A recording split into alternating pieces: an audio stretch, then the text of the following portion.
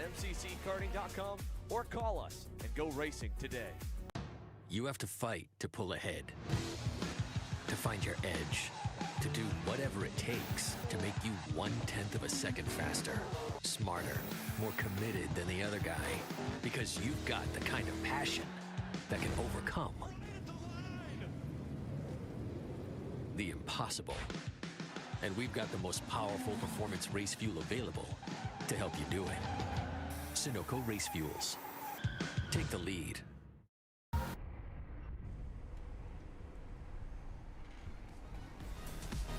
So welcome back, everyone. Racing action on tap from Musselman Honda Circuit in Tucson, Arizona. Kicking things off, the veterans, KA100 Master, presented by Bailey Murphy and Phil DeLeo on row number 1. Mario Barrios, Josh Sarche on row number 2. Joshua Daly will line up in the P5 position inside of, or rather outside of row number 3 alongside, no, lost it in front of me here right now. Field set. Time to go racing for the first time here, wheel to wheel, to start off the 2026 Pro Tour season. You see the bend there into turn number 1. Green flag flying. We are now underway with KA100 Master Bailey Murphy on the pole. Can he come out at turn number 1? Big run around the outside for DeLeo. A lot of room on the outside of the racetrack. DeLeo's going to come from the outside to be able to get the inside run down into 2-3. So far, so good here in KA100 Senior. It'll be just a short run in the pre-final for everybody. 10 laps in total as they work their way through turn 4. A little bit of side-by-side action there. That was back for about third. Sarche with a great start up to P3. And they've all survived the opening half a lap as they roll into the S's. Trevor McAllister looks to be up a couple of spots. Single file on the run here, and they'll get up to full song for the first time down the backstretch as we go down to pit lane. Let's hear for the first time this weekend from JT. Caleb? Yeah, thank you, Xander. Joe, again, a long time since you've been in the seat, right? Vegas, the last time that you raced and drove anything. You've been coaching all year pretty much overseas. How good does it feel, first of all, to be back and then to put it on the pole? Yeah, super nice to be back. Obviously, everyone's been super welcoming this year, so yeah, good to start off like that. I think we look pretty strong for the race. Difficult track. I think everyone's really close as well, so it's going to be a good day. And again, last time we saw you in regular season competition was in 2023 here at SKUSA, where you won the championship. Now, 2 years later, you come back to, or actually 3 years later, you come back to try to defend your championship. Talk to me about the year-long schedule that you have planned with us and getting ready to go racing today. Yeah, I mean, that's the plan. We're going to try and do what we did in 2023. So we'll try and run the Pro Tour here, and then the odd race, maybe the odd USPKS or something, and then obviously Vegas at the end of the year. So yeah, no, super nice to be back, and we haven't done too many races here over the last few years, so it's still fresh, and I think we're still all really motivated to do well this year, and the package looks good, so let's see what we can do. Thank you, Joe, and best of luck. Thank you. Cheers. I found it interesting. He called it a difficult racetrack. Massimino called it an easy racetrack. Again, everybody with a different kind of focus in terms of how the track is going to approach them, how the racing is going to be. But up front here, as we have, again, as I said earlier, our first wheel-to-wheel action of the weekend. 3-driver breakaway out front here in KA100 Master. DeLeo, Murphy, and Sarche. 1, 2, 3. Gain a little bit of room there as Barrios, just before we came back to live action, Barrios able to get by Pierce Baldus. So Mario Barrios back up into P4. Yeah, he's one of the only drivers moving back in the right direction after fading down the leaderboard. The rest have kind of about held where they were from that first 2-3 corner complex on the opening lap. And with the lap time deltas that we're seeing right now, the top 3 are kind of in a league of their own. Even with Barrios getting up to the 4 spot here, Rob, he was 0.3 of a second off the pace of DeLeo, Murphy, and Sarche. So some local knowledge maybe paying off a little bit at the moment here in KA Master. And something that we're used to seeing over the course of a doubleheader weekend, that day number 1 has certainly a bit of a bigger amount of separation, because up until this point, up until right now here on the weekend, no one is forced to be around each other. You could spend the entire day of practice on a track this big, especially in a class of only 18 deep, all by yourself. Qualifying no different. We saw a little bit of shuffling there, but it's a short session at the same point. Now, in a position-based race, you're forced to be around drivers at the same speed as you or a little bit better, and you get to really get a gauge of where they are having more speed than you, and go to work, and then you get the whole night tonight to try and rebound and then come back with more tomorrow. At minimum for the KA Masters, they'll get another shot to try and improve on speed for the main event, but as things stand, it seems like we've got 3 and honestly about 2, because Josh Sarche lost a little bit of ground to DeLeo and Murphy last time by. He's now on the risk of losing the toe, and then he'll be in no man's land, just kind of waiting it out to see if this pack ends up reaching him. Yeah, a bunch of drivers in the next pack, led by Mario Barrios. Baldus is in there, Trevor McAllister, Daly, Wallace, Kasner. Falcone's able to get by Chris Mann on that last lap. So Falcone was 11th, move him now up into the 10th spot. Falcone in the 499 machine. So indeed, a little bit of action here. There's the 466 of Jeff Bays as well, the Axis Kart Sport machine. So he's up to in the 12th position. 18 drivers in total. Good to see a solid field here in the KA100 Masters category. I often go back and talk about the history of Superkarts USA competition. First in the Pro Moto Tour that ran from 99 back to about 2005, 2006, and then the newest iteration here, the 17-year run of the Pro Tour. Masters has always been a huge part of Superkarts USA competition. It's just kind of faded off a little bit nationally over the last couple of years. So to have 18 drivers here, Xander, to start off the Pro Tour, I love seeing that. Yeah, I do too. It's a good start here. It's a class that certainly hasn't gotten the turnouts that I think all the drivers that have participated would have loved to see. Nobody wants to rock up to a grid and not see a stacked field and a lot of competition. And here we are, well out in the desert in an estate that has far from the biggest total number of karters per mile. We've got 18 of them here. I mean, this is one of the bigger KA Master classes, taking the Supernats out of it on the entire kind of regular season U.S. National Tour, if you will, across 14 events. 18 here in Tucson. Hopefully that'll continue through the summer stretch in the Midwest. And right now in the 18 of them, the battle is seemingly looming, but it has not yet unloaded here in 4th onwards, because you saw T-Mac go a little bit wide there in turn 1 a lap ago. He since got back around Josh Daly. Pierce Baldus still continues to follow behind Mario Barrios, and here it is starting to open up. T-Mac to the inside. He'll take 5th away. Daly alongside on the outside for turn 5. Talking about the aero wash that again was mentioned a bit in X30. It really begins here because turn 5 into turn 6 is just one long swoop, and then right now, side by side in the S's, great bit of action here in the middle fight for Masters as Daly ends up swapping back and gets the spot. Yeah, Joshua Daly got a better run coming through the double apex right-hand turn number 5 and got to the inside. They were kind of side by side, him and Baldus, as they leaned into turn 6, the opening corners of the S's. And by the time you got over to turn number 7, Baldus had to back out of it. So a really solid run there for Joshua Daly in that Nash Motorsports machine, number 452. Good effort to get by. And again, that happens when you get that inside run coming through turn number 5. Scott Falcone bearing down on him. Last time by, he was a little bit better than this group. He is actually starting to go as fast as the front of the pack. Last time around, compared to where he started, he's up 3. He's got the next couple in frame, and then behind him closing in as well as Christopher Mann, who was really good at Speed Sports for the RMC Winter Trophy. Yeah, they were running in 10th and 11th, but both of those drivers able to get by Chad Wallace in the number 405. He slipped back to 11th, so now it's Falcone up into 9th, the Mann into the 10th spot, and they're right there with Kasner as well. Kasner makes a move to the inside. He'll have a look. Falcone's going to try to come with him. Kasner in that best kart, number 416, throws it to the inside of turn number 11. And again, that's what I was mentioning a little bit earlier on the broadcast, Rob, in qualifying, is that run into turn number 11, equally into turn 4, and a bit here even into turn 1. It is so dusty and dirty on the inside of the racetrack right now that even a regular pass ends up looking like a heavy slider, and Kasner gets bit by it. Falcone nearly got bit by it and won, but he ends up winning out. But look at the time lost for them, as there's one driver off to the side, and unfortunately it's the one who's already fallen to the bottom of the pylon, Mark Monaghan. And one off there, dropping a tire out of turn number 4. That looked to be Mann, or at least right there with him in the middle of that group. That pack just kicked up a huge batch of dust. As now Kasner, out of all of that, is almost to the end of the group. Now with the Axis Kart Sport machine trailing back up to the end of it. That looks, is that Wallace?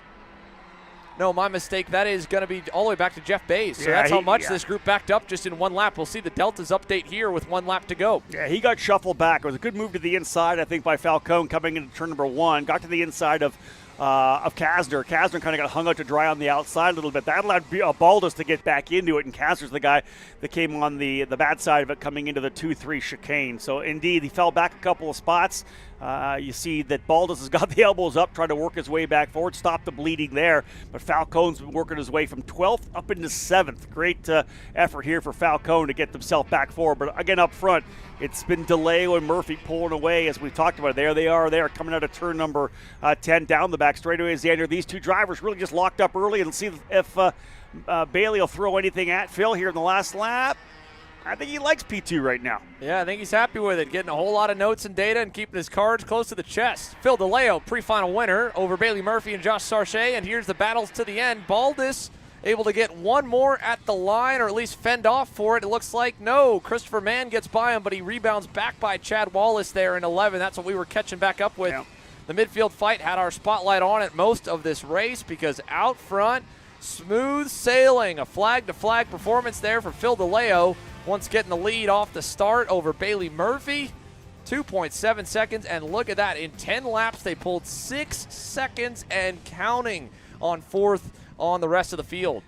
I think we expected DeLeo to be one of the drivers to watch. Of course, was a top national driver when in his younger days. But he and Bailey Murphy just really was not phased at all. Stuck right with them. 2-driver breakaway. You mentioned it early how they kind of dropped Josh Sarche off early the first couple of laps. Sarche was able to hold on, didn't get reeled in by the next group, as you thought may happen. But 2-driver breakaway bodes well for both those drivers going main event racing this afternoon. They did it in the pre-final. They can potentially do it in the main. And again, nearly more than double the length for the main event. 22 laps will be the distance for the full-size categories, 20 for the minis and micros. Tomorrow will be 25 for Pro Shifter. Today they'll only see action for 12 laps at a time in 2 heat races. But I don't think we're going to see that same level of calm and collectiveness in this group coming up here. K.A. Junior, you can see gridded and ready for action. In total, quite a few of them. Not as many as K.A. Senior, but a near full house. And a lot more drivers, I think, than what we had based off the K.A. Master qualifying sheets and obviously what was shown there in that pre-final that have the speed to win. Could it be the day for this young man to get his first American Junior National win? Colton Schniegenberg on the inside lane. That's a safe spot to start from here with the Ryan Perry Motorsport colors. But he's far from the only one that we've got our eyes on. How about Nico Orbezo? He and Alex Chandler were wicked fast last week. And the Iron Rock Motorsports boys, they got a long push. They are the last team in the expanded paddock, Rob. That gives you a little extra motivation, a little chip on the shoulder to make that push back to the scale, or from the scales to the 10. A happy one. And let's see if Nico can do that here in the pre-final today. Presented by TKG, Beer Art USA. K Jr. getting led to green by a new young man. First career pole award for Nathan Ramirez. He's joined by Braden Wagner. Both drivers did it out of the slow group. And for the California-based Team Kartnik operation, that's going to be an easy-to-spot livery. How about the gold colors here on this black and gold OTK out front? Both drivers outside the top half from Friday practice, and it just goes to show you racing, your luck, your performance, your results, they can change in an instant. Going away from the track yesterday, Rob, to be probably downbeat a little bit for a couple of West Coast kids going, okay, yeah, we think we're good, but lap times didn't look too good. And now turn it the page over 12, 14 hours later, front row. Yeah, no doubt about it. Great job in that session. Got a little bit of luck, no doubt about that as well. But both these drivers know how to race up front. Braden Wagner there in the number 894 GFC machine. Ramirez will start on the pole on the inside of the front row. Again, the pace they had yesterday wasn't quite enough, but the pace in qualifying got the job done. Now they get to go racing, right? They don't have to worry about just a sheer outright pace. Now the racecraft comes to the forefront. Indeed. The 1 minute sign now means it's that final moment for a good luck handshake, knuckle touch, and for the drivers to lock in every bit of the pre-race ritual to get yourself calmed back down and in the zone right now. And hopefully turns 1, 2, and 3 can be just as good for the juniors as it was for our masters. I don't know if we'll be that lucky, but we're going to try and put some good vibes out there that it will be. Braden Wagner ready to go from the outside of that front row. We touched on Orbezo. How about Alexander Savage having to be very versatile over this 2-week stint? He wasn't here in Arizona last weekend. He was testing a USF4 car, getting ready for the JSF4 season with Team U Race and their expansion to open wheel racing. 4th back in the four-wheel, no suspension KA100 Junior package. Solid effort for him to start the day. And then from there on, we get a lot of the drivers 5th onwards that we expected to be up battling for the pole position in qualifying. Colton Schneegenberg and Santiago Orioli make up row number 3. Cameron Johnson and Hurricane Travis Pettit on row number 4. Cap off your top 10 with Tristan Murphy and Hudson Hidalgo. That is row number 5. And indeed, you look at the Murphy, Pettit, Schneegenberg, all the drivers we expected to be at the very front. They'll have a chance to do that over the distance of this pre-final. And again, the extended main event coming up as well. Ramirez and Wagner, they're looking to completely take advantage of the opportunities they were given in qualifying. Moving back here to row number 6, Sebastian Hauser and Alex Chandler will roll from 11th and 12th on the grid. It'll be Sebastian Johnson and Jet Whipple on row number 7. Aaron Spears and Ashton Woon all the way back in 16th. A lot of work to do for a perennial front runner, and here a lot of work there for Santiago Orioli to hustle back into his primary starting position. Looks like he just made it before the commitment cone back there. Kai Park, Clayton Stiles, Tyron Scott, and Haley Stone rounding out the top 20 drivers. Field set, working its way through. There's the remainder of the grid, ready to work their way off. Nico Katowski well back. Nathan Goles is another driver with the speed to be up front. He's all the way outside the top 25 as well. So lots of work to be done. Green flag flying underway with KA100 Junior. Their pre-final to set the grid for the main event inside line. Great run. Couple drivers well off the outside of turn number 1. Oh no, that was Alexander Savage and the off-pole kid, Braden Wagner, getting all out of shape. One more is beached off in the side. It's one of the FDM Pantanos. The 815 is off and in the dirt and debris, and it is Nico Orbezo with a phenomenal start to get to the lead. Nathan Ramirez looking at the motor there out of turn number 4. He seems to be having some struggles. He's back to 3rd already. Who was our driver we lost there? Haley Stone, the driver off the outside of 1.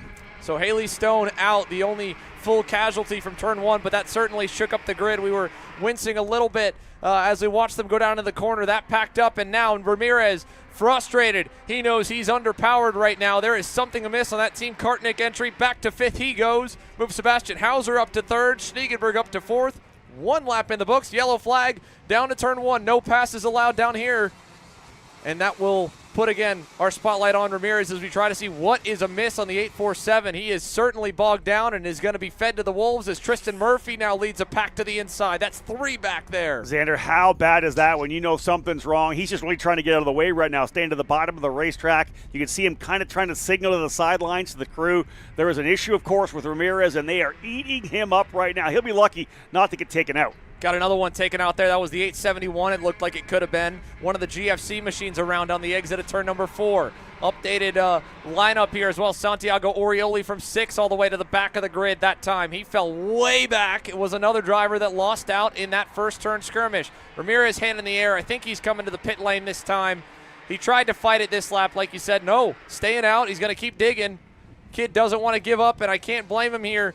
What a heartbreaker. Big moment back there as well as we see a pass up here for Sebastian Hauser. One driver just got sent up and into the air coming out of the last turn with a huge, huge spiral and dust cloud billowing. That was all the way back for around 25th as we try to gather our bearings once again. Nico Orbezo up and away here, half a second out from Cameron Johnson in the 2nd spot. Colton Schneegenberg 3rd with the next pack. Travis Pettit's up a couple spots, but a number of movers, and the biggest one, Tyron Scott, up to 6th, 13 spots gained. Really strong move there by Hauser to the inside of Schneegenberg down in turn number 1 to get that spot done. So nicely done there for Hauser. The HRT 841 up into the 3rd position. A lot of action further back. Number of drivers we talked about in the driver lineup. Look at this last turn. Big moment. That was one of the Arcane machines almost into the tire pack there at the front straightaway. And just ended up wide and looked like he got a little bit of help. Following was the U-Race machine. I don't know if that was Savage trying to, I think it was. Alexander Savage trying to come back. And wow. When you're coming across that part of the racetrack, you're off. And then there's obviously the cut through there. So you're over top of the cut through, back down into the middle of the gully. And it shot that cart up in the air. Luckily, he did not go over and was able to continue on. But yeah, wow, when they are coming back onto the front straightaway. So that was Hudson Thomas, I believe, that went off there. Nathan Ramirez has finally pulled it into the scale line. Heartbreaker for Nathan. Meanwhile, this pack here trying to close the gap to Cameron Johnson. Tristan Murphy now in command of it with Colton Schneegenberg in tow. They've shuffled Hauser back to 5th. He's got his teammate now on his heels, Tyron Scott, with a phenomenal charge in this pre-final. Then it is Aaron Spears, Travis Pettit, Braden Wagner, Nico Katowski, big launch forward. 18 spots and counting for Nico. Yeah, huge effort here over the first 4 laps for Nico Katowski. Started deep in the field, got himself now up into the 10th position. So that is a huge recovery here for a driver who most definitely, Xander, coming into this season, thinking about a championship. You do not want to start the run through the 6 races of the Pro Tour with a DNF or a horrible finish, a race that you may drop before it's all said and done. You want to put your head down and come out of here with a solid result. So a great recovery so far in this pre-final for Katowski. And it's the best session to go from the back and make up spots. Only 10 points awarded to the pole sitter in qualifying. The rest of the spots award nothing. So this is the first real points-paying session, and it's 16 spots up equally for Darren Kidd. Very impressive charge equally for the MDR LN Kart driver as we continue to roll through the packs here in the pre-final for KA100 Junior. Cross the line, checking into the middle of the pack. That's Kai Park there in the Viral Art that we were just seeing. He's all the way back in 11th. He'll be the next one for Kidd to get to. Katowski's already gotten past him. In fact, Nico Katowski's almost driven up to the back of this kind of middle of the top 10 group here, and he'll get closer as they fight it out. That's Hauser making him a pass on Cameron Johnson. Pushes him back to 5th. Johnson wants to get one back. He does. Gets into the middle of the HRT driver development machines. So put him back up to 6th. Always get that inside run into 5, right? If the driver sets up there, you can get the thing to the bottom and the inside of 5, the double apex right-hander that leads into the S's. If you can get inside there, you're able to get that run to the outside. The guy hanging on the outside can do nothing but drop in behind you, and that's what you saw there. A great run to the inside coming into 5 there. Number of good fights going on here now. Pettit trying to find a way by Spears, Schniegenberg and Hauser as well.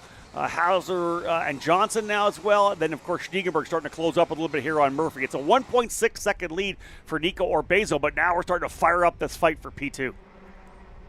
Indeed. Nico Orbezo right now rocketing away, and it's only going to get easier, at least for a handful of them, as they keep duking it out. That is Hauser getting fed a wheel from Travis Pettit. Now they're going to go 2 by 2 into the corner.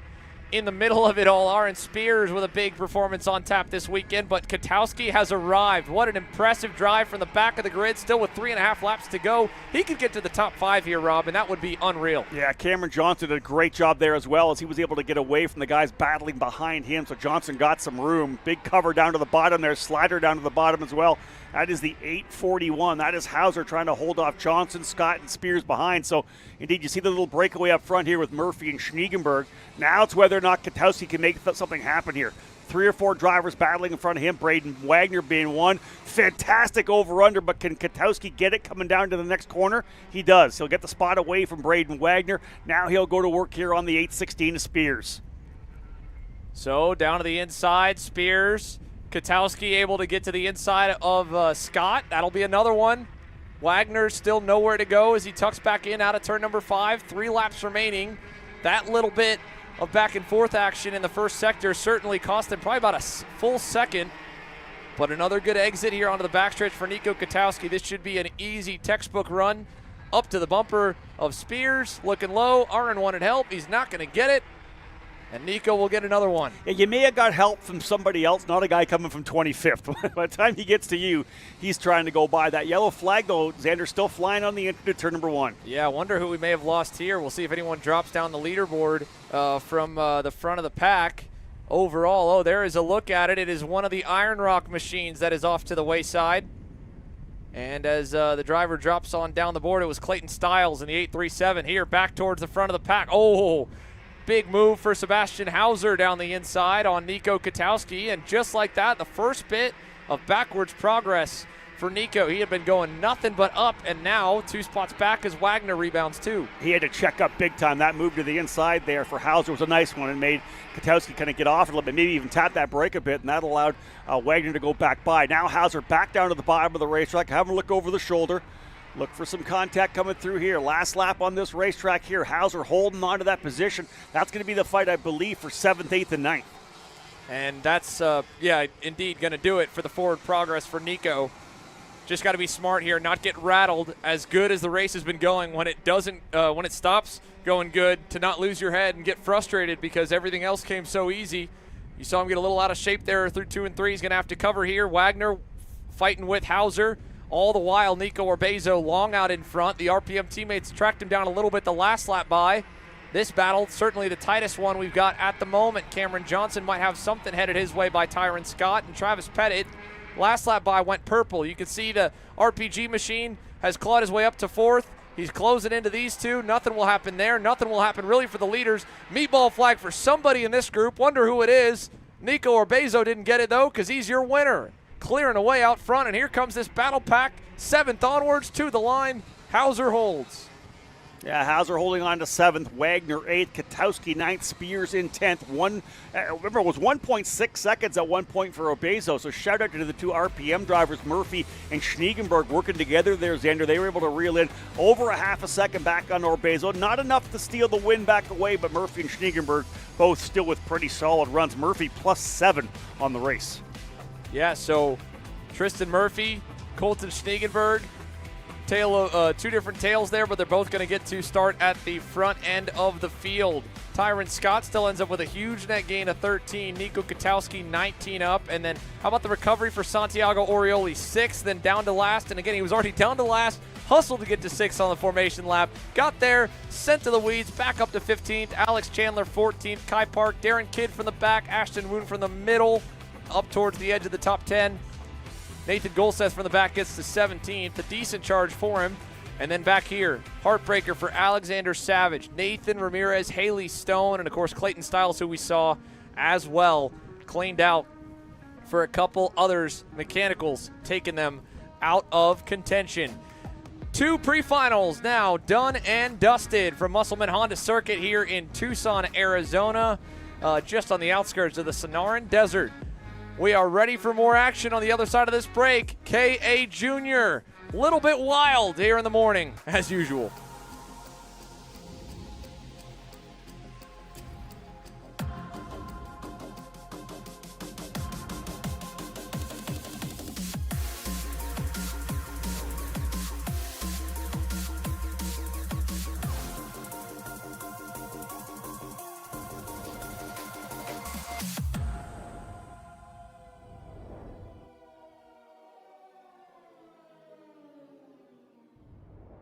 Karting isn't just speed. It's control, precision, freedom. At Atlanta Motorsport Park, Kart Freedom isn't just a team. It's where drivers are made.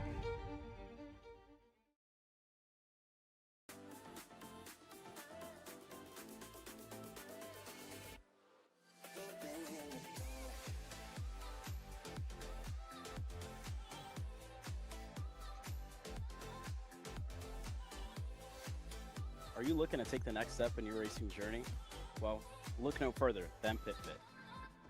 With 2 locations in Charlotte, North Carolina and Indianapolis, Indiana, PitFit trains drivers all the way from grassroots level karting to IndyCar and NASCAR, with top-of-the-line personalized coaching to improve physical and cognitive fitness. For more information on programs, check out PitFit on Instagram or Facebook today. Cat food marketing. $9.99 a month. Dude, Caleb, wake up. Dude, we're live in 5 minutes. Let's go. Come on. What are you doing? Dude, I'm so sorry. Xander had me in a cat food marketing meeting till like 2 a.m. last night. Come on, man. Do you have anything I can drink? Dude, I got the perfect thing for you. Perico. It's a healthy energy drink alternative. Perico, non-GMO, gluten-free, kosher, magnesium, B12, B6, Yeah, it's good. B5, biotin, and 0 sugar? Pericazo! Try Perico, made with natural ingredients, organic caffeine, and supports your metabolism. Try the new official energy drink of Kart Chaser.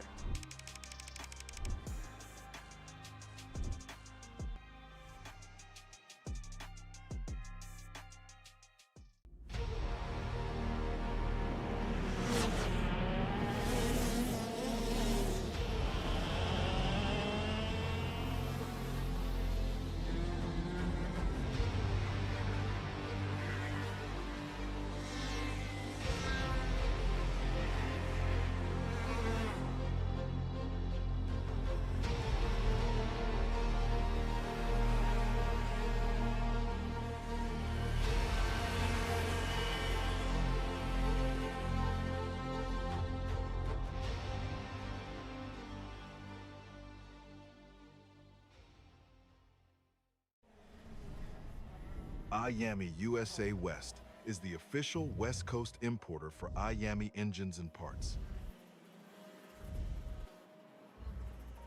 Our dedicated and knowledgeable staff have a combined 50+ years experience in the sport and can help you with all of your needs.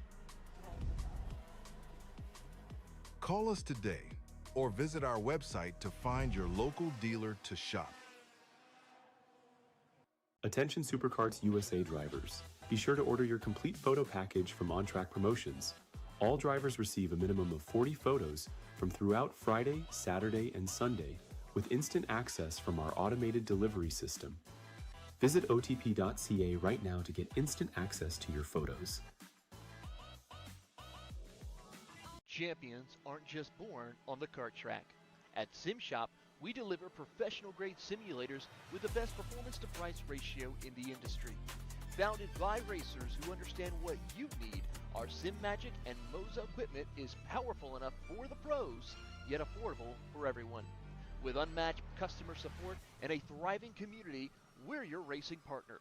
Visit simshop.com today. Hey guys, I'm Chris G. I'm Kart Chaser's driver fitness coach, and today I'm going to give you 3 tips on how to strengthen your shoulders for more endurance and better stability in the kart. Here we go. Okay, so exercise number 1 is the front rope pull-through cable raises.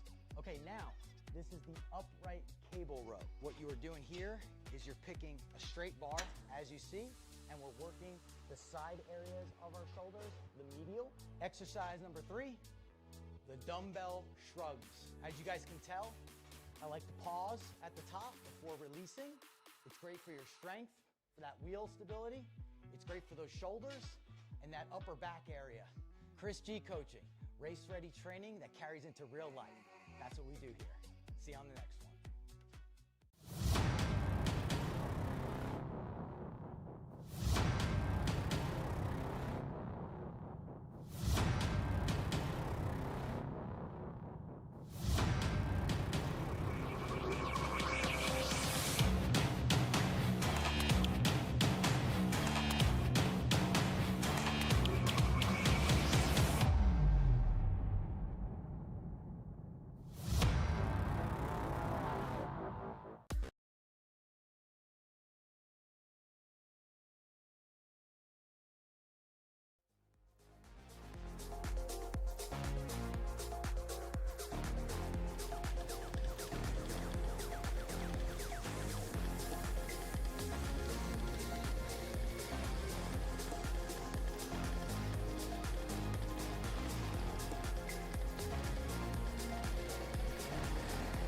Grupo Santana Vega Micro Swift rolling off the grid now. We had a momentary pause in the action. We'll get an update from Caleb Vieska on what was that for in a moment. But track is clear, karts are on circuit, and the engines are fired. Andres Marcelo Pena and Kip Canal, some new faces starting on the front row for the very first time. Only second ever major weekend in micro for Kip, and first career national pole for Andres.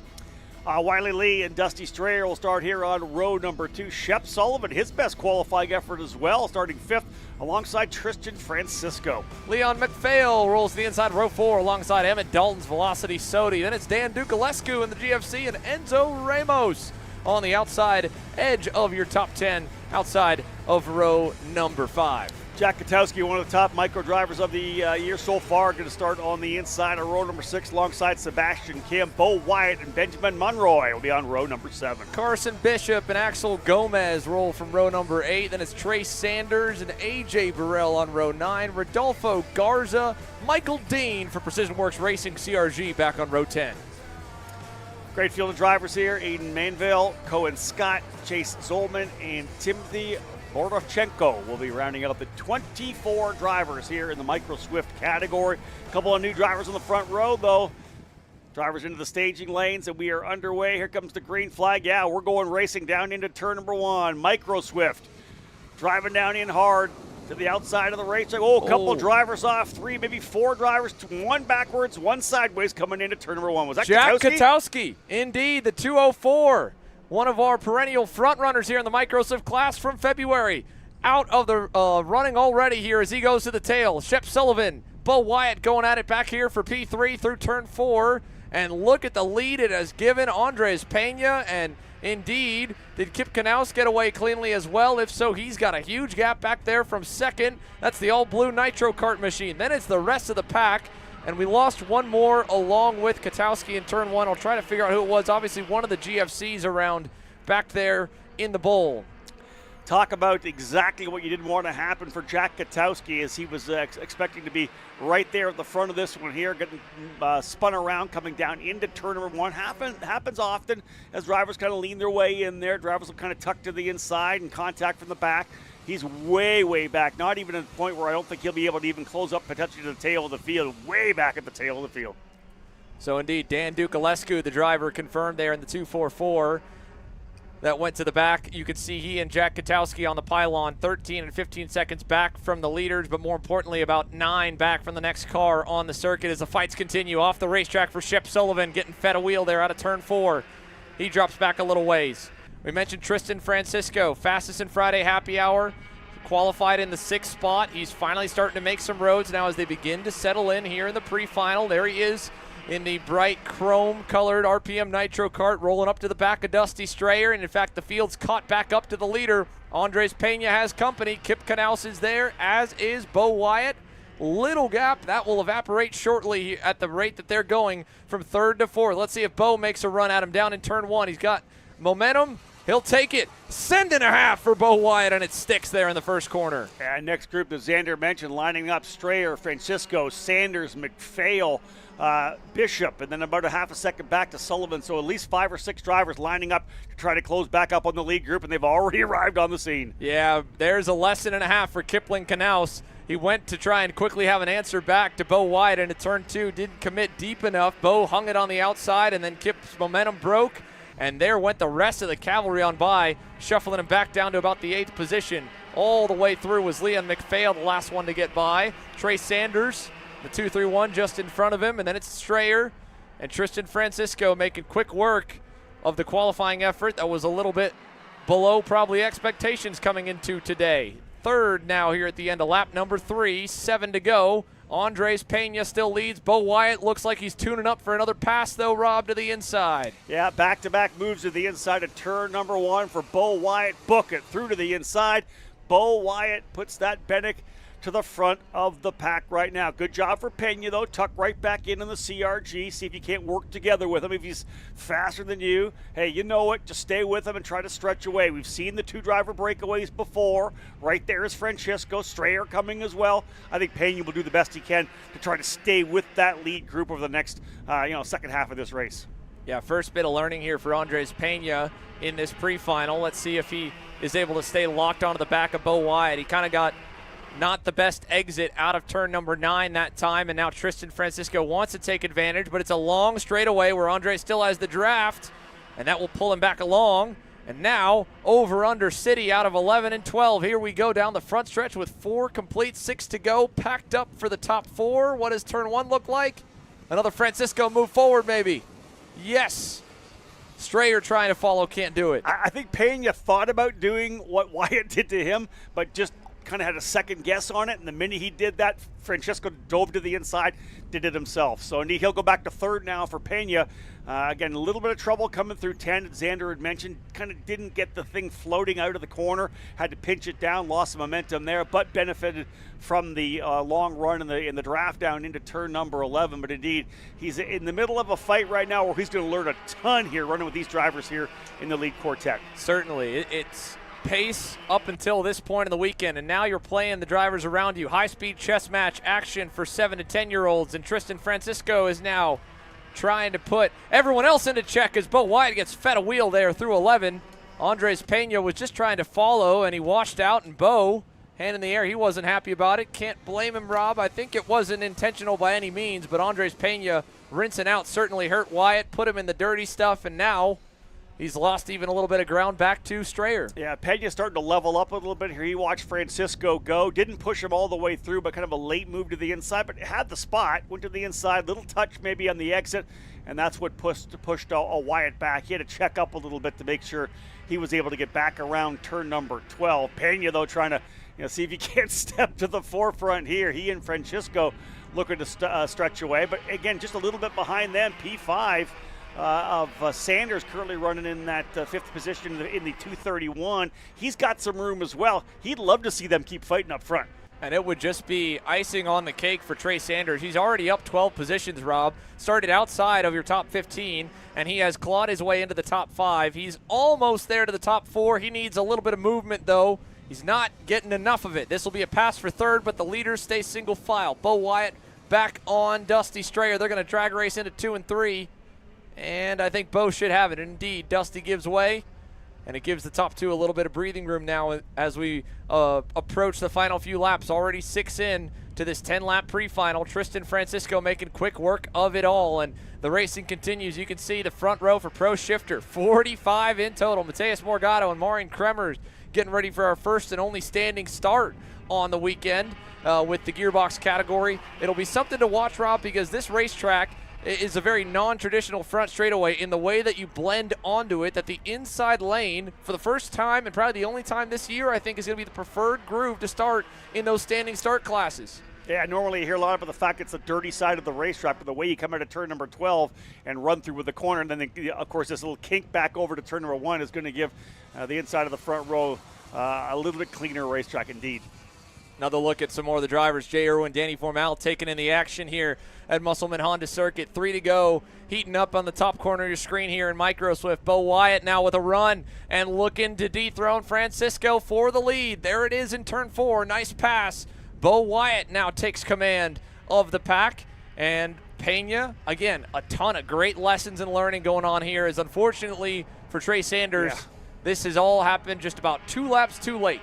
Well, and they're racing, and I think they have just enough pace. The passes they're making, they're not scrubbing off a lot of speed. They're not losing a lot. Trey Sanders, look at, there he is right there. He was closing for a bit, but he's got lots of room in front of him, or behind him rather, as well, all the way back to McPhail. So Liam McPhail running in 6th position, nowhere to challenge on Trey Sanders. So, hey, listen, a P5 coming up 12. I think you would call that a success in a pre-final for sure.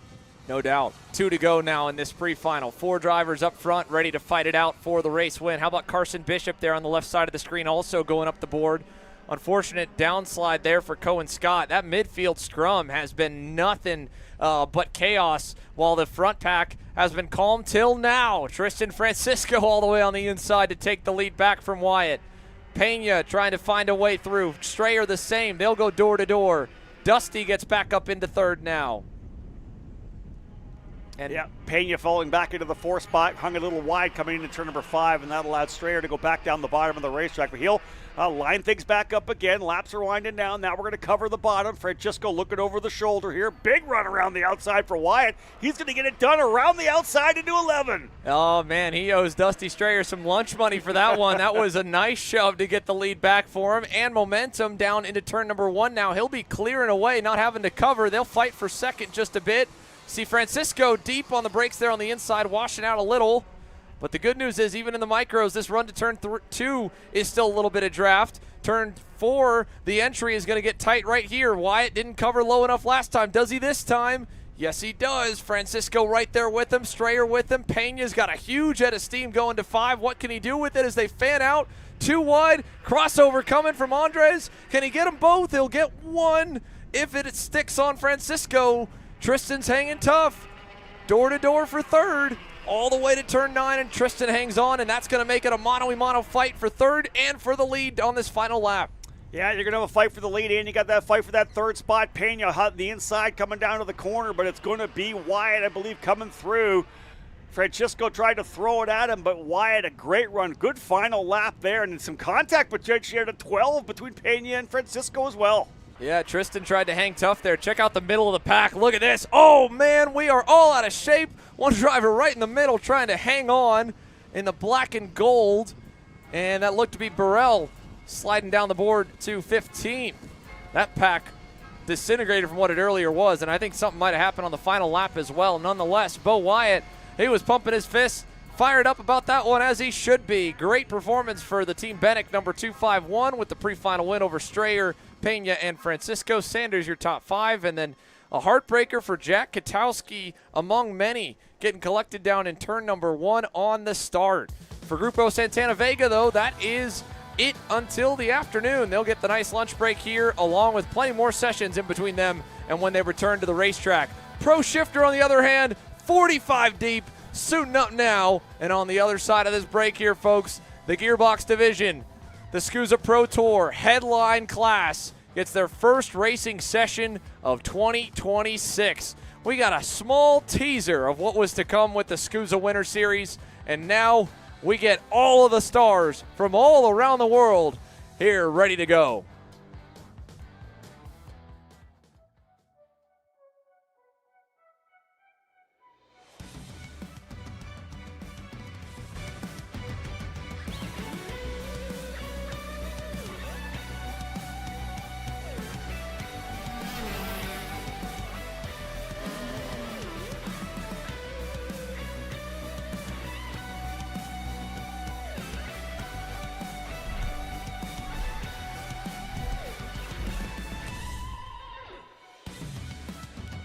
From Tucson, Arizona, in the outskirts of the Sonoran Desert, the Musselman Honda Circuit, with a number of places to check out around the state and around the region, like the Kitt Peak National Observatory, and right here, 250 plus entries for the Superkarts USA Pro Tour for the first time in more than 12 years have invaded this 8/10 of a mile, 12-turn racetrack.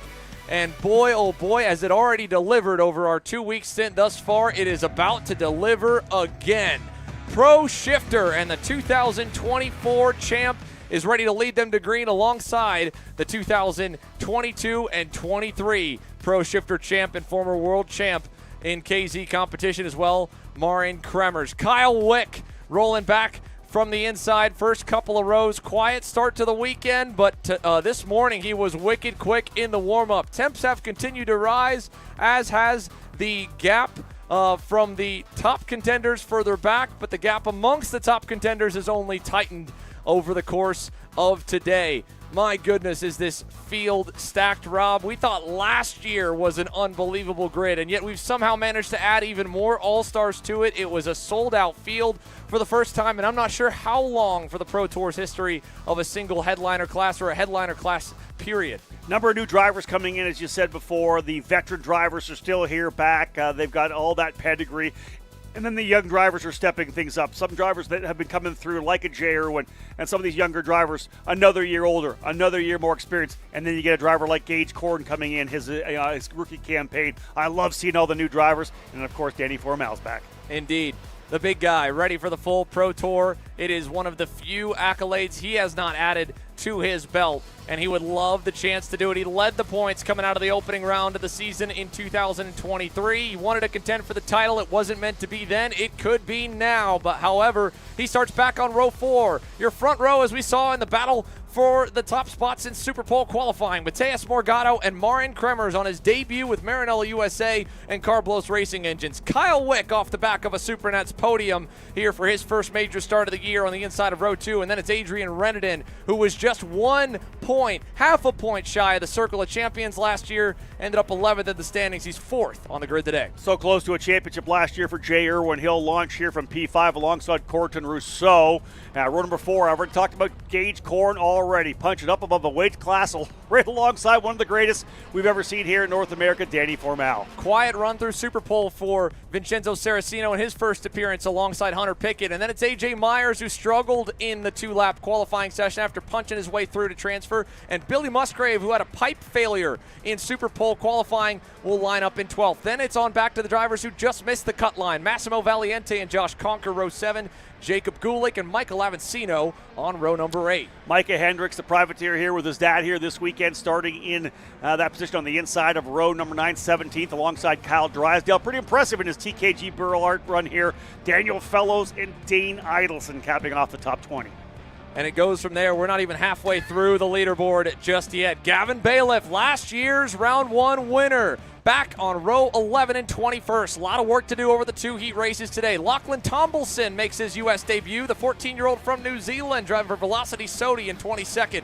Nick LeDuc returns to the scene in 23rd, and it's Justin White in 24th. Yeah, Angel Reynoso and former tag senior Supernats race winner Andrina Castro there as well. Great look there, the front row, drivers getting set to go. So much talent, so many race wins, and a bunch of world championships there as well. So much to play for. It all begins right now. The road to Las Vegas continues here from the desert in Tucson, Arizona. The all-clear signal given from the back of the 45-plus driver grid for the first time this weekend. Pro shifter action. Heat 1 is green. Good launch from the pole, but a little overlook up there. Morgado too deep into turn number 1. Morgado well back to probably 12th or 13th. Smoke billowing off the front tires of the number 5 plate as he loses a number of spots there on the first turn, and it's Kremers with the lead, and an incredible start for Jay Irwin, the Kiwi sensation, up to second as Wick battles for P3. Irwin had dropped the left side wheels in the dirt coming into turn number 1, somehow comes away P2. Great launch for Kremers, an overcook into the corner for Morgado, a shakeup to start the race here in Pro Shifter. An equal shakeup there as Adrian Reneden was able to get the better of Formal in the infield G carousel. Here we go to put the first lap in the books, and Marin Kremers is back in style, back in black and chrome and red. Marinello leads the way here through down to turn number 1. 1 lap away, 11 to go. Irwin, Wick, Russo, Reneden, your top 5 early. Good start for Billy Musgrave as well, up a couple into 9th, and Myers into the 8th position. Morgado down to 12th here on the opening lap. Yeah, tough start for Morgado. Just drove it in very deep into 1, locked the right front up, and could push off. Nothing he could do but just wait for the front to bite once again. Got back on the throttle, and as I said, slotting into the Lions, who are working their way forward. Look at the bottom right corner. Here's our Shop AKR replay. First Irwin in the grass, and then right here, Morgado too deep. Not enough heat in the tires, and the right front fully locked up. He had to unlock, then downshift and try to recover. Terrible start. Luckily, he'll get the start from the pole again and get another shot at it in Heat 2, but this will hurt in the lineup for the pre-final as he tries to make up for lost time. Meanwhile, his teammate picked off Russo that time by to move up to 4th. Kremers still leads. Formal able to follow suit as getting by A.J. Myers, or hanging ahead of A.J. Myers in the 6th spot. But here is Morgado. He's up to 11th, now working on the back of Hunter Pickett. And there is Gage Korn making a move on the 2 plate. A.J. Myers back down the board 1 position. And the young guns are taking it to the Wiley Vets here early. Myers going to have to deal with Morgado here in a moment as he tries to recover. Yeah, you wonder how much damage done to that tire. It didn't stay locked up for very long. He was able to get it released and then get the car to turn back around. We'll see whether or not there's any kind of a vibration whatsoever. He's got a spot here early, but has not yet been able to make the attack on A.J. Myers. Good start here, and you can see Irwin thinking about the inside. Kremers will lead, but again, a little tucked to the inside. Want to make sure he knows the pressure's there. But again, Jay Irwin on the barrel art for TKJ to the inside of turn number 2 and 3. Book it. Big move for Jay Irwin. How about that on the inside at turn 2 to take over the top spot? New leader for the first time today, and Kyle Wick and Adrian Reneden have been tracking better than both he and Kremers. They are right there now. You know, I've called a lot of races this track, and that's not a move you normally see, especially with Kremers getting the run that he did out of turn number 1. Excellent job to dive to the inside of 2 for Irwin to take that spot away. Little cover to the bottom, early entry to turn number 11, Xander. Going to lock that thing down and see if he can't put Wick into position to push Kremers a bit here as well. Formal looks like he's teeing up something on Russo, equally down to turn number 1, and he couldn't quite get it there. Quarantine closing it off. Now Reneden teeing up on Kyle Wick for 3rd. Nice move down the inside in turn number 2. Yeah, same pass we saw to Irwin there, right? To get a good run, throw it to the bottom, and make it happen. Wick was thinking about to the inside of turn 4 to try to cover it back in, but no, he's going to watch out now with the drivers behind him. Rousseau, Formal, and of course, Musgrave as well. Wick tried to answer back in 5 because Reneden covered in 4, and he kind of got into him. Cut him a little bit of a break there, but that allowed Russo through, and now Wick's got his teammate and the reigning champ bearing down. Billy Musgrave taking that 1 plate towards the front. And look who's right behind him. Morgado already up to 8th position there. Morgado in that number 5, already up there onto Musgrave. So the lineup here early is strong. And indeed, Irwin and Kremers able to stretch away a little bit. Wick may have been the best friend of Irwin to try to put the pressure on Kremers so he couldn't focus forward. But Reneden was able to slide by. Wick actually goes back to P5. Yeah, Formal getting through, and it is throwing Kyle Wick way back. Musgrave bearing to the inside. Morgado going to drag race him out of 4. And Kyle Wick is getting swarmed all in the last lap from right here in turn 5.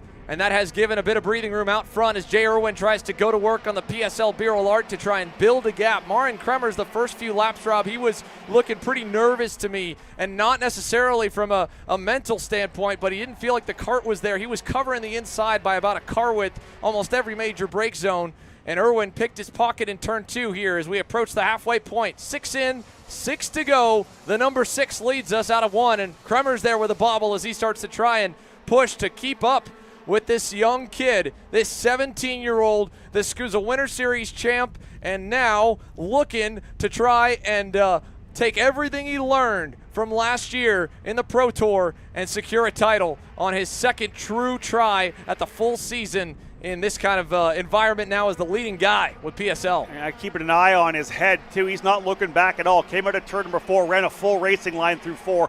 You have to worry sometimes with turn 4. There's that first look back. How much room have I got? Yeah, he's going to be able to run full racing lines. No cover at all, not even a half a cart width coming down into any of these corners. So open racetrack for Jay Irwin out front right now in that Birol Art machine for PSL. Very impressive run early. Listen, aggressive out of the gate too. First race of the year, first wheel to wheel. This is where you kind of set the stage, right? You set the tone for what you want to do. Irwin aggressive early, and I like to see that out of the young driver going after Kremers. Took Morgado a minute, but he was able to get past Kyle Wick as a little dust cloud blows up from someone going off in turns 2 and 3. He's now trying to work towards the back of Wick's teammate in Formal as Kyle tries to reset. And equally, as we look at the big movers there, Billy Musgrave from 12th up to 5th and digging. Michael Avancino also picked up 5. He's working the back of AJ Myers to crack the top 10 on the Ron White CRG. But all eyes right now on last year's champ Billy Musgrave. Among all the woulda, coulda, shouldas, last year, finally, he was able to get the Pro Tour title, the final notch on his belt. And, of course, some big news for Billy coming into this weekend. He's a 6-time Supernats champ. He's about to become an instant 2-time dad. Such a cool story for him. He's got 2 twin boys on the way, and, well, that is not slowing the speed at all. P4 to the inside for Musgrave, making that move on Russo. And he is on the move here right now. Great job for Billy Musgrave. Talked to him a bit yesterday. Very happy with the package, the way the car was. The platform was working really good. He said, man, there are a lot of good drivers here this weekend, but I'm feeling really good about the package. Pulled away, but good run out of turn number 10. Does he have anything over the last couple laps to potentially reel in the drivers in front of him? Nonetheless, still a fantastic drive here early on in the weekend for Billy Musgrave. Morgado got a decent exit out of the last turn, but he's still a little ways from Formal. A couple other movers on the pylon there. Jacob Gulick sliding down the leaderboard a little bit off a decent start. He's back now to 16th. Not ideal for the number 10 plate. Josh Conker, on the other hand, digging forward. He mentioned he knew the speed was there in the package, obviously, as much of a bummer as it was for him to miss out on the Super Pole qualifying round. He's back up 1 from, or back down 1 net, but up a couple from the way the start played out in the middle of the field. And here's a look at Gage Korn, who dominated last weekend in the FC 125 class. There's Conker as well, sorry, his teammate in the 3 plate. There he is ahead of Gulick. He's got Kyle Drysdale, a rookie, right behind him, Micah Hendricks, and Gavin Bailiff's up a couple spots. Is down here, Saraceno. Myers, slider there, doesn't stick. Threw it down the inside to see if he can make it happen. Not quite enough. Just a nice, easy, relaxed over-under for Myers, but they're going to continue to go to work as right behind Saraceno is Massimo Valiente. He is getting aggressive as well, looking to try to find a way by, but need a great move to the inside. I like that push to the bottom of the racetrack to try to make it happen. Look at this. Wick fighting back here on Morgado, Xander. Oh, they are duking it out hard. Morgado really aggressive to slam the door back in turn 5. And again, you touched on it, Rob. How damaged is that front tire, or overall, what is the speed, or where did it go for the number 5 plate? Because he all of a sudden seemed to halt his forward momentum once he got past Wick, and now yellow flags are waving down the back straightaway. Got someone off here in the final couple of turns, it looks like. And it is going to be someone from the tail end of the field, the FDM Pantano, or no, that's Zimming Wang, sorry, on the BBR karting entry. Zimming Wang out, final lap underway, battle on for 7th. Ashton Henkel, the other driver involved, we believe.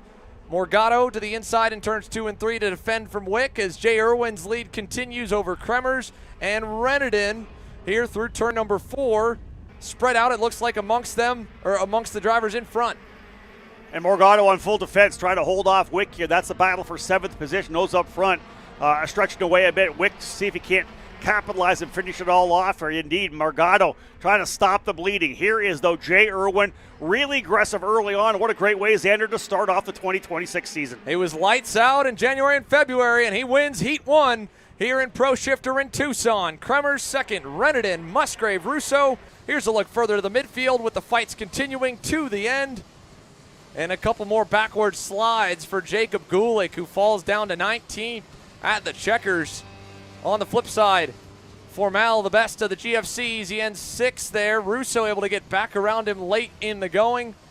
Morgado rebounds only to 7th ahead of Kyle Witt, Gage Korn, and how about Avancino? 6 spots up. He just barely missed out on transferring into the top 12 in qualifying. That's a good start to the weekend, though, in Heat 1 here to go forward. Yeah, listen, first wheel-to-wheel racing in the Pro Tour here in 2026. This is where you make your first statement. So Irwin looking very, very good. Musgrave getting aggressive. Wick trying to go back by Morgado, but you're right. Michael Avancino fighting his way back into the top 10. He'll be very pleased with that to cap off heat race number 1. Here's the rest of the middle of the field here. Gavin Bailiff up a couple. Conquer about net neutral. Pickett back a couple. Massimo Valiente, Vincenzo Saraceno, AJ Myers in 11th. And then onward we go. Justin White down there in 27th, who's had some good runs over the last year. How about some more young blood? CJ Bowman just on the outside edge of the top 20. And apologies to the FDM crew. Fellows, 23rd. He was all good. In fact, most of your field able to finish here in heat number 1 out of all the starters. There's a couple of vets there. Ronnie White, 32nd. Vincent Cassard, 33rd. And then finally we get to the last page with the heartbreak. Ashton Hankel and Zimming Wang colliding in the final 2 turns. Actually our only DNFs on the session. Out of 46 starters, 44 able to make it to the line. Marin Kremers led a good bit early. Ends up 2nd.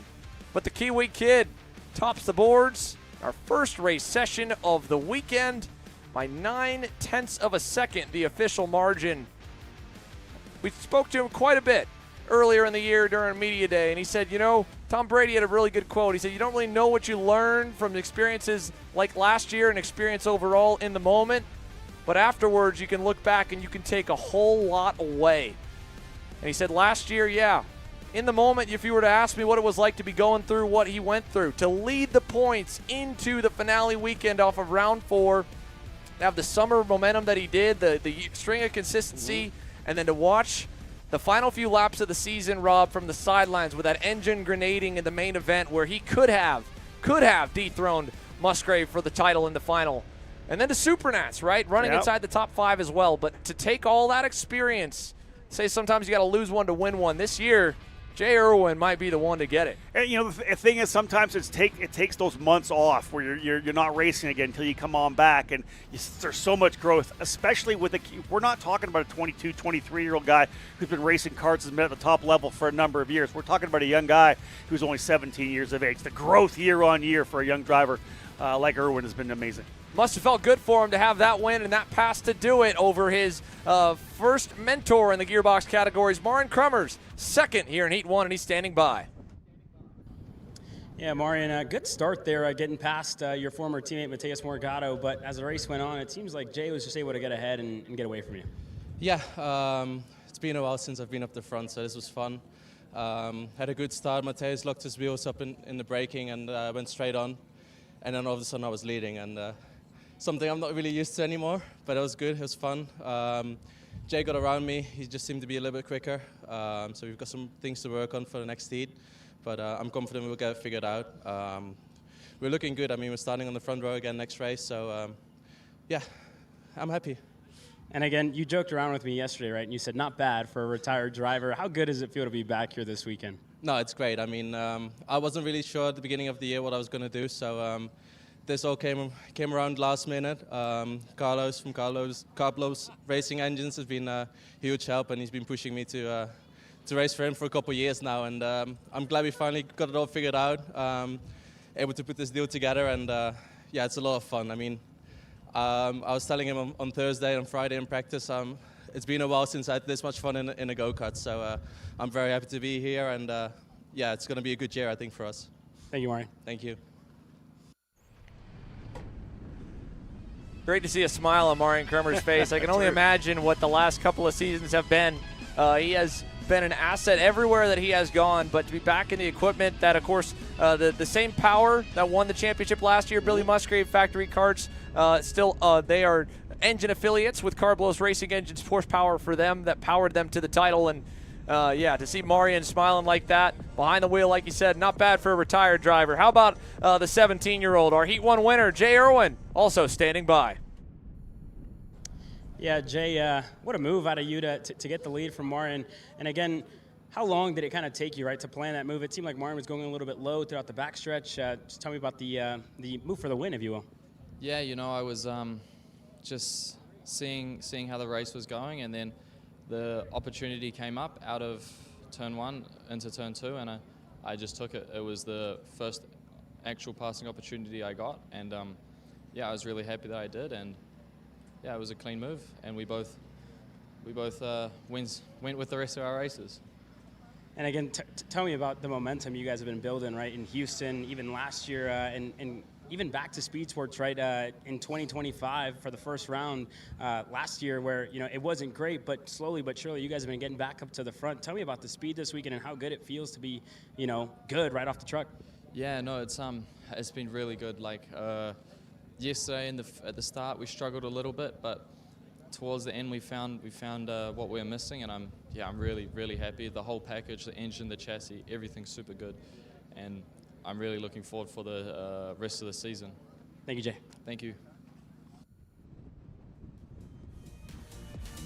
Xander, we talk about momentum all the time. You know, you can get it out of the start of the year. You get to roll with it early, especially a young driver that gets that kind of confidence early. As I said, I think the pass on Kremers, the first opportunity, like you said, went straight for it. I love that. Didn't hesitate. Straight for the move in turn number 2. Goes on for the victory. That kind of momentum is going to pay well for Jay, starting off the entire season, of course, starting off this weekend as well.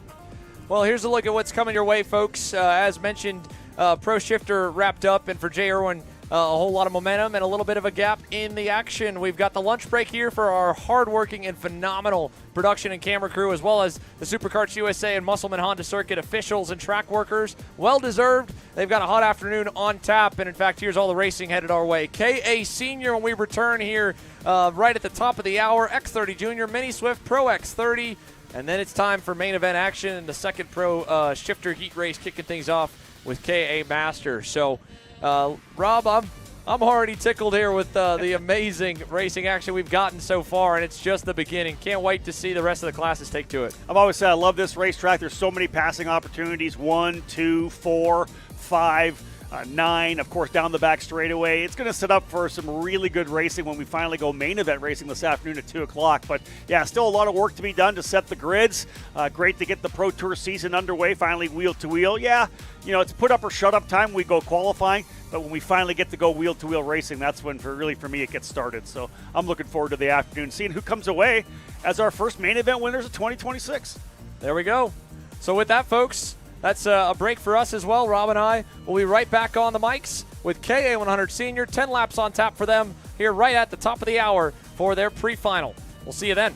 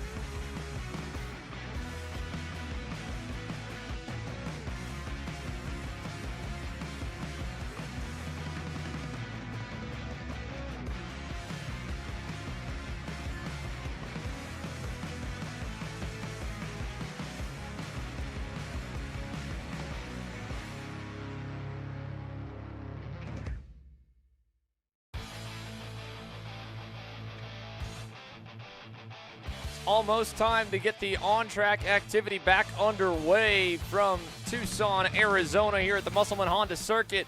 Myself, Xander Clements, alongside me, Rob Howden in the booth for the Superkarts USA Winter Nationals. We are just about set to go green here with our first batch of sessions after the lunch break, the pre-final for KA100 Senior on tap. Winds in the morning have started to finally fade away here into the afternoon. Caleb Vieska is standing by down on pit lane. Caleb, what is it like down trackside? Yeah, thank you. I'm right here in the apex of the final corner. Earlier today, before pre-finals got going, track temperature was at about 95 degrees. Right now, it's currently sitting at 110. So that means track temperatures have raised 15 degrees. And that makes tire pressures that much more important as we head to the end of pre-final racing action and into the main events.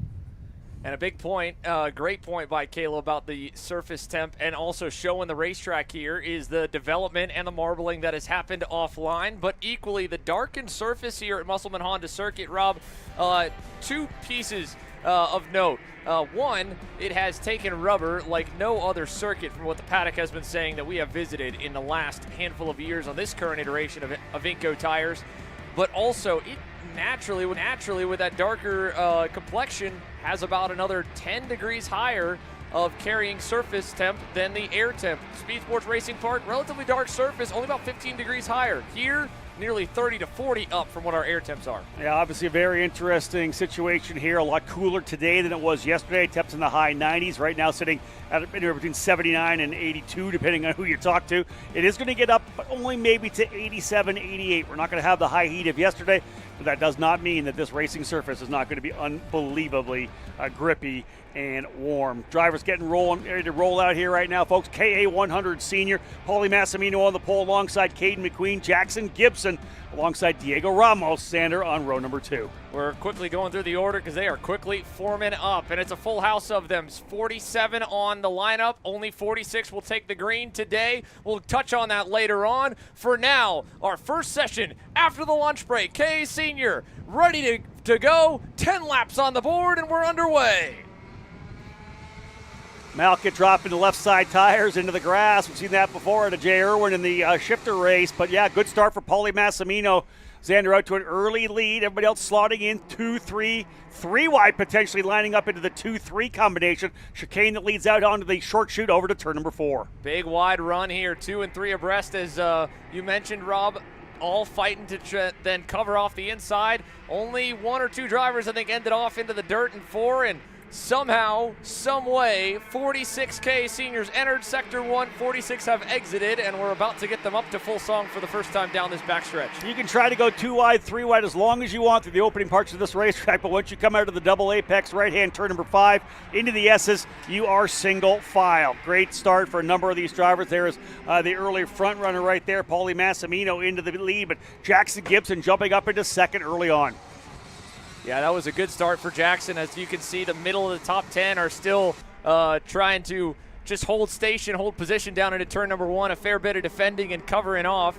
The nice part about the way turn 1 leads out is the same here as turn number 3. The added runoff over the years allow that narrower entry, and you can just kind of take up a little more racetrack on exit, as we see Diego Ramos make a move there off the run from the exit of 3 on Chase Hand. So move last year's champion in the KA Senior class, the double winner the last time the Pro Tour was underway. Both days of action in Indiana had the PSL Bureau Art driver end on the top step, as well as his first Pro X30 win. And up front, he's going to get a little bit closer to the top spot with a pass for the lead.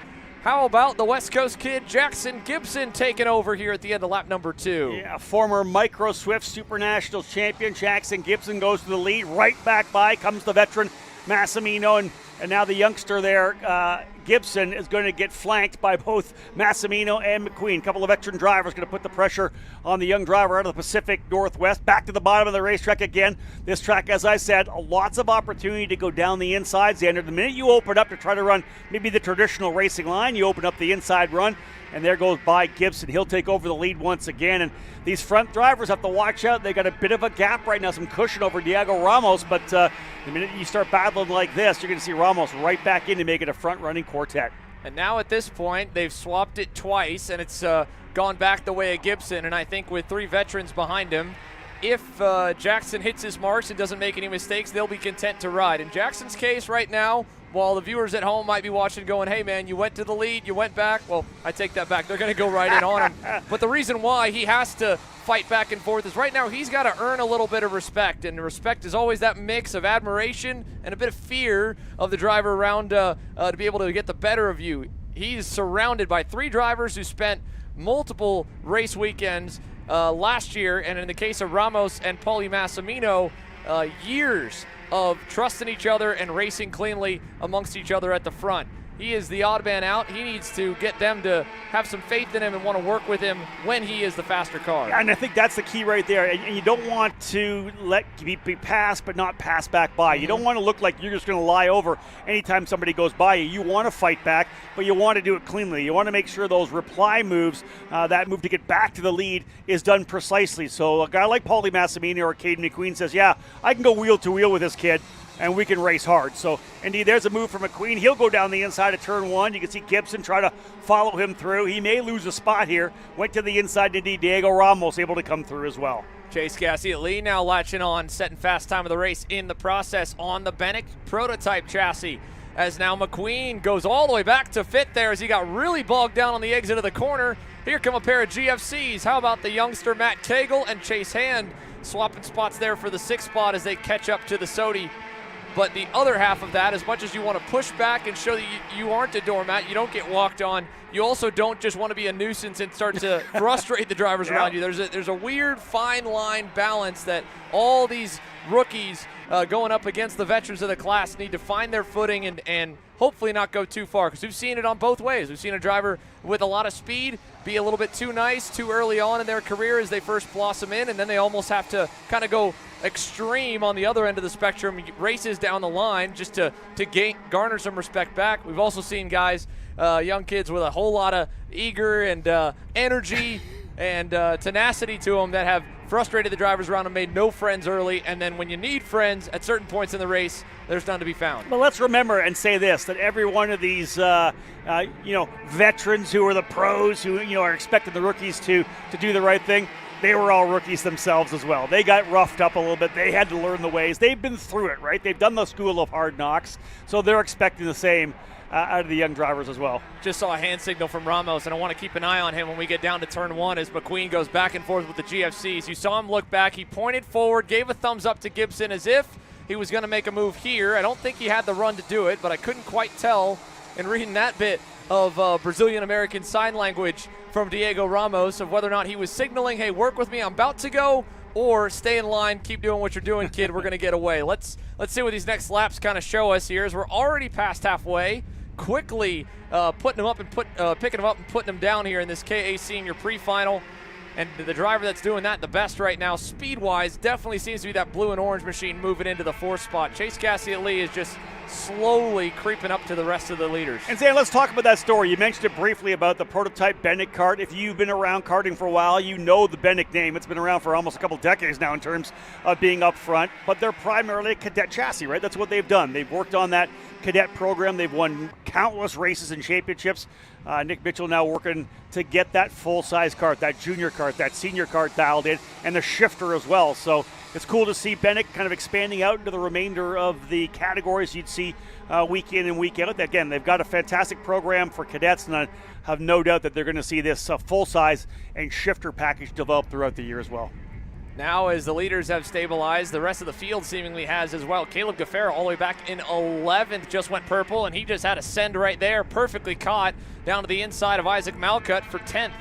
Chipping away and moving forward. He's not the only one starting to charge up the leaderboard after, in his case, fading backwards a little bit off the start. The biggest mover's all the way back in 20th. Edgar Rodriguez, terrible qualifying effort. He's up 17 spots, by the way, but up front I don't want to take anything away from what we've got because at any moment this could really explode into a fight here. Coming now to 2 laps to go, and a lot of them still lined up in the train, and Paulie, feeling the pressure, begins to just fade a bit to the low side. He had about a car length cushion. That's now gone. And now we're going to really see how wide and how racy Musselman Honda Circuit is with the biggest lead pack so far today. 5 up front. It could be 10 in a moment. Ramos to the inside in turn 4. Look at the over-under, though, further back there for Gassiet Lee as well. He's going to come out potentially P2. He'll roll the outside, and you can do that here in turn number 5. Indeed, Gassiet Lee over-under in turn number 4. Better exit, and he'll follow Ramos through. It's Gassiet Lee on the Bennett to P2. Massimino with a great recovery there. You saw him go a little bit narrow on the entry to turn 9. That was perfectly done to slow the corner and buy him a little real estate as he had McQueen bearing down. Now Caden tries the high side. That'll give him the inside in 12. Nice move by McQueen to get to third. 1 to go, 1 driver off. That's McKeithen in the black suit all the way at the back of the train. Ramos now parking the bus, and McQueen's going to stuff Gassiet Lee for second. That'll push him back to 4th, maybe 5th if Gibson can get by. Into turn number 2. He'll hang on to P4, and McQueen now vulnerable into 4. This could give the race to Ramos, and he will cover down the inside. Deep run on the inside, and that is good news for the classes coming up, because the more these guys race, the more they clear a path to go 2 and 3 wide everywhere else. Sandra, I think you nailed it there. With the minute that McQueen went defensive on Massimino, it's kind of handed that race win over to Diego Ramos. Ramos started back and forth, going to potentially come away with an easy win here, but here's the big run down the straightaway. Let's see what happens further back. Everybody looking over the shoulder. Who's going to make the first big move? Massimino going to go around the outside because he pitched up the bottom of turn 12. He does not. It's going to be a victory for Ramos. Very nicely crossed the line. One of the GFCs way off the track. Matty Cagle maybe off the track. Indeed, Matty Cagle. Welcome to the big leagues, rookie. That was a heck of a wild ride there as we check further back. The midfield scrum probably 15 deep in that group alone. And somewhere in the middle of it, Edgar Rodriguez up 16 spots to 21st. Fast lap was in the back of that main group by Gaffera. He ends up 8th. Alexander Vanchev, quiet run for him, but he picked up 5, by the way. Up to 7th. Chase Hand 6, Gibson, Gassiet Lee, Massimino, and of course McQueen. That was a perfectly positioned final 2 corner run by Caden there. Just wide enough on 11 that Paulie couldn't build up momentum to get position into 12. And the reigning champ ends as your first pre-final winner of the season in KA Senior. There's a look at the replay in the background as the well of Cagle going way off. Within the top 10, a couple of drivers plus 5. Chase Gassiet Lee started 9th. He ended up in 4th spot. And Alexander Vanchev, started 12th, moves his way up into 7th. So I think if you're starting anywhere outside the top 10, 5, 6, 7 place improvement, I think you're going to be happy with it.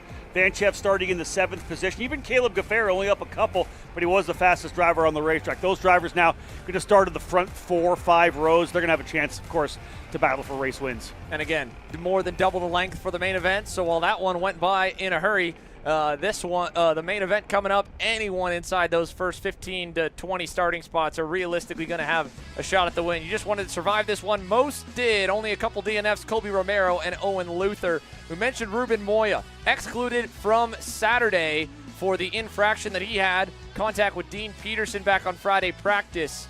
Excluded him from the practice day, excludes him from round 1 as well. I'm curious if that would potentially negate a drop opportunity, but that'd be his only hope at a championship run in both Pro X30 and KA Senior. So no action today for the driver from Spain out of the FDM Pantano 10. Overall, smooth run for KA Senior standards.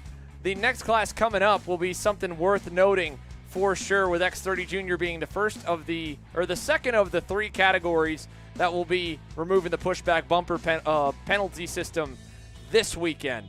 Now, this class in the hierarchy technically finds itself as the pro to the semi-pro of KA Junior to X30 Junior, but you'll see a lot of the same names you saw from this morning's KA Junior pre-final. So talk about the mentality as well of having to go back and forth. There's a lot of the KA Seniors that are having to go back and forth from Pro X30 to this. In theory, it shouldn't change all too much. Against Superkarts USA, as we mentioned this morning, they're only trying this move solely because every pushback they have stuck with in the last 3 events, barring maybe 1 or 2 outliers, has had an accompanying penalty they called in.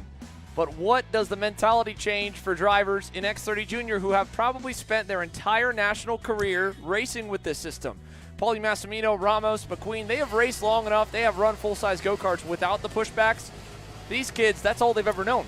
I think for us, and we'll have a look at the grid here, but you go back to what it was like before we had the pushbacks. The starts were horrible. Guys just driving into turn number 1. Ideally, we'll see a clean start, and that would mean the drivers understand the package, understand how to be able to drive these karts, as opposed to having to worry about the penalties. So that's in my mind, it's the starts. That was always the thing that was the issue before the pushback. Let's see how this start looks with Travis Pettit and Colton Schneegenberg leading us down to turn 1. Ashton Woon takes the 3-plate to position 3 alongside Tristan Murphy for row number 2. Royce Vega going to start P5 alongside Nathan Goldstedt. Then William Vitor and Braden Wagner will be on row number 4. Row 5, Nico Katowski, much better starting spot for him in X30 alongside Enzo Di Gennaro. Then it's Marco Salmon, who we had a look there, saying it's bobsled time from 11th alongside Aston Wyatt. Good weekend at the RMC America's Trophy last weekend here in Tucson for Leo Da Silva.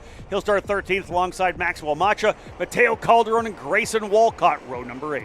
Row 9's got Isaac Payne and Paxton Romero, then John McClellan and Peyton Anderson. And as the final few rows come across, 30 in total, Clayton Stiles was the driver getting checked out by the on-site medical team in KA Junior. Hopefully he's okay. Looks like we're ready. 2 together. No, we're not. We've got 1, 2 way off. Green flag is out, but we're down to 28. And already a bit of pushing and shoving in 1 as they all get sideways.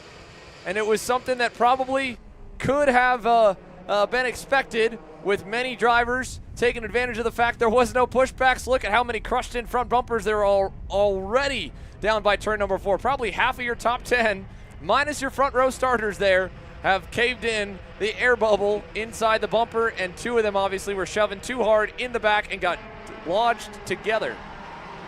And again, right on cue, after you and I talked about it, will they understand how to be able to approach these starts and not get themselves in trouble? 2 of them getting the ultimate payback there already with issues at the very start of the race. Otherwise, we're running here right now, and indeed the forward and backward contact is what we'll see. Ideally, the drivers will give themselves lots of room as we go racing, and Pettit early out to the lead. So Travis Pettit to Ashton Woon, and a great start for William Vitor on the JHCD MPG Kart Republic. 1, 2, 3 leading the way here, working lap 2. Katowski with a move in turn 2. And on we go in X30 Junior. At the same point, Caleb Vieska has caught up with one of our front runners from KA Senior. Yeah, thank you, Xander. Standing by here with Caden McQueen. Finished 2nd at the end of that pre-final. A little bit up and down. Down to 5th, back up to 2nd. Just walk me through that race. Yeah, I think we probably got to the lead a little bit too early. I think the draft here is massive, so yeah, for the final I think we need to be a little bit careful of that. But yeah, they all went back in on me and I got held on the outside really, and yeah, dropped back to 5th, but slowly brought my way back through to 2nd. I think the speed's good, the kart's good, so yeah, all to play for in the final. And again, the speed was definitely there in Vegas when you talk about Pro X30. Speed, you know, not really there in the qualifying session. How do you recover starting buried in this field just in a couple of moments? Well, I think it's going to be an interesting race, really. It's the first race without the drop-down nose cones, which is going to make it a little bit more exciting, you'd say, for you guys, but not for us. So yeah, just steady, really. Pick them off one by one, and hopefully we can have the speed to be towards the front. What do you think you guys missed in qualifying? I think we missed a little bit with kart setup, but I think we'll slowly get there. It just may take a little bit of time today. Thank you, Katie. Thank you.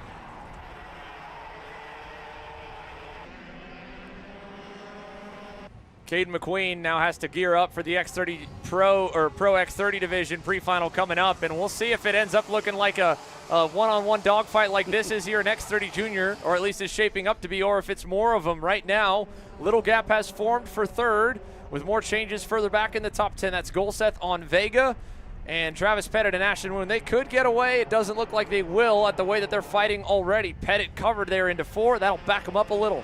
Great move there as well by Tristan Murphy to the inside of William Vitor down in turn number 4. So move the 7-11 up a spot. Vitor right there still on the bumper. Wisely tucked back in as they try to go to work to see if they can't reel in Jack Katowski here now. Probably Nico Katowski, who is running in that 3rd position. Katowski hoping for the front-running duo to battle a bit. Pettit and Woon swapping the wins last week at the RMC event here at Tucson. Both drivers extremely quick. We know, of course, that they are 2 of the front-running junior drivers in the country. Will be battling for national championships throughout the year. Both of them expected to battle it after the Pro Tour Championship here in X30 Junior, and getting away to a solid start here would be wise to start the season. Little cover down to the bottom for the 729 of Pettit. Decides to block a little bit, and right to the delight, no doubt, of Katowski. More than happy to see that move to the bottom of the racetrack because, as I illustrated earlier, a track like this, when you run the full racing line, you do open up for a driver to make the move to the inside. A lot of the times the driver will get in there, throw it to the bottom, drift wide, classic over-under. The driver who's opened up goes back to the inside to take the spot back. But the problem here is when you do that, if you're the leader defending to the inside, running the inside line, man, you just lose so much exit speed. And look what it's done. It's brought Katowski back in. It's given Murphy another shot at it. Vitor's right there. He's also got Golseth closing up. The biggest gap there is 1.2 from Golseth back to Royce Vega. So the front 6 drivers are locked and loaded right now, less than 1.3 seconds apart. You can see them all on the screen here now. And there's Katowski taking full advantage of it to the inside of turn number 4. Book it. He gets by Woon. Move Katowski on the TKG barrel art up into second.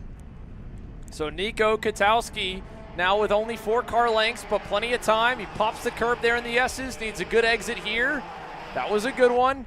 Does Woon work with him at this point in the race? You would think so, but he's got to deal with the likes of Murphy and Vitor and Golseth all there.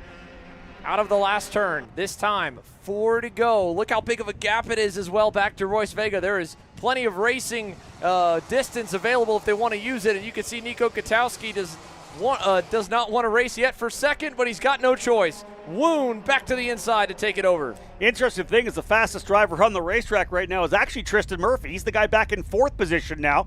He is the quickest. There goes Katowski back to the bottom, and he pitches him on the exit. That's going to allow Murphy to come back through to second. So Murphy avoids the little bit of chaos in front of him. Tighter on the exit of turn number 4.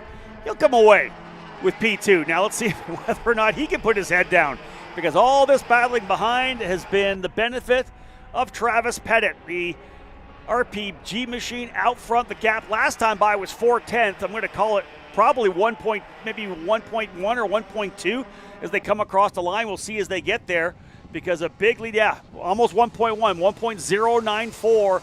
Pettit taking full advantage of that, Xander, with about 3 laps to go.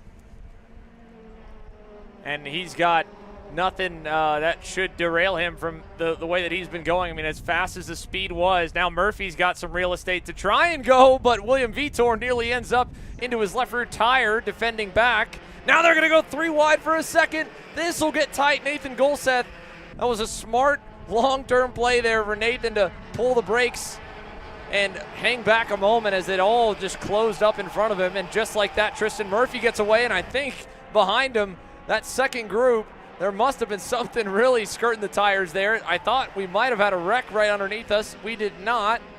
Let's see what 2 laps to go brings now, as second place has now broken free. Is third going to still be a fight here? Katowski versus Woon. It is. Katowski covers.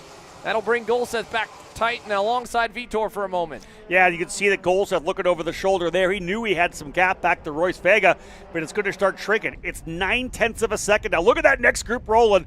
They're trying to get themselves up and battling here, and that is not just Royce Vega, folks. That is Calderon, Schniegenberg, Samet, Walcott, even back to Macha. He's about 7/10 back, but the more these guys battle for this position, as Woon's going into the inside now, he'll take the spot coming through the S's. Xander, it's just stacking everybody else up behind him. Yeah, this is just going to make chaos reign supreme here on the final lap. Third is going to be a war. Look how fanned out they all are down into 11. Golseth going to get fed to the weeds there.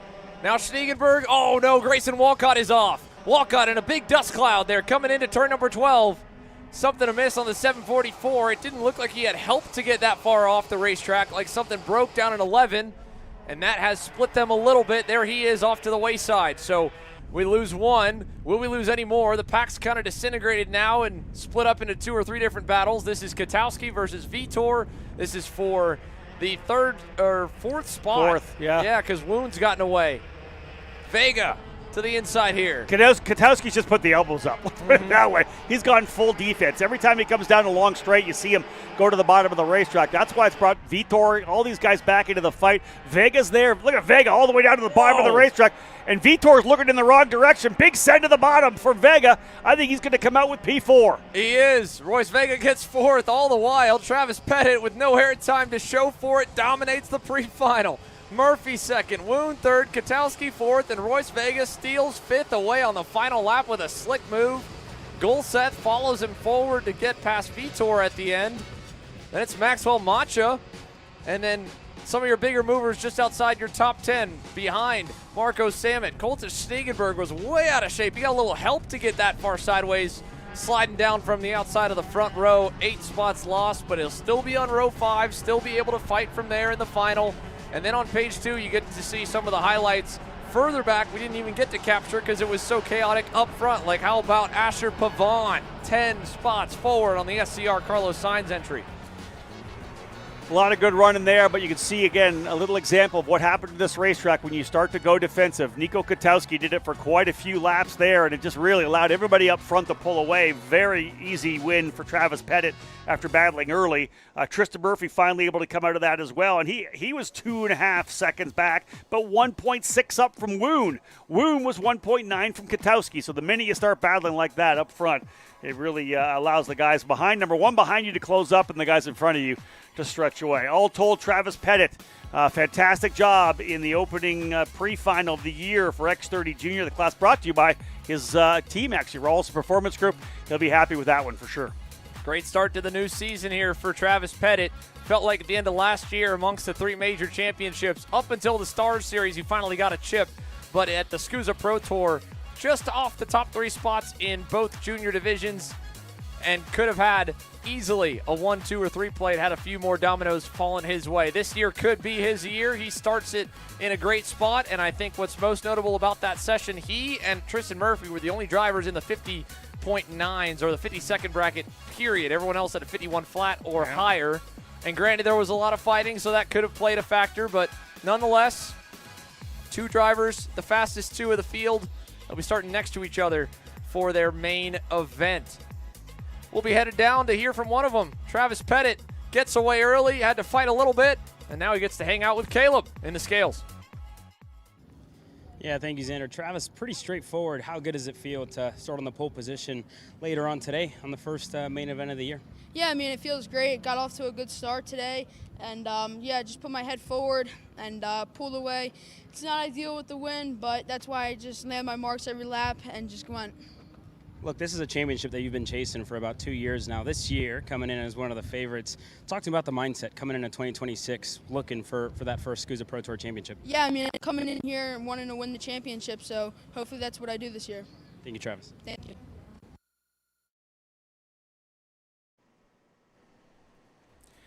Listen, there's a lot of pressure on a young driver. When you know that you're part of that group, that people are potentially eyeing up for a championship, you just kind of step back. I think sometimes you have to kind of break it down. How do I win a championship? It's not just about going out there and really driving just like crazy, like throwing it in here, throwing it in there. You can put the championship together by being really smart, showing that patience, showing the maturity that you've had over the couple of years. I expect to see that out of a driver like Travis Pettit now. And those Asher Moon, same thing, guys that have been in the category for a year or more, that understand what it takes to win here and realizing the podium sometimes you stack them up, put you in a position to win once we get to the Summer Nationals.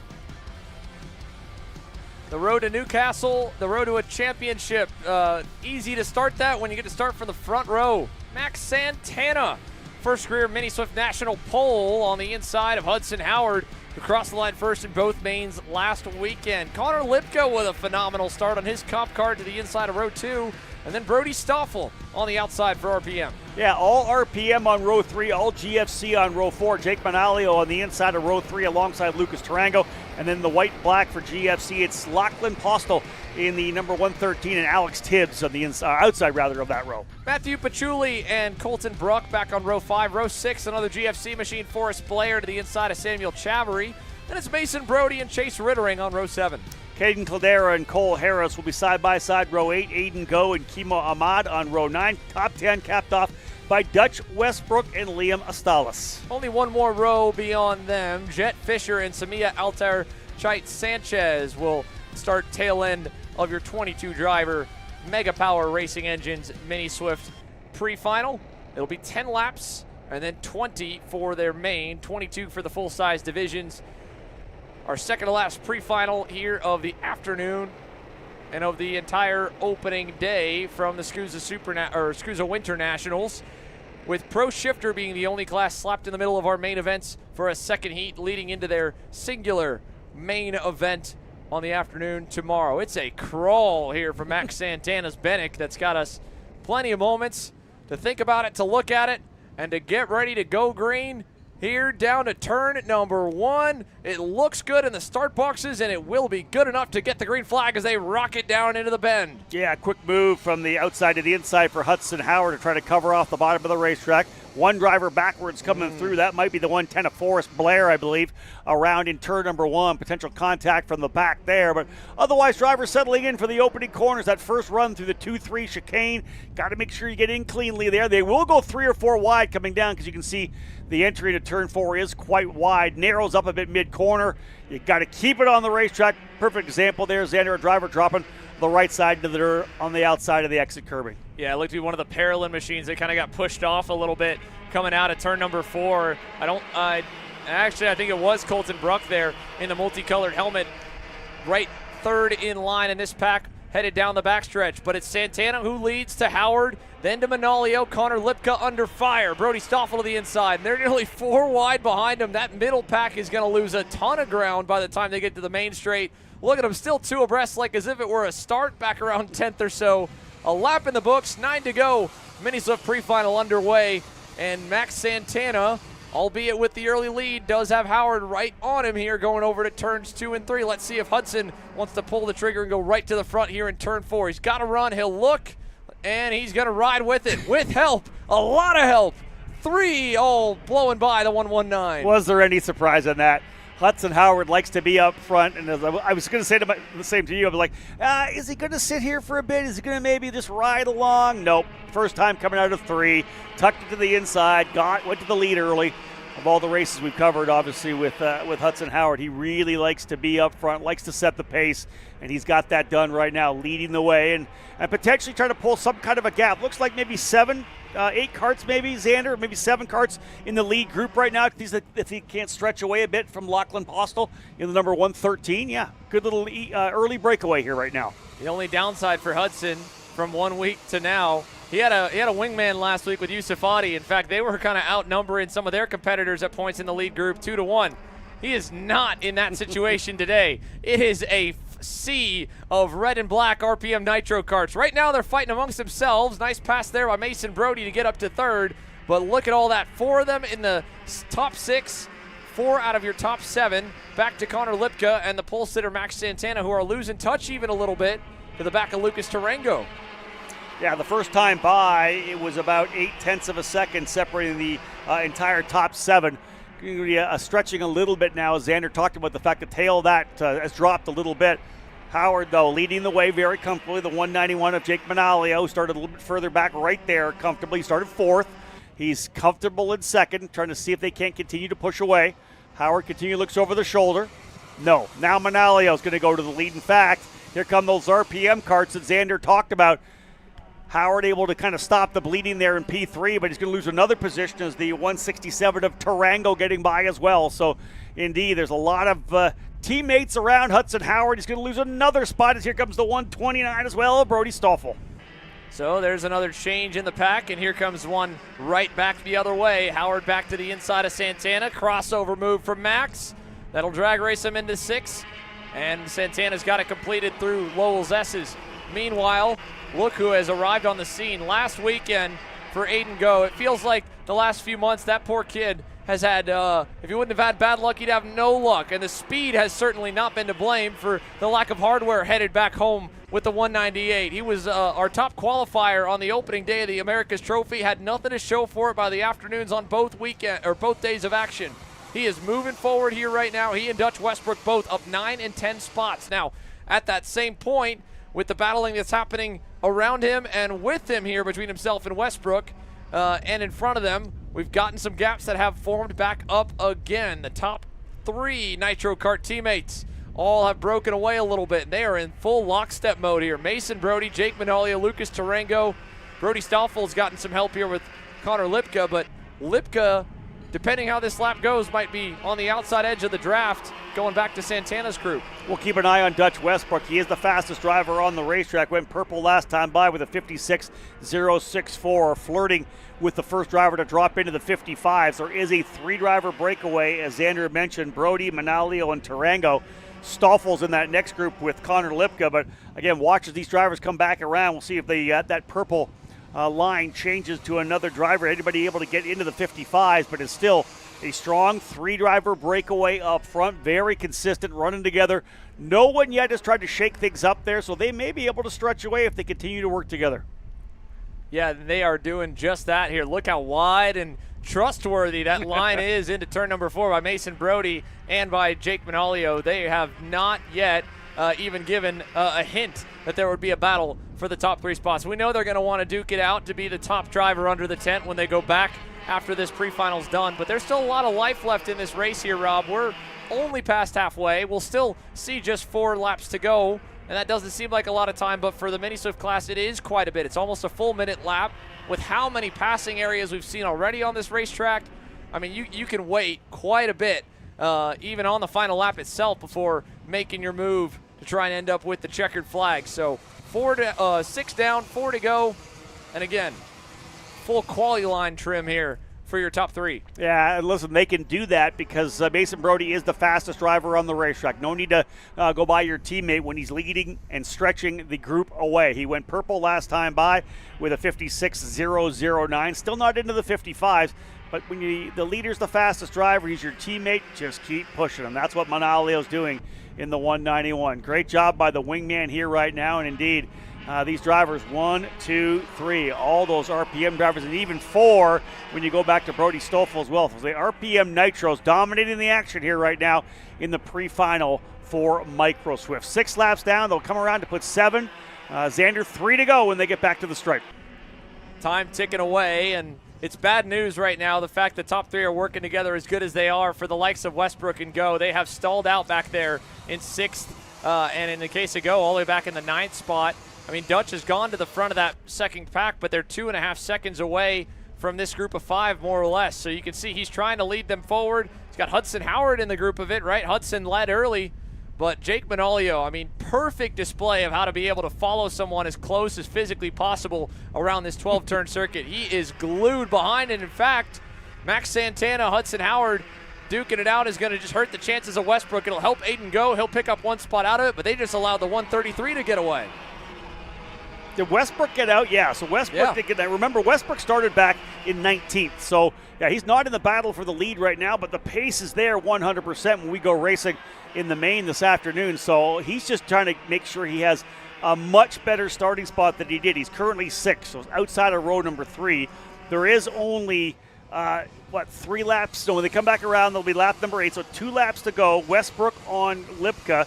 Actually, last time by, Lipka was a bit quicker, so that gap right now of 1.5 seconds between the 5th and 6th place driver not likely to change over these last couple of laps. We may see more action, I think, 1st, 2nd, and 3rd. Manalio's been a fantastic wingman, but do you not even try it one time at the end? I don't know. I think we'll see Manalio potentially take a shot at Brody before it's all said and done. Yeah, I think it could look a lot like what this group is here, fighting for P7. Aiden Go, Max Santana, Hudson Howard duking it out again.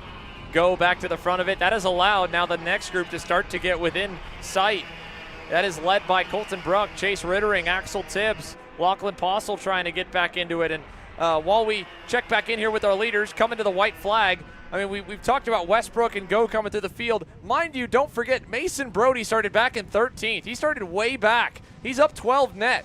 I mean, this is an incredible drive. We just haven't noticed it because he had such a phenomenal first lap in the 109.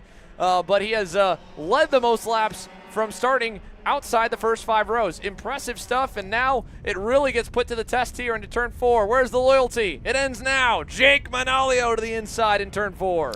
So where is the move back for the 109 of Brody? Does he go to the inside of turn 5? He doesn't. Going to wait. Oh, he does pick to the inside coming out of the corner.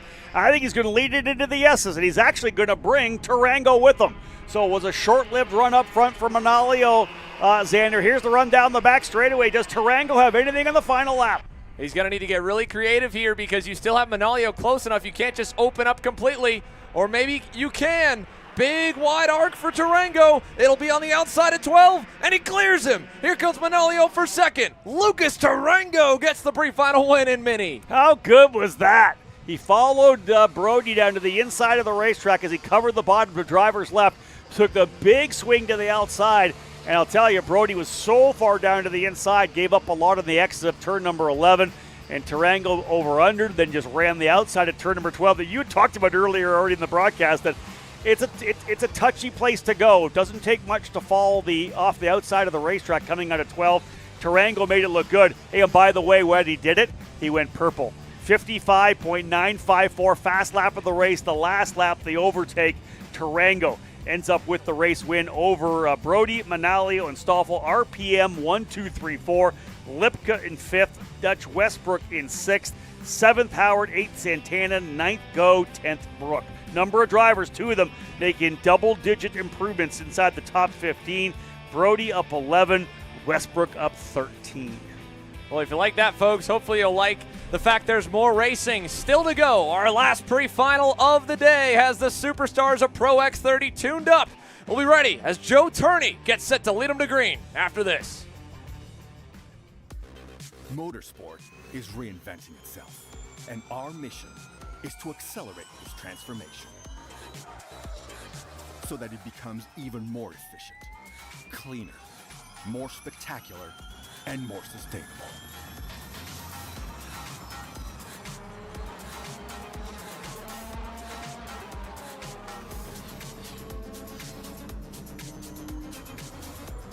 Welcome to the next generation of motorsport.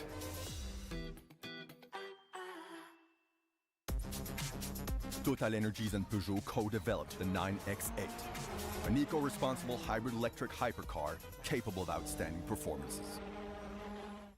You know, I'm really starting to like this go-karting thing. Yeah, me too. Oh my gosh, can I show you this cute dress I just got? Yes, of course.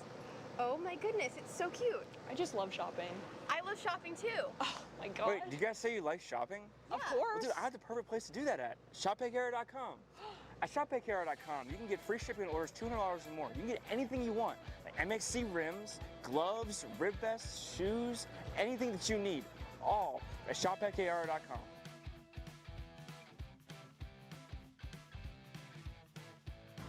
Who is he talking to? No idea.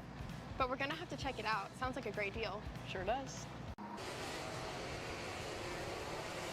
Engines have fired. Pro X30 getting set to go green for Musselman Honda Circuit for the first time in 2026. Caleb Vieska down on pit lane. Couple of quick notes here as we begin to look at our starting lineup. Caleb.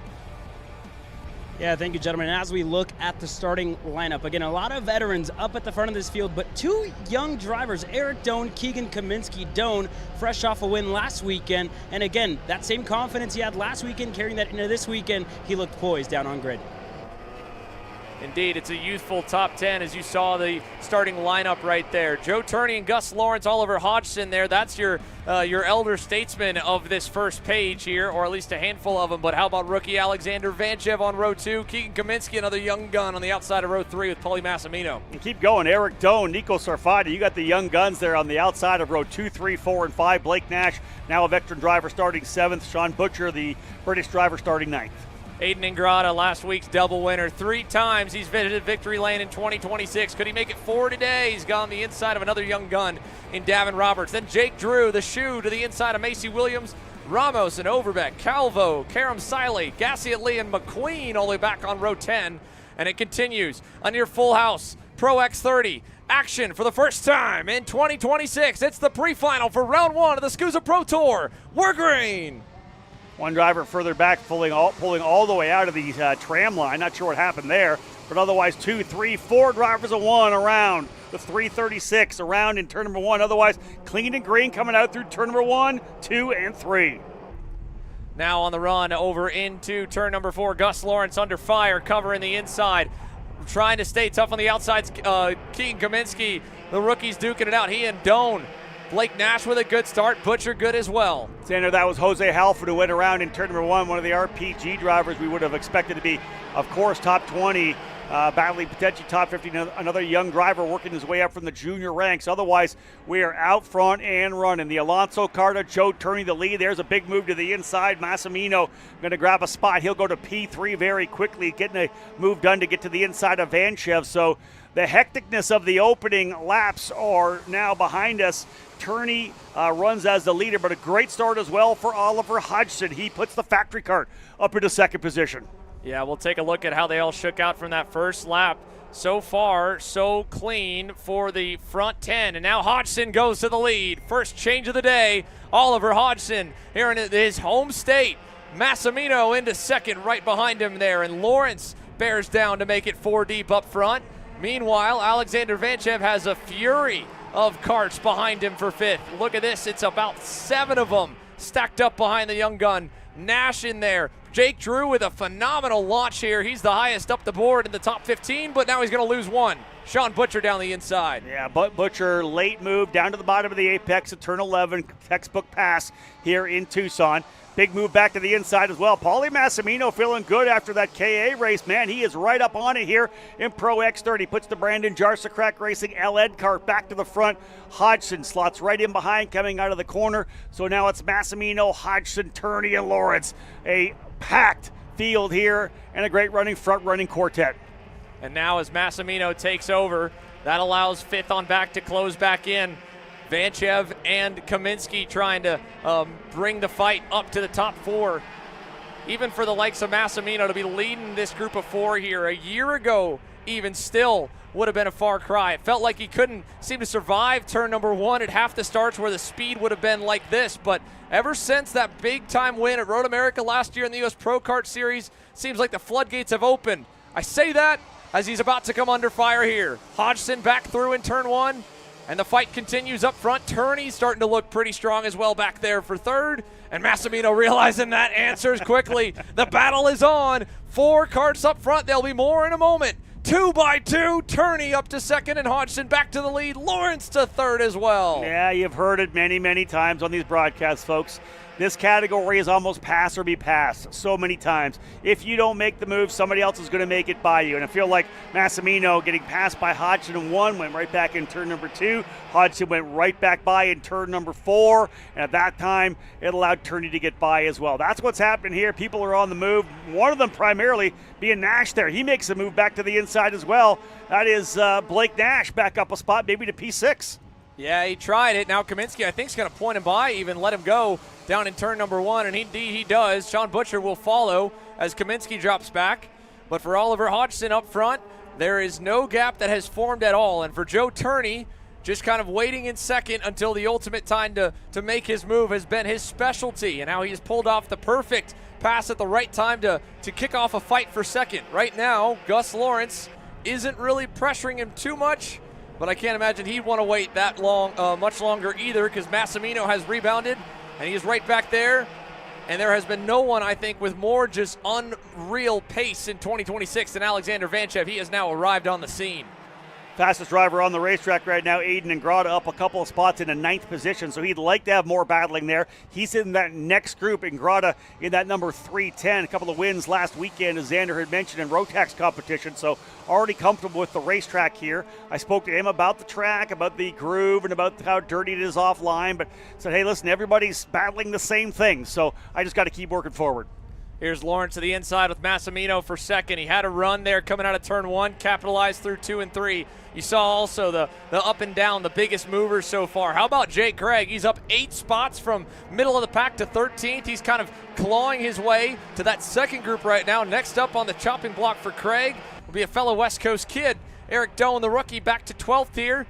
And he has logged in all the way in the black and red Access Kart Sport machine to the back of that main group here on the end of the top 10. And they've lost a little bit of touch with Nash starting to get away from Kaminsky to try and rejoin the top 6. Had a leader up front for a couple laps here. Oliver Hodgson's held that spot, but again, Lawrence and Massimino right there. Wondering whether or not we'll see Aiden Ingrata find his way up into this lead group. You can see there's 6 there that you can see visually on the screen. Then a significant gap back. It's about 7 or 8 tenths of a second, Xander.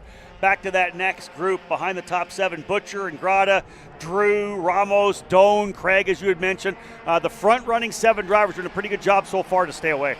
Massimino went purple last time, and he went by Lawrence as we've got Eric Doan. Heartbreak for the rookie on his first Pro Tour Pro X30 start. Mechanical failure for him. Further back, this is going to be Kaminsky duking it out with the 4-plate. Diego Ramos going back and forth with him. Aiden Ingrata just up the road, then Jake Drew kind of looking on back there.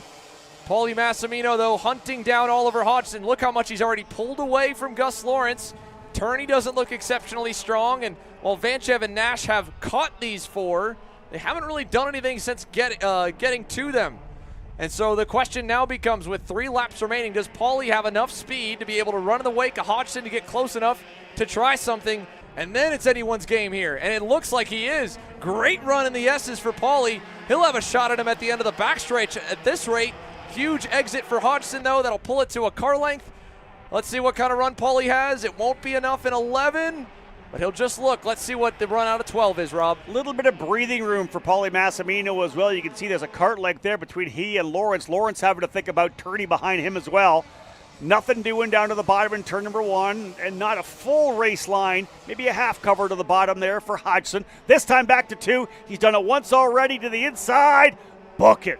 Massimino goes to P1 again. Fastest lap that last time by. He'll cover down in turn number 4, Xander. Here comes the rest of the Lions. And now all he's got to do is just park it enough to get them to really get after Hodgson, who gets a nose down low out of 5. Almost there into the S's, but not quite. But that dirtied everybody's tires, not just Paulie's. And if anything, Hodgson going wide in the chicane as Paulie got by, buys him just enough time to hopefully be clear down the backstretch as he checks over his shoulder. Hodgson closing. Not going to send it. Late move from Turney. Big time sender there for 3rd. So I thought it was going to be Lawrence that would do that. Turney did it from 4th, because I was just going to say those guys back in 3rd, 4th, and 5th, they got to go to work. They cannot sit there where they are if they want to start on the front row for the main event this afternoon. Right now, Massimino still leading. Turney, though, an aggressive move, solid pass, and he did it earlier in the weekend, or in the race as well. Oh, Hodgson almost had the nose there on Paulie. He couldn't do it. Look at Alexander Vanchev trying to go on the high side.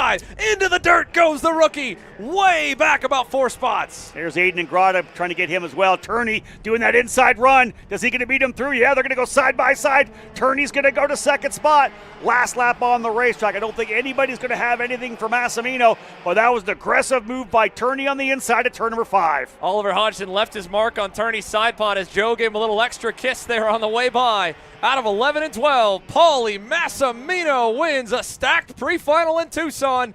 Turney 2nd, Hodgson 3rd, Lawrence 4th, and a great run to the line for Sean Butcher, stealing the top 5, the final spot there. Problems further back, Lucas Hernandez, and the contact that happened last week that sent him into the wall on round 2 seems to have found him again.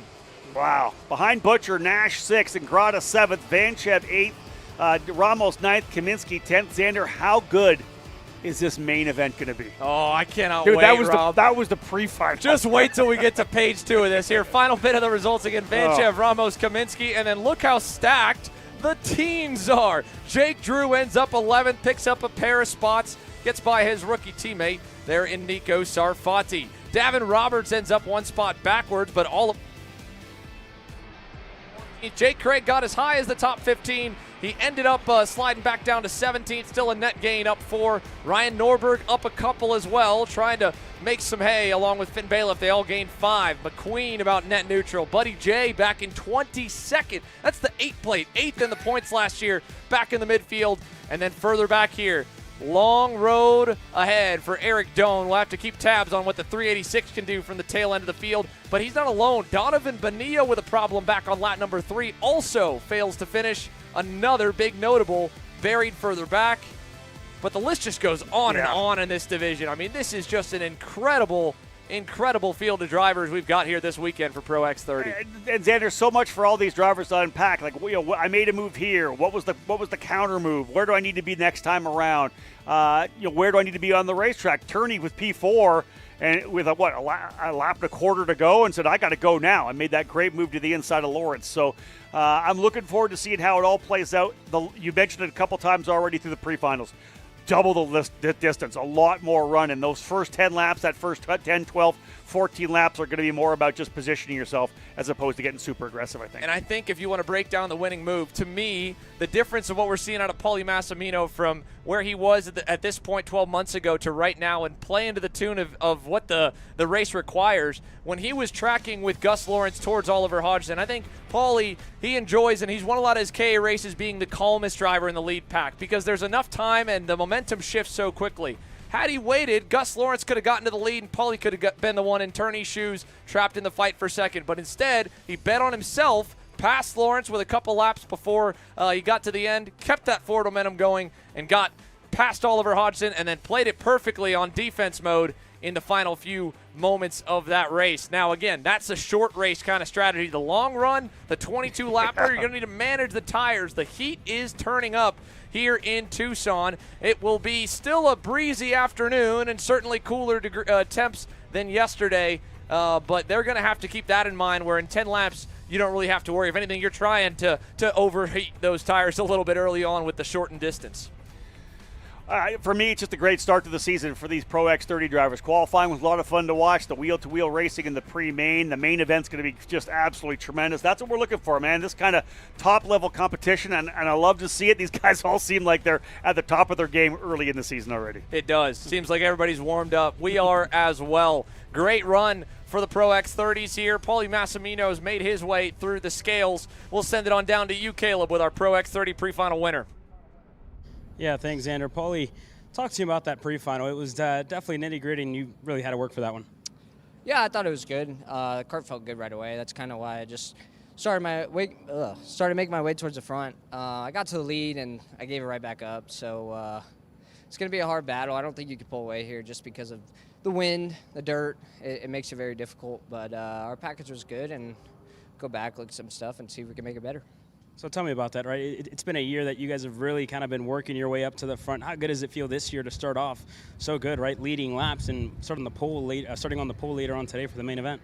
Yeah, I mean, obviously we raced Texas earlier this year. We had a good result in the first round, and then second round we I don't really know what happened. So we're definitely back on the right foot. Obviously we were here last weekend, missed out on that too, but the packages have been rolling great. The BBS horsepower has been amazing. So we'll just, like I said, go back, look at some things, and see if we can improve.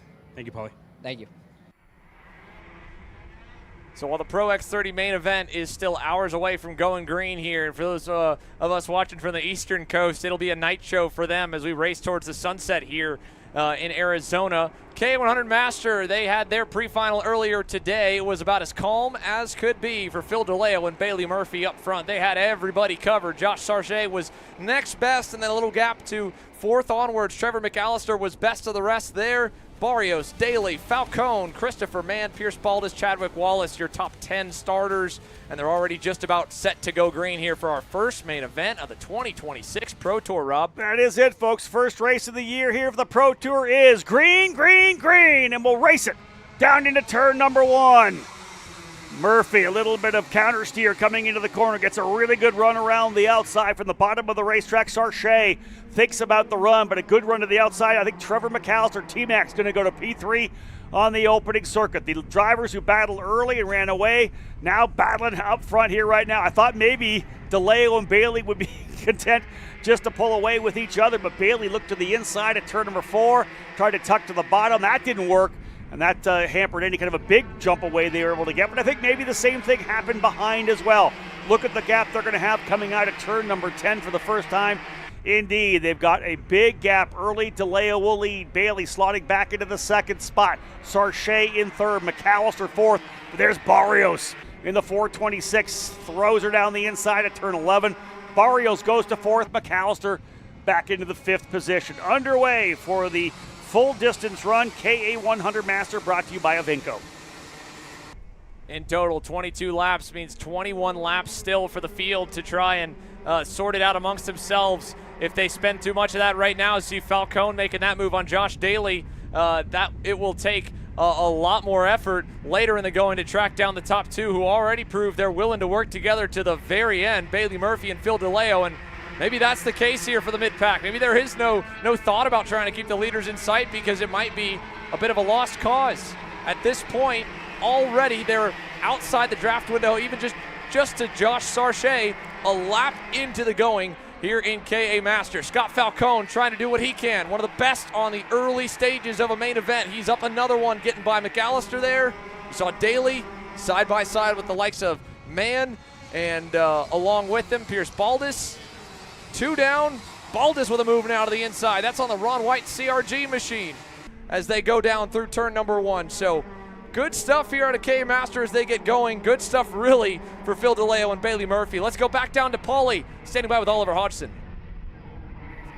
Yeah, back down with Caleb there, Xander. All good, though. Yeah, standing by here with Oliver Hodgson. Oliver, again, a home race for you, and out of the guys inside of the top 5, really anybody here in the Pro X30 division, you drive here, I think, more often than anybody. Talk to you about race conditions this weekend, right? It's kind of been really a challenge for everybody, if you will.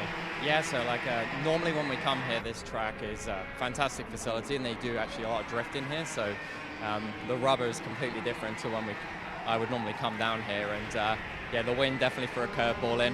I think I like it for a Pro Tour, because you know, you're taking the drivers are supposed to be the best of the best, so should be able to deal with, you know, whatever mix or change of conditions get thrown at us. And again, one of the biggest changes is the removal of the pushback bumpers. That race seemed as clean as it can get in between you guys inside of the top 10. Just tell me about that, right? Kind of managing that and racing with that little bit of a change, if you will. Yeah, for me, I think not having a pushback amongst the best drivers should be a non-mover. You know, it should, given that everyone drives with hard and fair, I think that it doesn't change anything other than an occasional, with the pushback, kind of penalty that probably shouldn't be there. So, I guess, officials will monitor, but yeah, I don't see any difference myself. What do you need to do later on today to win at home? Sorry, I missed that. What do you need to do later on today to win at home? Oh, I think I was really happy with my kart then, so I think I make the right choices at the right time.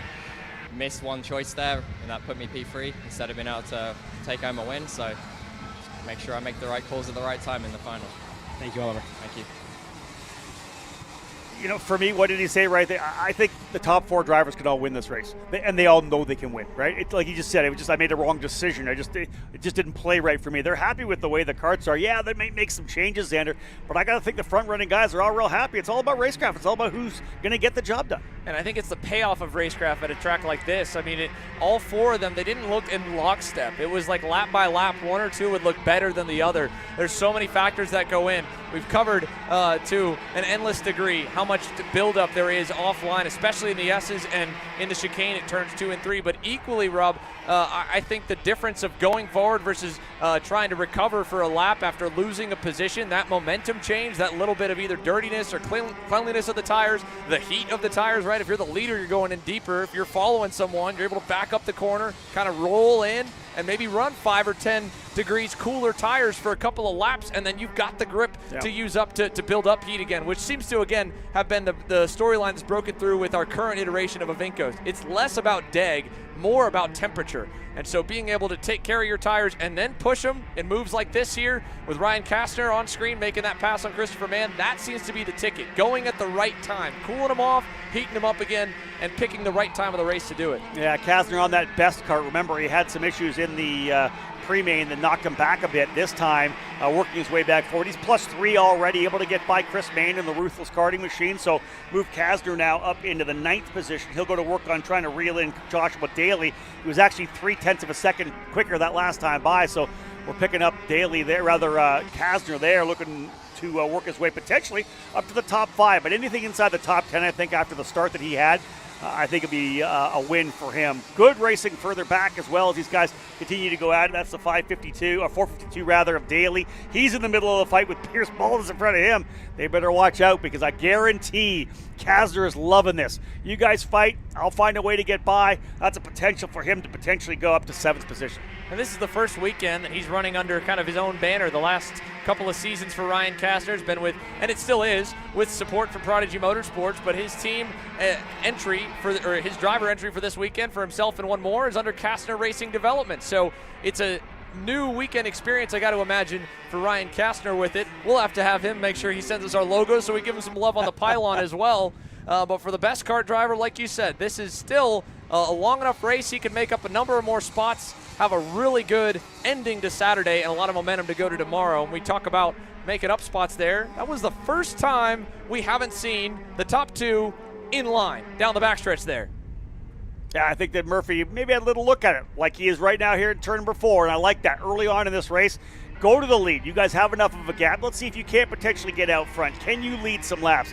Can you pull away a little bit? Do you have a kart that's faster? At the very least, give yourself an opportunity to know what it's like to be able to go by DeLeo, and let DeLeo know that you can go by him as well, as opposed to letting him lead the entire race. We've seen that happen before. A driver sits in second all race long but can't get it done on the final lap because maybe they never even tried it one time. I mean, it takes us all the way back to the opening weekend of the Winter Series. Blake Nash stalked Oliver Hodgson like prey for multiple laps throughout that entire Pro X30 main, and he just never pulled the trigger, never rattled him. Ryan Norberg was sitting in your seat here. He was commentating with me and Caleb Robb, and he's like, man, a guy like Oliver Hodgson, you need to throw him off his rhythm. You let him get into a rhythm, 10 laps, 20 laps, putting him down. He's not making a mistake. He's not going to come back into your clutches, and that's exactly what happened. Blake waited, he hesitated, and by the time it was go time with 3 laps to go, Ollie was 3 car lengths out. It was just enough. He couldn't reach him, and like you said, too, Bailey could also be trying to see if he could straight up break away, because right now, Phil DeLeo is not as close to Murphy as Murphy was to Phil. And equally, look at the gap closing in by Josh Sarche. In the pre-final, Sarche was nowhere near the speed of these guys at this point in the session. However, that 451 blue and yellow machine is getting a little bit bigger in frame every lap. Last time by, he was obviously a lot faster with the change in position, but let's see what this lap is the real test. Across the line for Murphy here, another lap in the books. That's lap number 9. He did a 53.93. Sarche, okay, that one not as good, 54.122. So he was making up ground, lost a touch, but it also kind of explains the move by Bailey, because in the laps before the pass, Sarche cut down what was about a 2.6 second gap. So again, this would say that he would get up to DeLeo had DeLeo not just thrown that burner in last lap, trailing off Murphy. Listen, I like what we're seeing up front now. You saw a little bit of a gap at one point for Murphy, but then DeLeo just caught right back up to use that draft down the straightaway, and of course coming out of 1 back over to 2 and 3. Both these drivers out of the Arizona State drivers, I think both of them live in Phoenix, so they spent a lot of time at the PKRA track. I'm sure they've been up here to run some laps up at Musselman Honda Circuit as well. But we got ourselves a good battle. We're not even to the halfway point. 9 laps down, make it 10 laps down across the line, I believe.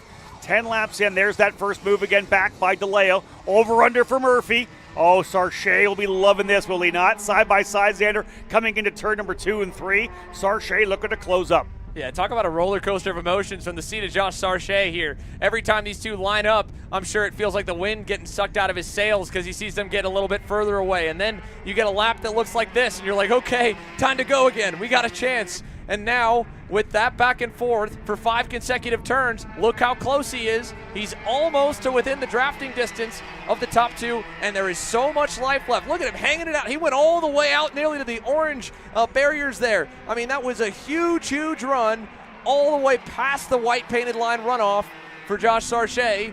What will the delta be this time to the back bumper of DeLeo? That's the important number. Halfway in, and he's 9/10 away. He can almost taste the draft now. And another component of this that doesn't play in Bailey Murphy's side is that DeLeo and Sarche are teammates. Those are the Mach 5 drivers. They're on the same tent, or lack thereof this week. They pulled the tent down, but the same small trailer. Hannah Greenmeyer's working with them. Those are teammates. That's the last thing Bailey wants, is to have to battle with a couple of teammates as opposed to just going one-on-one. He would not want to be part of a 2-versus-1 battle. So again, look for him to try to put some big laps here. Even if DeLeo gets by, to even push him for a little while. The last thing you want is to add another player to a potential win battle here before it's all said and done. With that said here, what's on the mind of DeLeo as he looks over the shoulder? Does he keep that in mind, that maybe he could get a wingman to help him take the fight to Murphy if he keeps on battling now? Or does he think that his odds are better if he pushes Bailey away and makes it a 50-50 fight with a worse potential finish of second? And there's plenty of laps for him to continue to think about it, because it obviously didn't take long for them to pull back out a bit of a gap, having a little bit of a pace advantage. It also didn't take long when they battled to give up half a second. Bailey, a little bit of a flat slide coming through turn number 1. You didn't see that thing lift that inside rear and didn't quite get through the corner that well. I don't know that he'll have a fantastic lap there. He still holds the fast lap of the race, 53.781, but that was a couple of laps ago. Both he and DeLeo doing 54 flats. They were a tenth quicker than Sarche on the last lap. A driver further back, running now into the 4th spot. We'll just throw his name out there. That's Scott Falcone. He's got himself up to 4th, +3, but he is 5.7 seconds back. This is going to be a 3-driver battle. The podium all but locked in. We just don't know who's standing on which step.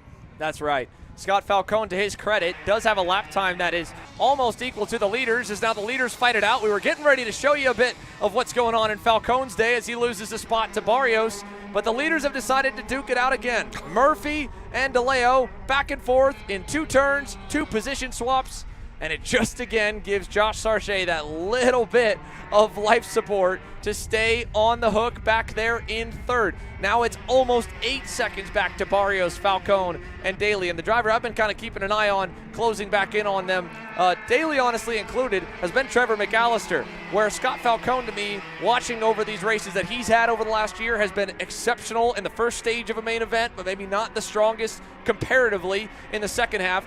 Trevor McAllister was the opposite when we got to see him at the Winter Series in Texas, Rob. He didn't always have the best starts. Some days he had to start from the back, and he would always find a way to charge forward. And right now, there he is, trying it on the inside of Josh Daly. That one needed a little more commitment. Yeah, Daly came across the bow there from right to left. T-Mac tried to send it down to the apex, not quite enough.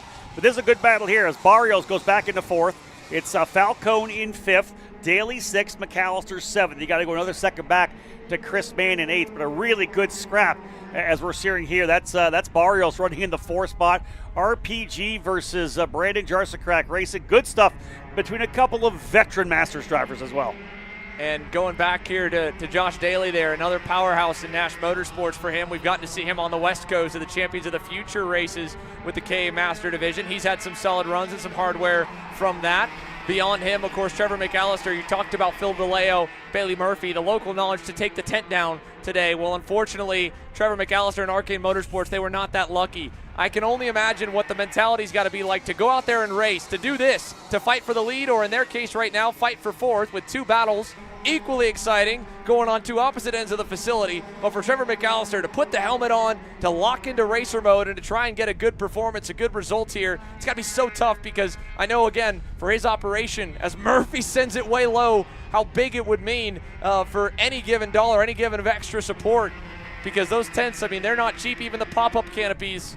And I hate to see that for him. But here, 3-way fight for the lead. It has finally come to fruition, Rob. Sarche has arrived. Yeah, when they get back around, it'll be lap 16 down, so it'll be 6 laps to go when they come back around. 3-driver battle. Looked like an easy 2 mano-a-mano fight between DeLeo and Murphy, but no, Josh Sarche is going to make it 3 drivers. So a 3-driver battle right now for the podium, and that fight a little bit further back. Falcone's been able to pull away a little bit, but again, you got the scrap between Barrios, Daly, and McAllister as well. Daly goes up to 5th, McAllister 6th, and Barrios in 7th. And we're doing our best here to try and show you as much of what's going on at every part of the circuit right now. An update on some of the drivers even further back. Ryan Kastner's forward progress has stalled around Chris Mann in the 8th and 9th positions respectively, and we've only lost 1 driver so far. Timothy Meyer Jr. out in the 433, retired a couple of laps in, and Steve Weiner in the 454, Mark Monaghan in the 442. They appear to still be going, although we might have lost Monaghan the last lap by. We'll see. Is he? No, indeed. Monaghan's still going, Rob. This might be something to keep our eyes on. He's only about 13 seconds up from the leaders. So these 3, as much as they're fighting amongst themselves, they could have lap traffic, and judging by the closing rate, it's going to be on the limit of if they get there. I mean, the laps are slowing down by doing this, though. Yeah, Bailey back to the inside of turn number 1 again. He'll low line coming down into turn number 2 and 3 through the chicane. Doesn't want to give it up. Sarche back on the scene. Now, remember, he's just used all these last laps to kind of get himself back close. Get himself closer again. But indeed, this time, now he's got to go to work. Now he's got to figure out where he's fast. I don't know how much he's raced against Murphy before. I'm sure he's had lots of time running with his teammate DeLeo, but how much time has he really been able to race with Murphy. So now he's close. Now he's got to figure out where he's really quicker. Where can I make a pass? We have not seen him make a move yet. And there you go. Already, DeLeo just put the hand in the air like, let's line up. They want to work together. For these two drivers from Mach 5 Racing or Mach 5 Motorsports, we need to get a confirmation. I think it's Mach 5 Racing. Bottom line is if they get up front and put Bailey back to third, how's that going to play out for Bailey Murphy, right? He does not want to be behind these two drivers with just a handful of laps to go. I don't know. I mean, Josh Sarche, you've waited this whole race. You've been chomping at the bit. I mean, you can feel the tension building up, riding on here with the 451. A big send like this into 11 on the last lap or something even happening right here in turn 4 opens the door for third place to steal the show. Sarche to the outside. I don't think that'll stick. Maybe? No, it didn't. All the way through 7. He's back in line, but, I mean, that backstretch is long. It's wide here, Rob. These two go at it all the way down by the paint and the dirt on the inside by that blue cone. And third place, it could be easy pickings for him. Meanwhile, Mark Monahan has pulled in, so that will clear the track from lap traffic. So with that in mind, as we head to the stripe, 3 laps remain. DeLeo leads to Murphy, still to Sarche. 9 seconds up the road from the fight for fourth, led by Falcone to Josh Daly, who has been fighting tooth and nail with with Trevor McAllister, and I think he's finally surrendered. And McAllister has taken over the 5th spot. Daly to 6. Chris Mann has also gotten the better of Mario Barrios. That pack looks like, you can see it there. Yeah. The other side of the track, they've kind of connected now from Kastner and Mann up to that group of 3. So just a lap ago, Murphy tried to make that move to the inside of turn number 4, went side by side with DeLeo on the exit, didn't get it done, then had to battle with Sarche on the entry to the S's. He has used this another lap and a half now to potentially close back. He's still not yet on the bumper. Bailey Murphy sits very low in the kart. He's only 5'2" feet tall. And sits you didn't have to call him out like that, Rob. Hey, I'm a 5'7" guy or 5'9" guy. I'm not worried. Hey, listen, I talked to him earlier about it. He goes, yeah, I'm 5'2". I go, listen, dude, I think every go-kart was built for a 5'5" Italian driver anyways. Yeah. So I said, you have exactly what you need in terms of stature. All I'm saying, low and out of the wind, right? Like, you look how much lower, because DeLeo's probably 6 feet tall, maybe at least 5'10", 5'11", and look how much lower he is. Here comes Sarche for the first time to the inside. No. Stack them up. We are now nose to tail, and I wanted to say Murphy got himself back there. I was worried that potentially for him that DeLeo will be able to pull away. There is going to be a white flag flying when they come back to start and finish stand there, and they are on top of each other. Talk about a great way to kick off the 2026 Pro Tour. 3-driver fight here. KA Master, a class that has been certainly missed over the last couple of years to have battles like this. I mean, this is phenomenal stuff here for the division. And now Murphy almost there, but that move now noted, ready to go. Let's see if he can try it again, if that's what he has to do to get by DeLeo. Into 1, he goes a little wide, misses the bottom. Here comes Sarche. He's looking to the inside of DeLeo in 2. It won't be there, and Sarche could play spoiler again. Yeah, I think Bailey was waiting for DeLeo to potentially open up on the entry to the 2-3 complex, that chicane. Not going to work. He's going to try around the outside. That's going to be tough as well. Sarche is there. Oh, but DeLeo didn't get good out of the corner either. Murphy puts the bumper to him a little bit. Mind you, no pushbacks in the Masters either. That spread them all out. Final run into 9 and 10. This is crucial right here for Bailey Murphy. Needs a massive exit. He did not get the best one there. DeLeo's going to have a car length, but it's a long run down to turn number 11. A big break zone ahead, Rob. Yeah, enough of room, I think, though, for DeLeo to be able to defend, or rather stay in the racing line. They'll come out in the front straightaway. What a fantastic run. Twin checkers, and it's a win for Phil DeLeo. He'll take the victory over Bailey Murphy. Josh Sarche coming in the 3rd spot. Here comes the remainder of the field across the line. Look at McAllister. He reeled in. Falcone was on the bumper coming across the line. 8.5 seconds back from Sarche to Falcone. Falcone 4th, McAllister 5th. Mann, Daly, Barrios, Kastner, and Wallace rounding out your top 10. What a fantastic battle between DeLeo and Murphy. Sarche put his name in there. That was great stuff for the KA 100 Masters drivers. Man, had a throwback moment, a vintage moment. Rob Howden calling Phil DeLeo to the checkers at a SKUSA Pro Tour. That was awesome. Phil DeLeo victorious here in KA Master. Most of the field able to make it here. Unfortunate early exit stage left for Tim Meyer and Mark Monahan. Other than that, clean and green from start to finish. And a Phil DeLeo, Bailey Murphy, and include Josh Sarche masterclass. 9 seconds up the board from everybody else. And just like that, there is one main event in the books here from Tucson. We still have a whole lot of racing on tap for you folks from Musselman Honda Circuit. You're watching Kart Chasers coverage of the SKUSA Pro Tour, and the racing continues from the desert.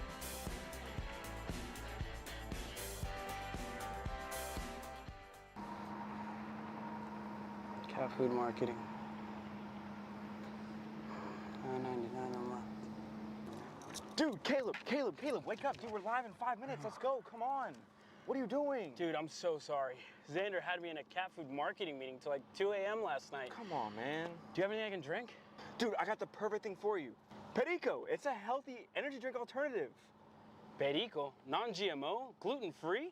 Kosher? Magnesium? B12? B6? Yeah, it's good. B5? Biotin? And zero sugar? Pericazo! Try Perico, made with natural ingredients, organic caffeine, and supports your metabolism. Try the new official energy drink of Kart Chaser.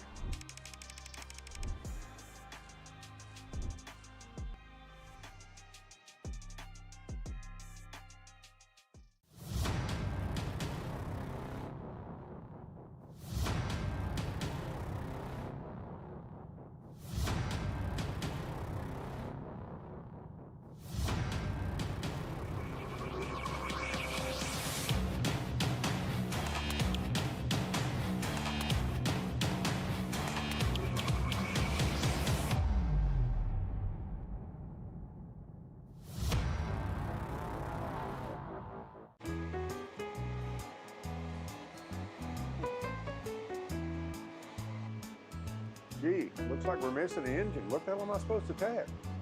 What do you mean? It's my Greyhound. It's all I need. Where's the rest of it? It doesn't matter. It's a Greyhound. You gotta make way. Okay, you're good.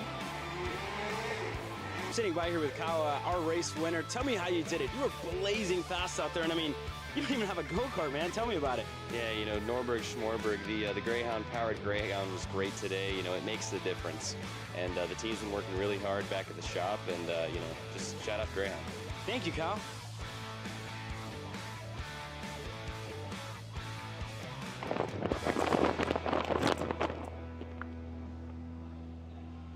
How the f did you just win?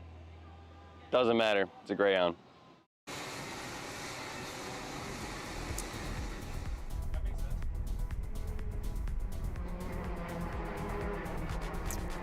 So a fantastic battle there in the KA 100 Master category. Not surprising. Those guys putting on a long run 22-lapper. Great stuff, and congratulations to Phil DeLeo on the victory there. Nico Orbezo going to start on the pole. It's time to go main event racing for KA 100 Junior. Orbezo on the pole alongside Tristan Murphy. The drivers working their way around the racetrack already. Colton Schniegenberg and Travis Pettit will be on row number 2. Cameron Johnson on the inside of row 3 alongside Tyron Scott. Row 4, Sebastian Hauser and Braden Wagner on the top 5. Rounded out by Nico Katowski and Aaron Spears on row number 5. Row number 6, Ashton Woon to the inside, made up a number of spots in the pre-final, as did Darren Kidd. They've been rewarded with a 11th and 12th place starting positions. Kai Park and Alex Chandler back on row 7. Row 8, 9, and 10, Mason Moses and Nathan Golseth. Santiago Orioli and Sebastian Johnson, row 9. And Nicholas Mastonardo and Zach Monahan on row number 10. Final few rows are filing in here, folks, as we get set to go green. KA Junior ready for action down to turn number 1, and the main event's underway. Nico Orbezo leads your field down low. Tristan Murphy hanging tough on the outside. The rest of the field is going to survive as well, except for 2 stuck together in the dust behind them. Look how wide they are as well. That's Wyatt Kroger, one involved. The other one of the Nash machines, I'd have to guess, might be Hudson Thomas. It was Hudson Hidalgo. Hidalgo. Mixed them up. My bad. Hudson Hidalgo, sadly, out here in the first corner. With the half lap underway, though, everybody else has made it into the S's. And we go to the Viborni complex here at turns 9 and 10 to set up for that big back straightaway. Nico Orbezo away early here with a little cushion to Colton Schniegenberg, who's under fire from his teammate. Tristan Murphy wants second back before this lap is done. He'll take it. Probably a wise move as well for Schniegenberg not to force the issue too much. Last thing you want to do is let Orbezo get away at all. He's got a couple of kart lengths already, but Murphy was determined to make the move to the bottom of the racetrack. And a pretty good start for Pettit as well, already up a couple of spots. Pettit up into the 4th position, part of that lead group. Katowski there as well. Nothing really stretched out enough to have a really lead getaway pack as at this point here, but everybody finally getting things settled in here for the opening couple of laps. Although Pettit gonna go by Schniegenberg, he'll go to P3. And that will continue to build on this day of slowly moving forward for Travis Pettit here in KA Junior. Pre-final action saw him march his way forward. Mind you, again, the pre-final had a really mixed bag of sorts when it came to the stars of the field because of how wild qualifying was for the fast group. And now, some of the drivers here trying to hang on from a good pre-final starting spot. That was Sebastian Hauser down the inside on the HRT Cosmic with help from Braden Wagner, picking up a spot, and here's a change in the lead. Tristan Murphy to the point for the first time here in the main. Pettit following through. Orbezo back to 3rd. Nico Katowski to the inside in turns 2 and 3. I wonder, again, with a quick turnaround from the X30 Junior class to K Junior, what do we see? We see 3 wide action on lap 3, Rob. Are you kidding me? For a split second, I thought to myself, okay, will these drivers work together here? No, not at all. 3 wide into turn number 4. 100% not working together as of yet. I think a lot of the time you just battle it out, elbows up, throw everything you can at it, and let the field behind you kind of settle it out. You can see what's happening now. Even though these guys are battling, you got a bit of a gap back to that 6, 7, 8, 9 group, and then another big gap to 10 on back. A lot of the times, I wonder whether or not they'll just settle in and work together, but sometimes just controlled chaos ends up being the most successful approach. Well, when everybody wants to be aggressive around, you have no choice, right? You have to pass or be passed when the race turns to be like that. Look as well here in the dust still in the distance from this great ground shot that we've got on the circuit down by turn number 1. And again, the wind has certainly died down, but it's not gone to a full halt yet at all. And that's just going to continue to dirty the circuit, as will dropping a tire like that. Yeah. I mean, the top layer of soil here is just so soft that all of a sudden you just pepper the surface with debris. And we are watching Travis Pettit manage that beautifully in the S's. Again, whenever you have a driver like that goes off the racetrack, the best thing you can coach him is do what he just did. Just barely cover the inside of the next turn so you don't get crossed up, but equally don't bog the exit down because you'll be low on grip. This won't help Nico Katowski for grip, going out to the weeds there with a battle for Schniegenberg. Yeah, I think Schniegenberg got into the barrier, or not barrier, got into the curbing on the inside of turn 12, shot him up in the air. And to be honest, Katowski was already on the exit. He was already back on full throttle, and just boom, the contact put him off the racetrack. But yeah, just a little early turn in there for Schniegenberg up on that the curbing on the inside of 12 really shook things up there for Katowski. It's actually going to open up the bit of the gap at one point as well. They've kind of settled themselves back in, but there was a bit of a gap because everybody else having to check up a little bit. Yeah, it allowed the window of opportunity for Orbezo to take a run at Pettit, and then ultimately Orbezo and Murphy to swap around the spots with each other. How about the off-pole kid from earlier today, Nathan Ramirez? It was a broken reed or cracked reed that hurt his chances. He's just gone purple. That young man is charging through the field to the best of his ability. He's cracked the top 20 now, and with how long and how connected the main pack is, there is ample time for him to be able to get forward. There he is at the very back of this train, and now making up some spots, moving forth from the back of the pack. That was another move done at the end of the lap. That looked to be on Darren Kidd in the MDR LN Kart, and indeed it was. You mentioned how easy it would be to pick that card up, and you're not wrong. Yeah, it stands out. Yeah, I like that. Kudos to Nick and Team Kartnik there for a phenomenal livery here this week and making it easy on me and you, Rob. 100%. Here's another look at that moment with Katowski and Schniegenberg. Again, like you said, Katowski up and over the curb, and then they were kind of caught, like the tires were stuck together for a moment. It was a great job by both drivers. Watch this right here. Once he hits the curb, and then they're sticking for a second. Yeah, nowhere for Katowski to go. Schniegenberg over top of the curb there, and boom, straight off the racetrack. Everybody else able to tuck back down the inside. Kudos to both drivers to be able to continue. Schniegenberg still 5th. Katowski is now in the 9th position trying to recover. He's in that group with Hauser, Orioli, and against Woon not that far back as well. He's trying to press the reset button. You can see that Burrell art a little bit further back there. You can see that while this pack is still fighting, the second group is as well. As much defending as there has been for the lead, you'd think there'd be more carts stacked up, but there's been equal battling and defensive moves that have slowed the lap times for the back half in the middle of the field as well. Here's Katowski still trying to recover, losing a couple more spots. That was Ashton Woon going by. Woon started again all the way up in the inside of row 6, and the forward progress really didn't get going until just about now. He went purple last time by. This will still buy him some more time to get up to the front. Braden Wagner covering, Orbezo covering, Schneekenberg. I mean, at this point in the race, you would think, all right, we're a good ways in, we've kind of established our contenders. No. At this rate, the way they're fighting the atmosphere, Rob, you could still be in 20th and end up with the checkers on lap 22. Yeah, Travis Pettit's lone line all around the racetrack. That's the thing. He's white lined down to the bottom. Let's see if he goes back to the bottom again here. He does. Back down, not all the way to the very bottom, but enough that it's not allowing anybody to get the run to the bottom of him. Oh, there's yellow flags. You heard that there. I think it was contact potentially. A couple of drivers off. Very likely off screen. There it is. Yeah, a couple guys together. Oh, that is one of the HRT machines, and Santiago Orioli, the other driver involved. I wonder if that was Tyrant Scott. Or either Scott or Hauser. He was surrounded by two of them. I think Hauser's a little taller. He's got the whiter suit. I think that was Scott. We'll see this time. There's Hauser at the top of the screen. He's got the yellow and white helmet, so he's still running. Tyrant Scott, Santiago Orioli. 6th and 7th. They had just gotten to those spots, too. I mean, Orioli was up 10 positions. He was on a monstrous charge on his Velocity Sodi, and all of that gets thrown into the trash can. Meanwhile, finally get a lead change now. It goes back again in 10 feet. Tristan Murphy gets the lead, and then Orbezo takes it away. Yeah, Murphy had it for what, maybe 5 or 6 feet? Then Orbezo threw it in the inside, got it to rotate mid-corner right at the apex of one. Nico Orbezo back to the lead. Good stuff here. Murphy second, Pettit in third. Braden Wagner's worked his way up, +4. He's into the 4th spot now.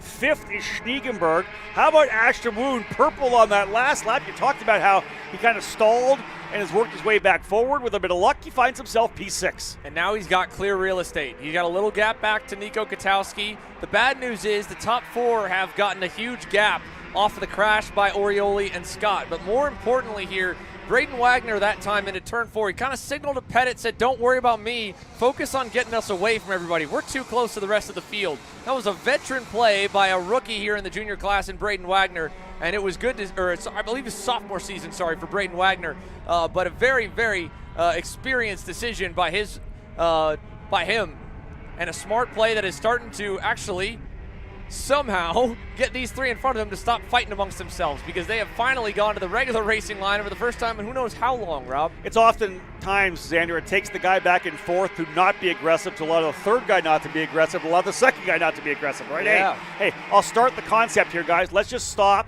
and start battling each other. Obviously, the guy in second, if he doesn't start attacking, that's going to change everything. But the 4 drivers there are all settled in. They have to worry a little bit about Schneegenberg behind, but right now we had a 4-driver breakaway to battle things around, because we're not even to the halfway point. Or was that just that? No, that's still 10. Still not yet. So yeah, it'll be crossed halfway flags next time by. Only still in the first half of this race.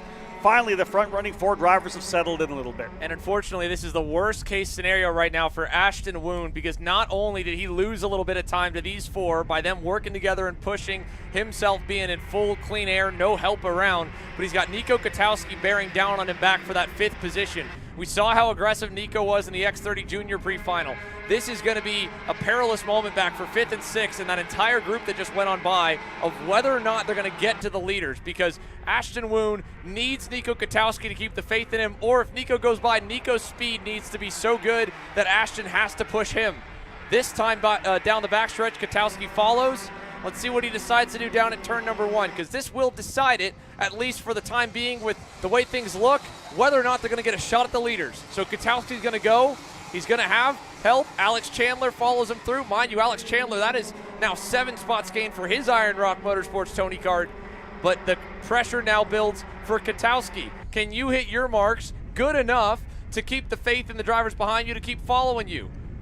Or will they go by and the battle will open up for 6 and we'll have just 5 drivers fighting it out at best for the lead and the win. Might be 4 as Schneegenberg's now outside the draft. And the interesting thing about it, Xander, is the fact that you only need 2-3 laps of hardcore racing up front where they're going too wide in a couple of these corners, 4 into 11. Only need a couple of laps. So if you can get close enough for those last 2 laps, you can put yourself back in the discussion for a race win. If you battle too much back there, like if these guys start fighting like crazy right now for 6th and 7th and 8th, they're going to pull themselves 100% of a chance to win. It only takes a couple of laps up front for these guys to bring everybody back into the fight.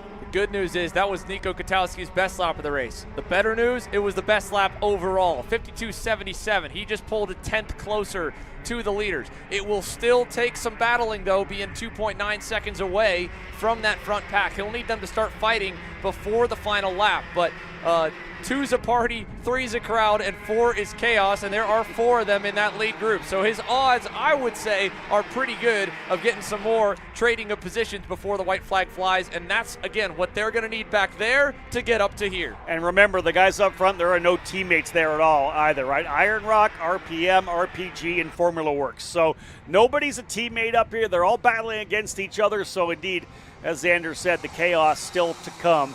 And we've seen it a lot of the disruptor, which was Travis Pettit. He was super aggressive early on, but we saw the same thing with Murphy, Wagner, and Orbezo as well. Every one of these drivers wants to start off the season here in KA 100 Junior Racing with a win in round number 1. And of those 4, the only driver without a national KA Junior win, the kid in 4th, Braden Wagner. This is a career best on the SKUSA Pro Tour for him. And for the West Coast representation, he's their lone dog in the fight right now here in your top 4.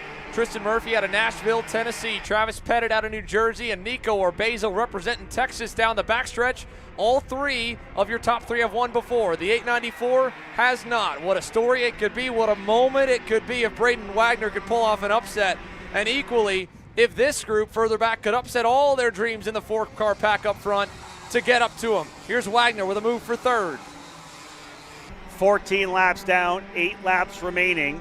Travis Pettit showing some patience here, probably for the first time in the race here today. Everybody was pretty hectic and pretty aggressive early, but now Pettit looks like he's significantly comfortable here midway through the race to stay right there with Orbezo, potentially thinking about the old days when you used to try to drop the last driver off the back of the peloton, make it 4, make it 3, make it 2. If you're 2, you're in the right spot. So we'll see whether or not this happens. Although Braden Wagner has gone by. Wagner has gone by Murphy. He goes to P3. There's the next group lining up. Love this. This is 1, 2, 3, 4. Then 5, 6, 7, 8. All lining up. Good stuff. Further back, Schniegenberg, Katowski, Chandler, and Woon. Katowski now the driver to the front of that group. And as Xander mentioned, purple lap as well a couple laps ago. Katowski, fastest driver on the racetrack. And he is the locomotive leading that train to potentially get back into the fight.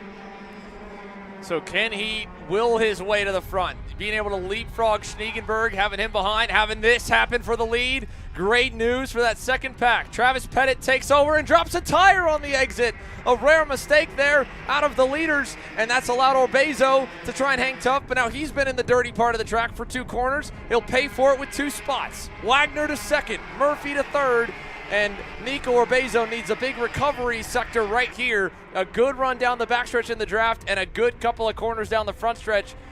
All the while, that second group continues to bear down. It'll be 16 complete, 6 to go. Travis Pettit trying to strike again to win last Sunday. Looking for the first win at the first opportunity here this weekend. I'll tell you what I like about this. They're doing exactly what I wanted them to do back in 5th, 6th, 7th, and 8th. Work together enough, and they've got at least somebody that's going to lead them, right? They've got Katowski putting down good lap times. The minute these guys continue to start battling like they are, when we go too wide near the end of this, like I said, it only takes a couple laps. These guys just being crazy and going too wide to allow that next group in, and Katowski is bringing them back. They are less than last time by. It was 1.3 seconds from Orbezo to Katowski. It ain't going to take much to have those guys back in this. This could be an 8-driver battle for the race win before it's all said and done here today. And mind you, this lap, because Travis Pettit, even though he made the pass for the lead, went off and dropped the right side tires in the dirt, has been a recovery lap. So even lap to lap, head to head, that second group should be quicker. Let's see what the times show as they hit the timing loop here. 17 laps complete now. 5 to go. It was a 53.3 for Pettit. It was a 52.95 for Nico Katowski. So that was a half-second blow to the lead group right there. 1.3 back from the lead, but more importantly, 9/10 back from 4th, and it'll get shorter now. And in fact, that second group realizing that they can start to fight. Alex Chandler now goes to 5th. Change for the lead again. Braden Wagner now out front. I almost think it was too early there, especially knowing that Katowski was setting the pace. Chandler decides he wants to go up into P5. He'll lead that next group. Is that going to hurt them? because Katowski was most definitely reeling them in. But here we go. They are too wide coming down the straightaway down into turn number 11. Yeah, Katowski knows he's got to go back to P5. Sends her deep to the bottom of the racetrack, slides it by the apex to the exit of turn number 11 up to 12. Katowski on the barrel art back to the P5 spot, that chase position. And again, look how close they are, Xander. It's about 3 or 4 kart lengths. That's it from Murphy back to Katowski. And good stuff now. Orbezo somehow worked his way back into the lead when they went too wide.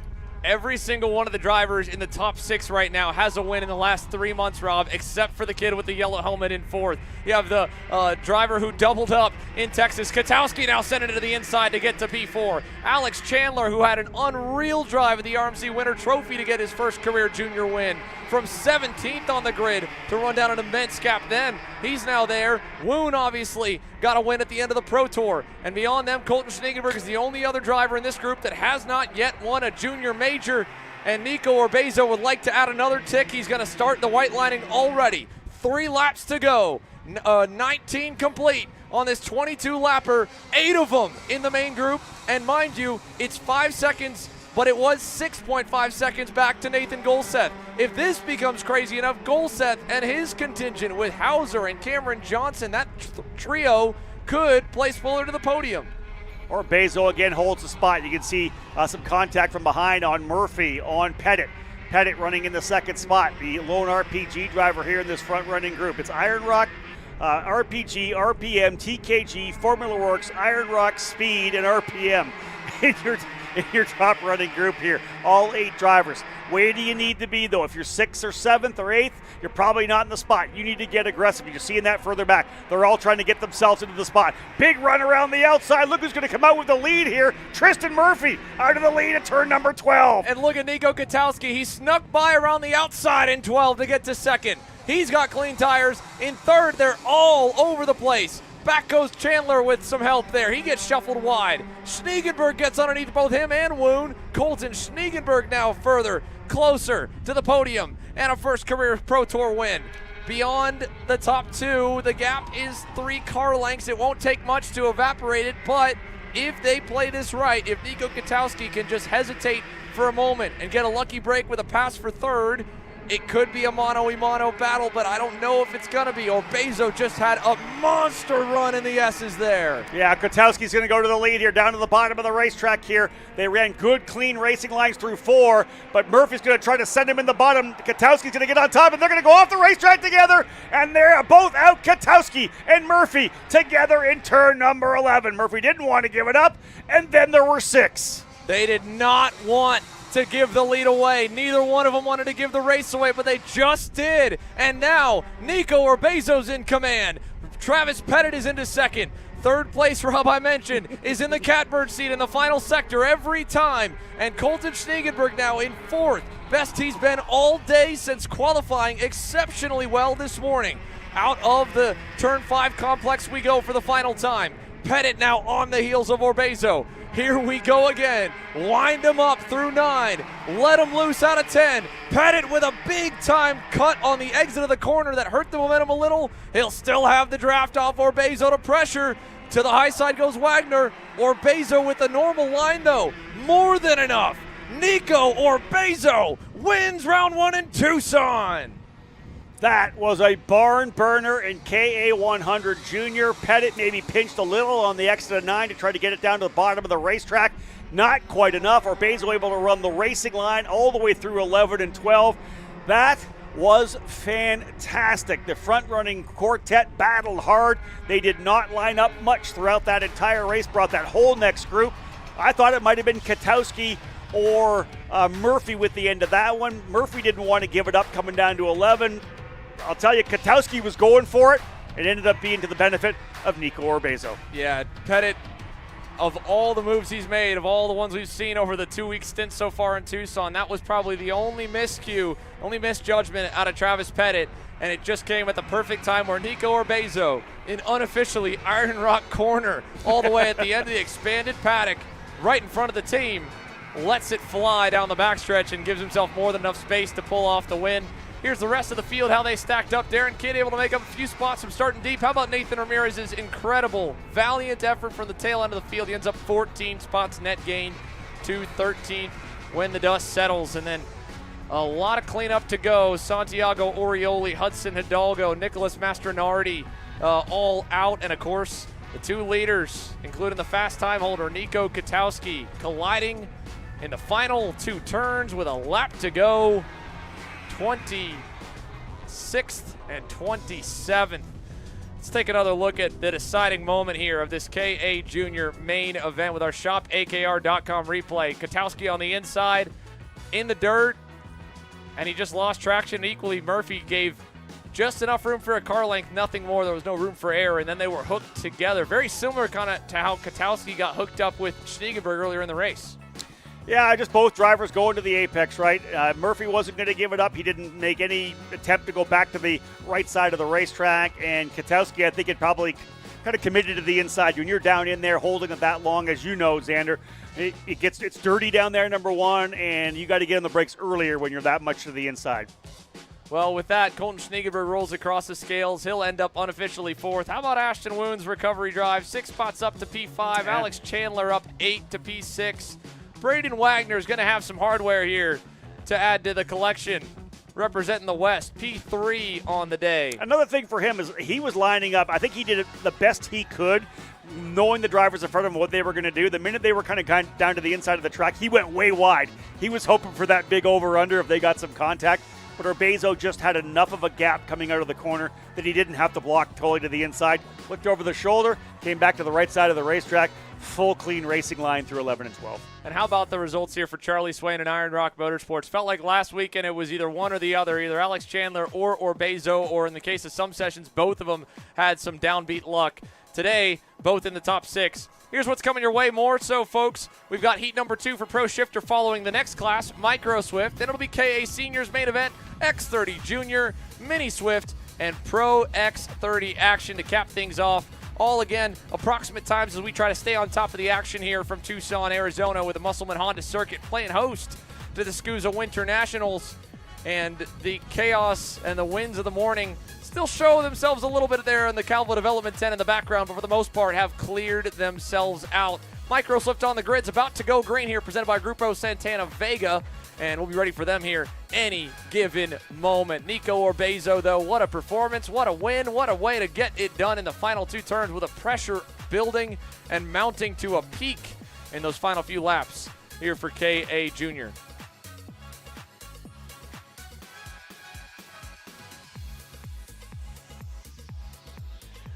But nonetheless, karts have fired. We're about ready to roll with Grupo Santana Vega, Micro Swift, the youngest superstars on the SKUSA Pro Tour. Time for some new faces to establish themselves, with many of the stars of last year advancing to the Mini Swift category. It is a new face on pole, Bo Wyatt in the 251 Bannock machine.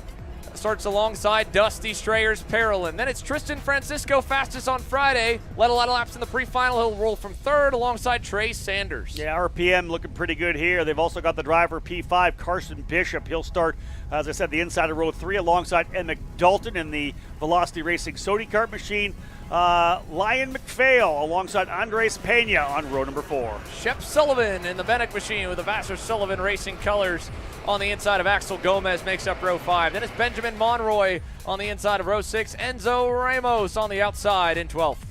Wiley Lee going to start 13th alongside Kip Knaus. Knaus with the speed to run up front. A little issue there in the pre-final. He'll be attacking from the outside of row 7. AJ Burrell and Rodolfo Garza on row number 8. Cohen Scott and Sebastian Kim roll from row 9. Then it's Jack Katowski with some issues at the start of the pre-final alongside Michael Dean in row 10. Dan Dukalescu, Chase Zollman, and the final 2. Aiden Mainville, Timothy Bordachenko. Micro Swift, green from Tucson.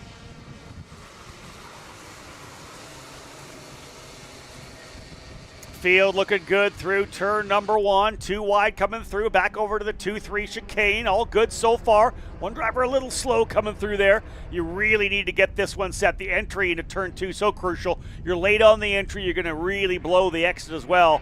All these drivers did a good job getting things underway early here right now. It is that 251 of Bo Wyatt, leveraging the pole position to be able to stretch away early. A couple of kart lengths as they work their way through the S's into the first time. was a good start for Canals. He's able to now get ahead of Shep Sullivan, who's easy to spot in the black and yellow, and what a phenomenal start for Jack Katowski in the 204. He's already about halfway up the field now from 19th on the grid. He's in that red and white TKG Bureau Art back there. And you can see he split the difference on the opening lap. Much better start, of course, then ended up spun backwards in turn 1 like he was in the pre-final. 1 lap underway. Battle for second here between Strayer and Francisco, and we go down to hear from our most recent winner. Caleb Viesca has Nico Orbezo. Yeah, Nico, just right place, right time to get the win here, the first one at the SKUSA Pro Tour. Just tell me about that race and tell me how this feels. So it feels so amazing to win again, especially here in SKUSA, the biggest championship. And just had a white line at the end when they got around me and knew that something was going to go down when they were through the grass, so just kept it. And again, I was talking to your dad. Your mom's watching on from home. Your brother's got a tournament this weekend. What do you want to say to your mom, and who do you want to thank? So thank you to my mom for watching this whole weekend in general. Thank you to my dad for being here and mechanicking. Thank you to all my brothers for just cheering me on. My school teachers for being here. Charlie for coaching me. All of Iron Rock for being such great teammates. P1 Engines, Alpine Stars for giving me some good gear. And yeah. Well, there you guys have it from Nico Orbezo. Looking to get one more later on tomorrow. Thank you, Nico. Thank you. There you go. What a start to the year for this kid. Incredible. He has won a bunch of races here in Q1 to start the season off. As I said, he was our driver of the month on eKarting News in February for winning both the SKUSA Winter Series and the Florida Winter Tour. Now he locks up a Pro Tour win. This kid is off to a fantastic start for 2026. Great interview, by the way. I love that as well. Giving thanks to the people who are there to support him and his dreams of continuing to win races. Love that stuff. So, yeah, no, so 2 laps complete here indeed. Nico Orbezo, like you said, though, great start to the year for him. How about starting your year on a high like Bo Wyatt has been here? Great start for the Bennett machine out in front over Tristan Francisco and Dusty Strayer. They've pulled away a little bit from Trey Sanders. There hasn't been much that we missed there in the side-by-side action looking at it all. It's just kind of been a waiting game, really, to see when the 204 gets high enough on the pylon to really get into the spotlight view. It was not the fastest that time by. That was Francisco, but Katowski is up to 8th and still climbing. You know, Xander, ironically, it's normally the more mature drivers been around a long time where we expect to see really good racecraft, right? The way to understand how a race plays. A lot of the times, though, it's the micro Swift leaders, those guys that are running first, second, third, fourth, top 3 who work together. We don't see it in all the other groups, right? They battle like we just saw in the junior category. A lot of the times these micro groups are going to see first, second, and third lock on each other. They're going to race the entire distance to the last lap and then battle out on the last lap. If that works out for Wyatt, Francisco, and Strayer, they may just be on the podium already. They've got 1.3 seconds on Trey Sanders, who sits in the 4th spot. Pena runs 5th, Monroy in 6th. So there's an opportunity if these guys up front work together that they could potentially pull away. It's even potentially slotting down into a 2-driver battle. It's the thing that I used to call so many years ago with guys like Sage Karam and Santino Ferrucci, where they would just pull away, run second, and then go for the race win in the last lap. I love that about the micros, where you tell them what to do, and a lot of the times they just do it. Yeah, it might take 1 or 2 times to lose a race by not listening to you, and then eventually it comes around, right? But for Jack Katowski, he's figured it out, and sadly, it seems like those two, sadly in his case, have equally figured it out as well. Bo Wyatt and Tristan Francisco just locking in arms and trying to log in some laps right now. Last time by a full 2/10 clear of what Dusty Strayer was able to do. They've just about dropped him off the back of them. And as we see Katowski look for another spot, this one is going to be on Bishop there in the 216. Carson Bishop goes backwards 1. And so for Jack, an uphill battle remains now as he works to the back of Andres Marcelo Pena.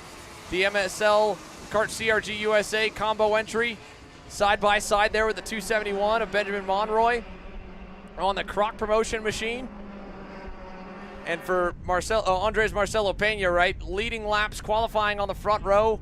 It's got to be a little disheartening to, just lose a spot there. 2 for 1 move by Jack. Beautiful thing about that turn number 4, if you do get that kind of run you need out of the 2-3 combination, and you dive back to the bottom of the inside there, just like what Jack did there, boom, straight through, and you were out of that corner with a couple of spots. He's now up to P5.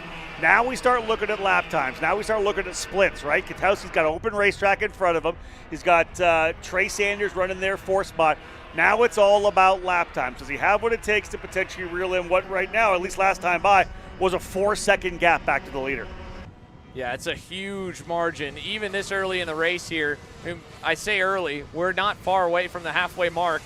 It's a valiant effort here for Jack Katowski. Certainly, with the speed that he's gotten at the rate that he's tracking, he could be able to leapfrog with the draft off the back of Trey Sanders, who he's just about gotten within range of, and then try to get to Dusty Strayer to rip a third here to salvage the day. But in this class, usually when you look at the history books, as we see a big moment there, that was for the Karuck Motion Machine of Monroy. There's only about 3 to 4 true contenders that figure things out and get to the high level and rip out top 3 results all season long. So even a third may end up being a drop, or may need to be a drop for the eventual champion. So Jack Katowski, whether or not this race becomes a throwaway in the overall wide look at the best 5 out of 6 rounds on the title, doesn't matter. You still need to give it your all because you never quite know. But Tristan Francisco, Bo Wyatt, starting their season off at the moment, working beautifully in tandem up front and putting together what should be a massive points haul for the pair of them. Pena getting a bit of help here as well as he's locked onto the rear bumper of Katowski. Last time by, Katowski at 57.163, Wyatt 56.9, Francisco 57 flat. So Katowski is faster than everybody ahead of him, but first and second. Those two drivers working together, turning lap times right around the 57 flat mark. So again, the leader's doing a tremendously good job. 2 seconds out on Dusty Strayer. As I had mentioned before, we didn't see it in any other categories so far. Even in the Masters group with Bailey Murphy and Phil DeLeo, they battled enough to allow Josh Charchet to get back into the fight. Here comes Katowski. They've been able to get the run. They've got their way up onto Trey Sanders. They'll go to the inside, book it. He's through in turn number 11, finishes in 12. Jack Katowski now up into the 4 spot. Katowski 4th, Sanders 5th, Pena 6th. A little further back to Monroy and Bishop in 7th and 8th. And indeed, whether or not the lap times come, we're not even to the halfway point. That's the other thing about this. We're 8 laps down, and remember, it's a 20-lapper, so still 12 laps of racing to go. And again, the front runners haven't battled at all. Wyatt and Francisco, they're happy to run 1-2, as they should.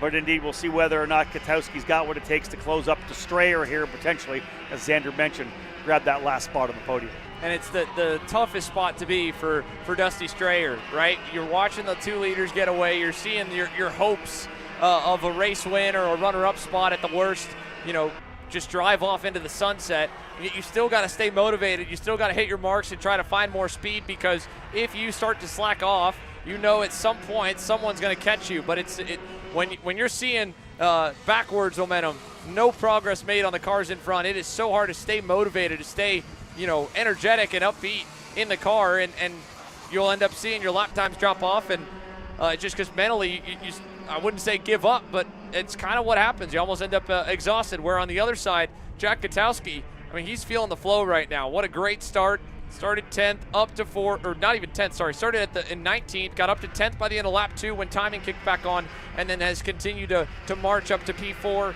and he can see visually the gap coming down from himself up to Dusty Strayer. Good graphic there as he's tracking to catch Strayer in just 5 laps based on the pace, the split. You can see them there, leaders 1, 2, 3, 4, 5, 6 right there. 7th and 8th a little further back as the small groups have kind of lined things up. Katowski most definitely bringing Sanders and Pena along with him. Pena now the driver up into the 4th spot. Sanders now 6th, and they are slowly reeling in Dusty Strayer. Last time by, quicker by about 0.2 of a second. They're 1.4 seconds back. That equates to around 7 laps. There's still 10 to go. So enough laps to potentially get him there. But again, we'll see how it plays out. We'll see if Pena continues to play nice and works as the wingman to get himself back up there. Because if he decides to start battling with him, that may be the best thing for Dusty Strayer. And that might be the only good thing for Dusty Strayer, the way this race has gone. He was there with them in the beginning. The speed it was close, and it still is close. It's just not quite enough. And if anything, even last lap by, an interesting note here at the halfway mark, Rob, and I say that halfway, it feels like it's been longer than that. We still have 10 laps left to go in this race for Jack Katowski to make forward progress, for Dusty Strayer to have to hang on, or for Tristan Francisco to hang on to Bo Wyatt. And it happened again. Tristan Francisco is losing touch with the race leader. Bo Wyatt is still lapping as fast as Katowski or anyone else on the racetrack right now at a 57 flat. I mean, nobody's really gone any bit marginally better, but he has opened the gap up to 6/10, and he might be able to run away to get his first career major. Yeah, good pickup on that, Xander. He was 3/10 faster on that last lap. Francisco does have the fast lap at a 56.683, but he did a 57.3 last lap, 6/10 off. So there's a possibility, as Xander said, if Wyatt keeps up these 57 flats, he could keep stretching it away. At 6/10 of a second, it starts being that margin where, maybe even Francisco doesn't benefit from the draft as much as he did before. Right. I mean, you run the risk now here for Tristan Francisco, if his pace is really starting to taper and fade off, that this group here that is now caught up to Dusty Strayer could reel him in, because Dusty was 3.9 back from the lead last time. He lost quite a bit the last lap around. Jack Katowski's going to make quick work of him. He'll get by on the inside lane right here to take over the position. So move Jack up now onto the box. That's third on the racetrack here for Jack Katowski from P19. So Xander, when I'd said 7 laps, we looked at the gap of 0.2 of a second a lap. When a young driver, maybe even any of us, when you hear a guy starting to chase you down, you start thinking about it. You start not wanting to make mistakes. He was 0.2 of a lap slower than Katowski, and then as Katowski closed, it was 0.6 of a second the next lap, and then this last lap, Katowski was actually almost 9/10 of a second faster. So the minute he was able to close up, maybe a little bit of a draft for Katowski, Strayer getting in his head a little bit, that's allowed Katowski to go now into P3. So there you have it for Jack Katowski to third, and now the battle, as soon as they caught up to Dusty Strayer, Trey Sanders and Andres Marcelo Pena are duking it out. Pena now back into the top 5, getting back around Sanders and defending a little. Strayer doing what he can to play his part here to get back further up the board, maybe get back onto the podium. He's pushing Jack Katowski along. They actually made a little bit of inroads towards Bo Wyatt. The first time we've seen the Bennick machine taper off in speed. He slowed about a couple tenths last time by. He was still faster and still pulling away from Tristan Francisco. But for Jack Katowski to make up that gap, what was probably impossible, at minimum improbable, had the two stuck together, since they've come unglued, now all of a sudden that he's got help with Dusty Strayer, who is seemingly being able to hang with him and push him along on the straights. This race, it is still possible for Jack Katowski to go from the second to last row of the grid and get up and challenge the top 2 spots, maybe the top spot, as they come out of turn number 12. There's 6 laps to go. The gap that time opened up. It didn't work in Katowski's favor. He lost some time. He needs this lap to be much better in the right direction. Otherwise, it'll about taper off at third, at best maybe second, if Francisco really starts to slow down. But seeing the lap times fade the way they are is a bit mind-boggling to me, Rob, because the micro class is not known to have kind of a lot of lap variance from beginning of session to end. Obviously, they're on their 3rd heat cycle of tires, but I don't know if that's a testament to either the track getting dirtier or, again, the tires truly heating up with this different surface that we've got here at Musselman Honda Circuit, because comparing to their best lap times and what they're running now, I mean, we're nearly a full second off. Yeah, 57.6 last time for Katowski, 57.8 for Francisco. Last time was 1.2 seconds off his fastest lap for Francisco, who had gone purple much earlier in the race. So Katowski only gaining a 10th. But look at this here. Katowski looked like he was able to roll through all of these guys. Now he's got Strayer's, Pena, and Sanders right there with him. Is there a potential issue? In fact, he's lost a spot. Strayer's able to get by. Did they go a little higher on the tire temps, knowing he started at the tail of the field, right? He did go from 19th to 10th on the opening couple of laps. Did they go higher on the tire temp to get him there? As all of a sudden, those tires starting to peak and maybe start falling off. Maybe, but the lap times don't tell us that yet, at least yet. I mean, certainly he should have gone quicker than a 57 flat, seeing as he was doing that on his own, but they still were going 3/10 up on Bo Wyatt that lap by. Now, this lap won't help, obviously. Jack's now gone back into third once again, and I think that was a byproduct of having a little bit of a better push down the front straight than the last couple of laps with Dusty Strayer being glued on him, and I think Dusty kind of stuck to his bumper a little too deep into the brake zone and caught Jack out of shape, and I think it happened again right here. I think Dusty Strayer is trying a bit too hard to push Jack Katowski forward. I don't think he's meaning to knock him out of the way, but he needs to back off a little bit sooner if he wants to be able to be a help and not a detriment to their cause. You can see even there, a little love tap in turn 1. Yeah, if they stop doing it, they're going to catch Francisco. They were almost a full second faster the last lap. They only gained it, even with all the issues, they gained a 10th on Francisco. It's a 2.5 second lead right now for Bo Wyatt. We're not watching this lead group right now, but Wyatt is checked out. Indeed, they are closing up on Francisco. This is good stuff here. This is 3rd, 4th, 5th, and 6th, all turning 57.8s, 57.7s, when Francisco was a 57.9. Couple of tenths there, and right now, honestly, it's 2.3 back. Couple more of these, 1 second off laps for Francisco, and he's going to find himself getting challenged here.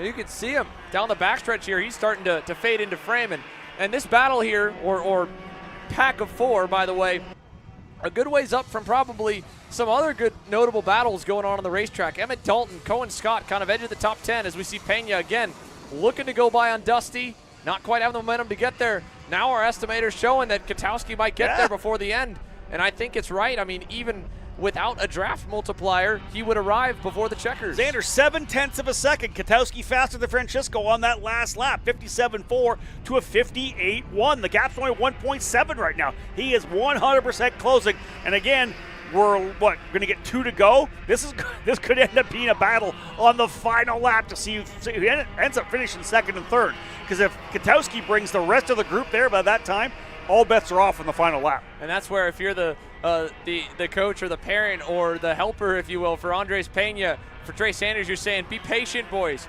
You're riding the magic carpet right now, and you're going to get to the top 3, or at least 2nd and 3rd in this case, and you're going to have a chance to get some hardware, but don't get caught up battling amongst each other and lose the draft at the top 2.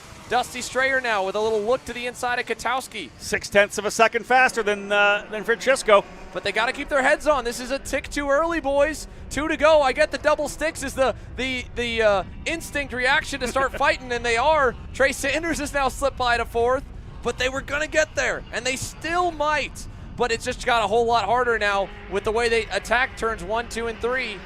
This last lap, I mean, it's going to be an edge of your seat kind of battle here if we get, or edge of your seat gap to see if we get the battle. Katowski now all on his own, just beyond the drafting window of Tristan Francisco. He needs to be perfect, flawless on the final run to get to him to fight for 2nd. And further onwards, Strayer back to the inside of Sanders. Hey, listen, if you're not Katowski right now, the way they've fallen back, battle out you can for that 4th position. Final lap on the racetrack right now. The gap as they come by. Again, what kind of lap times did Francisco and Katowski do? 1.2 seconds. In fact, they lost a couple of tenths to Francisco on that last lap. Not ideal for them there, as we see the grid is filling up for Pro Shifter. At any moment, these 46 drivers will bring the 6-speed gearboxes to life. The battle is on for the podium in Micro Swift. Bo Wyatt is long gone. The fight for 4th just got hairy right there in front of us as well. Wyatt into the S's for the final time. Francisco still trying to hang on and run out the clock ahead of Katowski. But how about this kid, Rob? Bo Wyatt, no one in sight as he heads for his first career major win. What a tremendous drive, able to pull away, qualifies on the pole for the race, and he becomes a race winner here in Micro Swift in 2026. Bo Wyatt winning round number 1 of the Superkarts USA Pro Tour. 2nd to Francisco, 3rd to Katowski, and the fight for 4th and 5th to the line goes the way of Strayer and Sanders, to the dismay of Pena. Drag racing beyond them. Benjamin Monroy hangs on over Carson Bishop for 7th. Shep Sullivan rips out another top 10, a consistent run for Shep, and Emmett Dalton picks up a net gain of a handful of spots from how the opening couple laps turned to crack the top 10 here at the end. Cohen Scott just off the front page here, but what a margin of victory, and to do it off raw pace. True. Bo Wyatt from the lead had a wingman and dropped him because he was that much faster. Impressive stuff. Congratulations to Bo Wyatt and Team Bennick on that performance. That was stellar. A pre-final win, and he backs it up with the main event win. Bo Wyatt victorious for the first time here in the U.S. on the national stage in Micro Swift. 3 main events concluded here from Musselman Honda Circuit in Tucson. And next up, the 2nd heat for Pro Shifter, presented by PSL Karting, heads your way from the desert.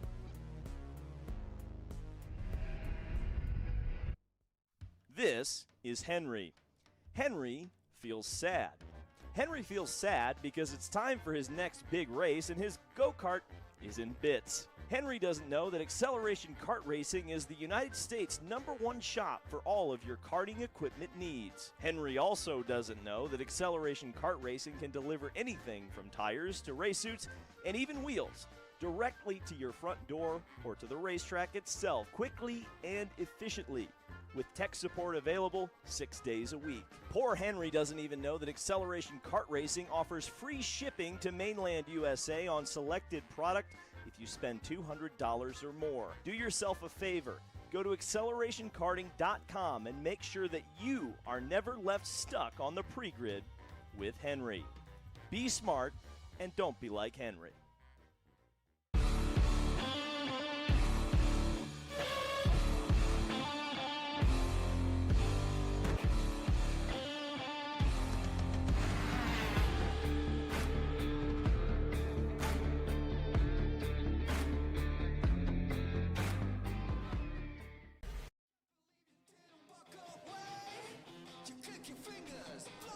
Time to get after it again with another standing start on tap for Pro Shifter. Gearbox racing action built in the DNA of Superkarts USA. Mateus Morgado and Marin Kremers qualified on the front row earlier this morning. And the start today, a wild one for the Brazilian. The Velocity Racing Sodi had a tire lockup going down to turn number 1. We went back over and re-examined the replay of that wild start from the first heat race, and it looked like there was some debris just in front of the pole sitter that he hit and might have trapped in the brake of the right front tire or the tire altogether. Either way, he slipped backwards. The rest of the field able to take advantage and go forward. None more so than PSL Karting's new leading man, Jay Irwin, from 5th from the 3rd row of the grid, able to charge through. He was in the dirt on the start, Rob. He ended up in 2nd by the end of the opening lap, and it was just a matter of time before he found his way past his former mentor, Marin Kremers, for the race win. Yeah, he just looked super relaxed out there too, didn't he? Nothing over anxious, wasn't making any crazy moves, just got himself to where he needed to be, trusted in the package, and got himself up to the front. So I think a fantastic start for Jay Irwin, gives him momentum coming into this one here. Obviously the points he needs to think about the pre-final for tomorrow, and again, all about putting together a couple of good results here today, and Jay Irwin off to a really, really good start. Equally, his PSL teammate Vincenzo Saraceno had a solid start in that one, and it all begins here at our Kart Class official track preview in the run down the main straight. 0.8 mile, 12 turns here at Musselman Honda Circuit. They'll start them right where they finish them on the run down to turn number 1, where we'll measure the whole shot, and you'll see a number of passes as it drops downhill with a little bit of elevation. Then you climb back upwards into the chicane at turns 2 and 3. And a big passing zone that we probably didn't expect to see as much was into turn number 2 in Heat 1. Then, of course, turn 4, turn 5, both great opportunities into the S's. Turns 9 and 10 tune you up for the major backstretch run into turns 11 and 12 here that have provided already a number of exciting finishes. And they have yet to give us fireworks in Pro Shifter. We've only seen them race once. Let's see them get after it again here. Heat number 2 as the engines come to life down on the grid gives us a chance to run you through a little bit more of the storylines coming into the afternoon rotation of sessions. Caleb Biesca standing by down on pit lane. We'll have a little bit of intel with us. Caleb, what do you have for us here as the All-Stars head onto the circuit? Yeah, Xander, I spoke with Marin Kremers and I asked him where the comfort has really come from this weekend on a new chassis, on a new team. And he says this Maranello drives very similar to the Burrell Art that he was on for over a decade. And again, I asked him as well, Jay Irwin, where was he better than you? And he said a minor carburation adjustment and a gear change should get him up ahead of the number 6.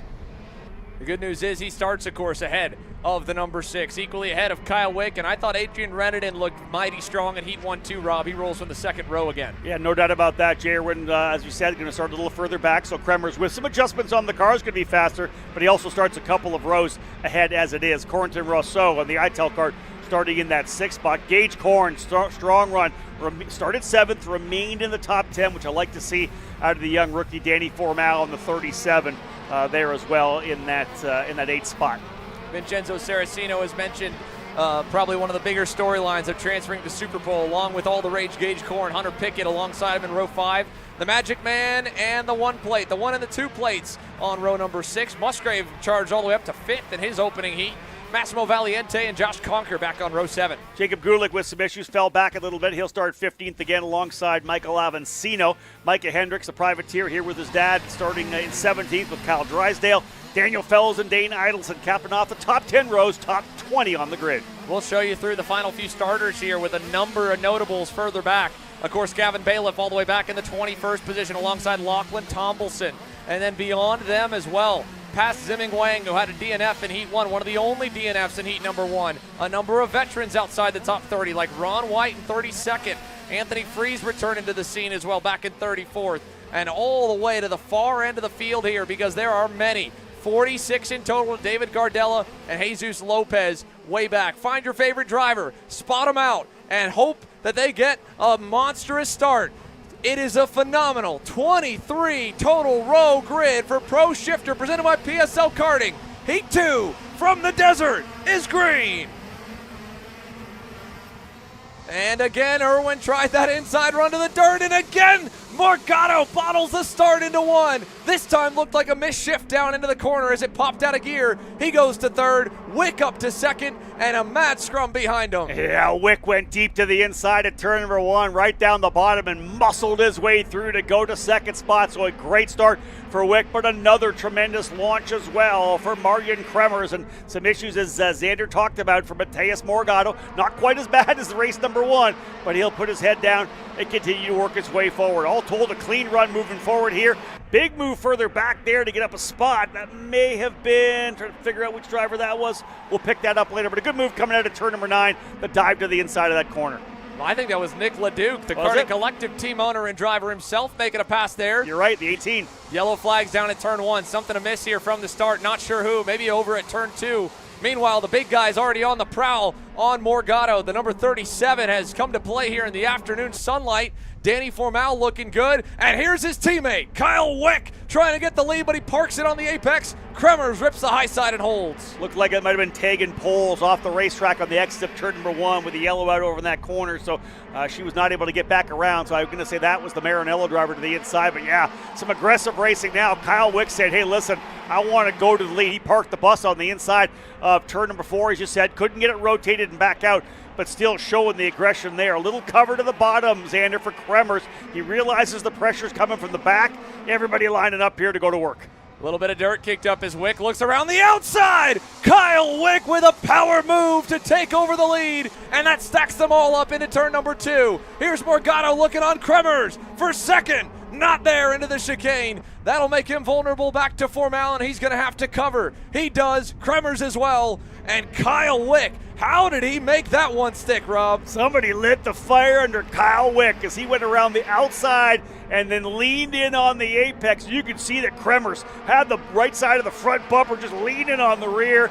Both back on power coming out of the corner and was able to hold him off. And indeed, maybe lucky for Kremers, able to hold off Morgado as well. Morgado, a little adjustment on the brake bias coming down the straightaway. Little bobble there for Kremers as the front end kind of hopped on him there in the inside at turn 11. He is once again looking vulnerable in the opening few laps. Needs to find a little more speed and comfort here soon. Formal beating away at the rear bumper of Morgado. He wants past the number 5. Right now, not able to find a gap here on lap number 4 as the yellows wave again, this time going through turn 3. That is heavy damage to one of the CRG machines, and that is 2 collected. Looks to be Ashton Hankel as one of them, trying to figure out the CRG that was collected with him. I believe it was Noah Zars. No, Charles Gauthier, the driver involved on the barrel art, but Noah Zars, Charles Gauthier.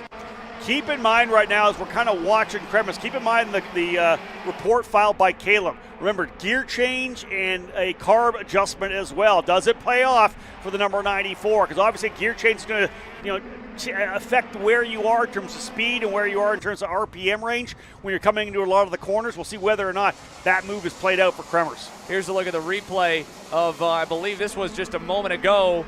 Oh no, this is off to the side right now. That's the 18 of Leduc into the scale lines.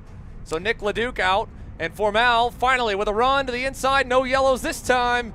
Move the 37 up to P3. We were watching Musgrave also make some hay further back in the pack, trying to pick up spots, and Jay Irwin has had enough of Adrian Reneden. He just put the bumper to the Frenchman and moved him out of the way. Big move to the inside at turn number 5. He'll take that spot coming through the S's right out of turn number 9 and 10. And there's open racetrack right now for Jay Irwin. He won that first heat race, wants to get back up front, and he had to displace the drivers in front of him if he wanted to continue the move forward. Can't just settle back there and watch other drivers go to work, especially when you think you're the guy that's going to come out as the outright race winner here in round number 1. Kyle Wick, the 4-plate for the second consecutive year, Rob. We talked about all the craziness that happened in Indiana for the championship to decide it. Remember back to Houston, he won the opening heat race. He spun out of the lead in the second heat race. He doesn't have that heat race bobble and go all the way to the rear and give up all those points, and then the pre-final and the final. He finishes in the top 5 in Cincinnati. He runs good in Indiana. He could have gotten himself his 3rd career Pro Tour title. However, that was not the case. It was not the year, and Kyle Wick now wants revenge here in 2026. You know, one thing, a good field of drivers. We get a move here for Musgrave a little bit further back as he makes the move to the inside of Rousseau to take that spot. That will, I believe, be for 7th position. How important do you think it is early on in the opening race of the year? Yeah, there was a good field of shifters at the Winter Series. 47 here. This is it. This opening day, how important is it that you make your stamp like Irwin did, like Wick's doing right now? Again, Irwin going to work here right now on Morgado, sending it to the inside. How important is that you put down and you lay your stamp on this year? It's about setting the tone. I mean, this is the big gap, right? Round 1 has a lengthy gap until we get to rounds 2 and 3 in the summer with only a couple of weeks between them. So this is sending a message to the field, putting them on notice, and equally giving yourself and your team some confidence. But Jay Irwin, that time, that move wasn't successful. It has not been as easy going for him to get up the road through the pack as we got another retirement. That is the number 20 that is off to the wayside there. Dane Idelson, the Californian who probably doesn't have the full Pro Tour committed at this point here. He has had a valiant effort this weekend just to get here and onto the grid. Unfortunately, he'll be a little further back on the starting order tomorrow in the pre-final because of that. And here for the lead, stacking things up, Kyle Wick is feeling the pressure from Marian Kremers, and he is starting to slow things down. Kremers, once again, has come to life a little bit in the second half of the heat race. He is tracking phenomenally well in the points with Irwin just on the outside edge of the top 5 right now, so he doesn't need this heat win. Would it help? Would every point help? How many times have we seen that? Kremers, mind you, won that first championship, I think, when we got it wrong by 1 point over Billy Musgrave. So it all adds up by the end of the season, although it just doesn't look like he has the stability in the rear to hang on. On the other end, Irwin does. He makes a move, and now Reneden's under fire from Musgrave. Yeah, I was just going to say it's only a matter of time for Irwin to get by Morgado. He was just looking every possible inside run. I wasn't able to pull the trigger on it, but just kept putting the moves in. I think, yeah, there's Musgrave by Reneden as well. So, yeah, Billy Musgrave looking very confident as well. It makes you wonder what would have been the story of the day if that pipe doesn't burst a hole through itself at the start of Super Bowl. That's exactly it. Instead, he had to start in the 12th spot, not potentially challenge for something up front. Good run for him. He's got himself now into the 6th position. Irwin's got a spot up, so it's Wick, Kremers, Formal, Irwin, Morgado, and Musgrave. Reneden 7th, Rousseau 8th, Myers 9th, Gage Cord trying to hold on for another 10th place finish, or top 10 finish. I should correct myself. It will be the 2nd, I believe, pro shifter title for Kyle Wick, not the 3rd, but nonetheless, an established star. And now his teammate, another established star, getting passed by an establishing star. Jay Irwin's up to P3.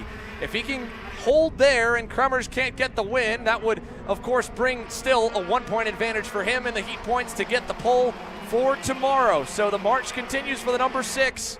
You said, yeah, the Winter Series gives you a teaser. It's a little bit of momentum building. Well, Jay Irwin was unbeatable when everything else was working to perfection equipment-wise in Texas. And now, with the world stage here, 47 drivers, he is still the driver probably to have your stopwatch on tomorrow in warm-up. Fastest on the racetrack, beaten by only one. The number 1, the one who got the better of him last year, Billy Musgrave, back there in the 6th spot.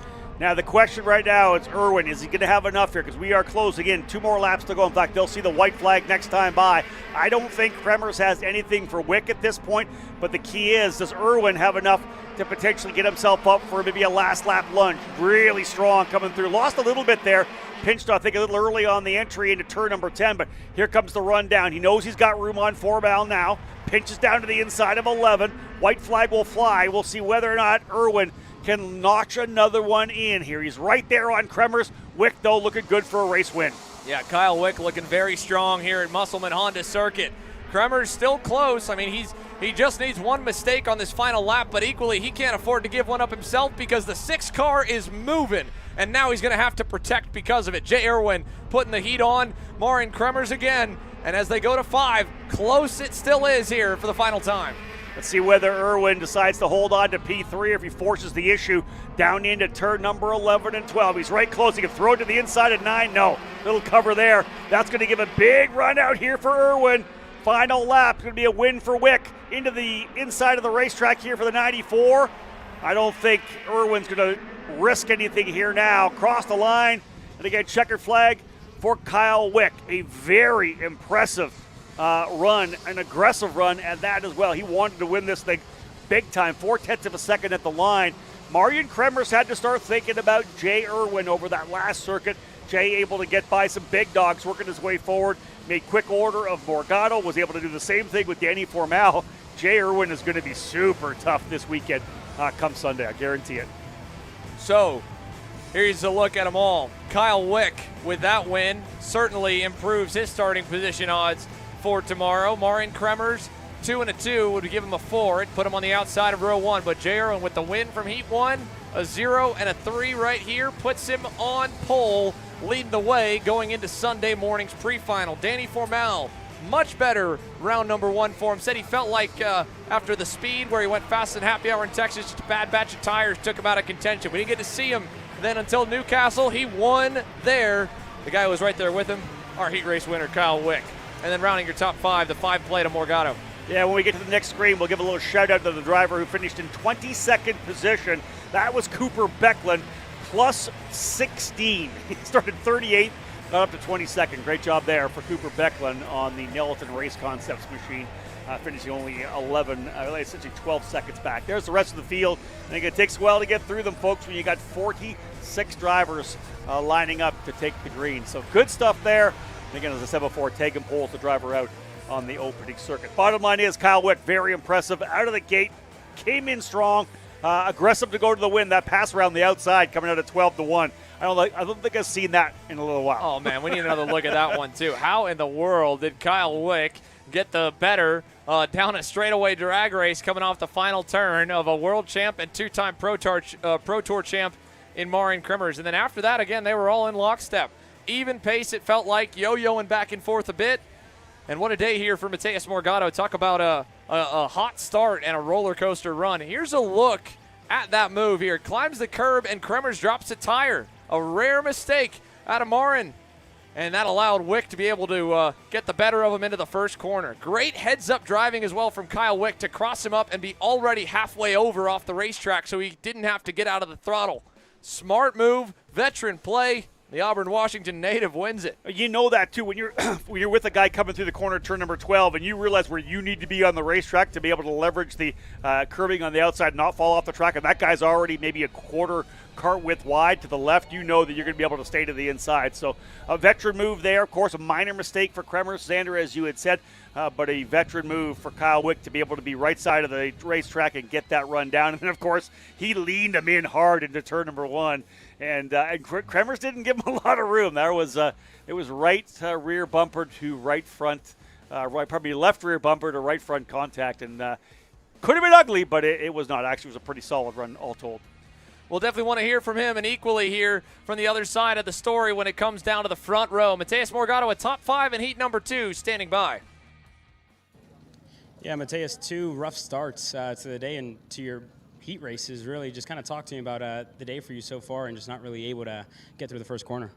Yeah, first heat I had a lockup by my mistake, and the second heat I got pushed from behind, which caused me to lock up, otherwise I was going to hit Marin.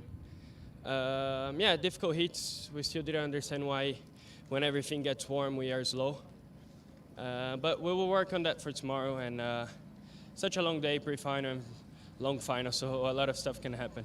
Can you elaborate further on that? What do you feel like you're missing whenever the kart comes up to temp? I'm not sure. If I knew, we would have solved the problem a bit earlier already. Thank you, Mateus. Best of luck tomorrow. Thank you. Indeed, Mateus Morgado quick in the colder conditions this morning, but like he said, speed-wise, not bad, just not the leg up on the field. If you go head-to-head on best lap time, he was 2/10 off of what Billy Musgrave was able to hit. And a tip of the cap here to the factory carts crew, only driver in the 47-second bracket, Rob. Yeah, and I think when you talk about the fact that when you're in this top 10, the guys that are super fast with a shot at winning, if you're like he's 2/10 off and they're missing something, right? So you can't be that. You need to be right there within a tenth, half a tenth kind of thing. When you're a couple tenths off, you're going to get eaten up. You're going to go backwards, and that's what we saw with Irwin. He was just so good there, was able to ultimately get by Morgado. And I said, I feel to me like it was only a matter of time. Even though he had tried a couple times and Morgado had been able to defend, it just felt like you were not going to be able to stop Irwin coming through. And not surprising when you look at the fastest laps. He's got a pretty decent lap of 48 flat for Irwin. Morgado with 48.1, right? A tenth of a second puts you back in fifth, not up in third. Yeah, it needs to be just a little bit more here for Mateus Morgado to bring the fight all the way forward. That being said, Kyle Wick, on the other hand, is on top of the boards as we close out Pro Shifter here on Saturday. Let's go hear from him. Yeah, Kyle, what a end to the Saturday here. Just talk to me about the pace, talk to me about the weekend up to this point, and talk to me about Heat 2. Yeah, it's good rebound from Heat 1. I just did a bad job managing the race in Heat 1. I don't think I shouldn't have been 8th. So it's just a good recovery from where we started Heat 1. And again, I saw you and Danny standing here talking with Gary Carlton, team owner. What are you guys kind of talking about? What are you guys looking to find maybe for tomorrow or even for the Superheat? Yeah, it just looks like we need maybe a little bit more to stay out front. So Gary was just telling me where I was losing, and I'll watch the kart chase it later and analyze the race some more, and we'll go from there. And again, a huge 180 from pretty much speed sports a year ago. Yep. To be in here and challenging and winning races. How good does it feel to be up here at the front? It's good. We've been working really hard all summer and all winter. Obviously in Vegas, we had a good showing on track and just trying to keep it up front. Thank you, Kyle. Rest up, and we'll see you tomorrow. Thank you. And again, execution, the name of the game. Not to knock on Kyle Wick at all. Heat 1 winner back at Speed Sports. We're getting ready to roll here with KA100 Senior. Much different story, a year removed though for Wick. An improvement from Heat 1, and then executing in Heat number 2 to get that race win. Stacked grid here for Kart CRG USA KA100 Senior. Diego Ramos on the pole. Caden McQueen is now starting on the outside of row number 1. Paulie Massimino and Chase Gassiet Lee on row number 2. Yeah, like you said, stacked field for sure. Jackson Gibson, Chase Hand on row number 3. Alexander Vanchev, one of the rookies everybody's watching here in 2026 after his stellar junior run in 2025. He'll start 7th alongside Caleb Gaffera, who just like Vanchev a couple of years ago was the outright top junior in the country. So then going from Vanchev and Gaffera to Isaac Malcutt and Matt Cagle, another couple of top juniors now making the jump up to KA Senior. Dean Peterson on the inside of row 6 alongside Christopher McKeith and Jose Halfen, who's had a brutal day. Qualified great, fell back in the KA race, and then had a DNF in the Pro X30s alongside Harrower. Gavin McCoon and Cooper O'Clair. Shout out to Christopher McKeithen, 18th birthday today. Hopefully he has a good run. Spencer Smith, Fitting and Bailiff right there as well. Field working their way up, and you can see the stragglers coming up into the staging lanes. A couple of guys late to get there. Green flag flying, and we're underway, and Ramos able to take that lead early. Big run around the outside there for Gassiet Lee. Oh, and we've got a number of drivers off the racetrack hard into the tires on the exit. That was through the kink, and those are our drivers further back in the field.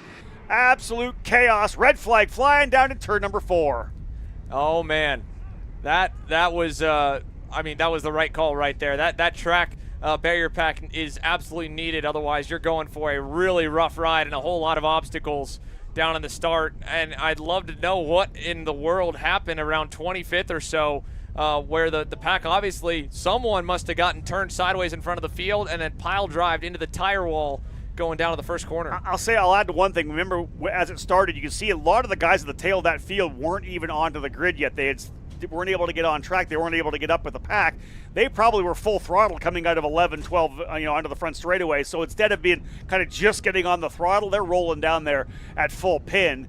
And all it takes is someone to get around. And again, there you have red flag flying. We have the ambulance running here as well. Tough to see impact like that further back in the pack. Well, there you go. KA Senior under red flag conditions here, right as we tried to get them going. Unfortunately, that'll put us a little bit behind schedule. On the good news, it is still only just the first of 4 sessions remaining on the day. We'll take a quick break, come back with more updates. KA Senior stopped before we could truly get underway for their main event. We'll be back.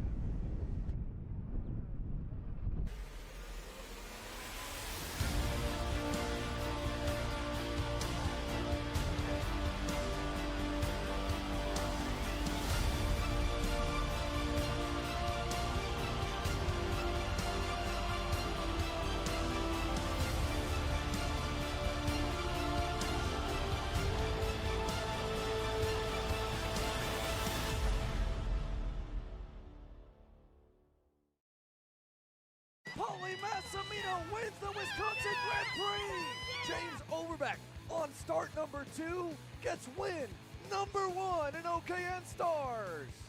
On track or off, Brandon Jarsakrak Racing delivers elite performance. Led by 4-time Pro National Champion Brandon Jarsakrak, our team masters driver coaching, data-driven analysis, and mechanical precision at every national event. Contact us today at BrandonJarsakrakRacing.com.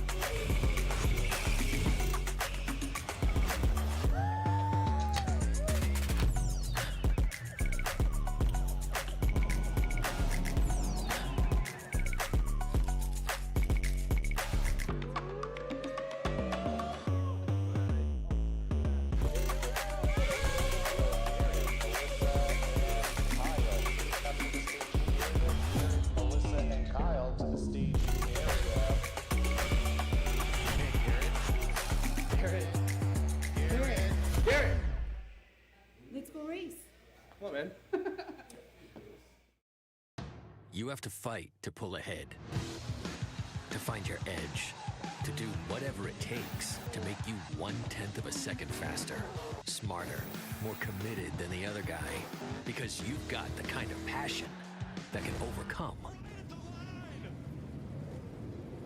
the impossible.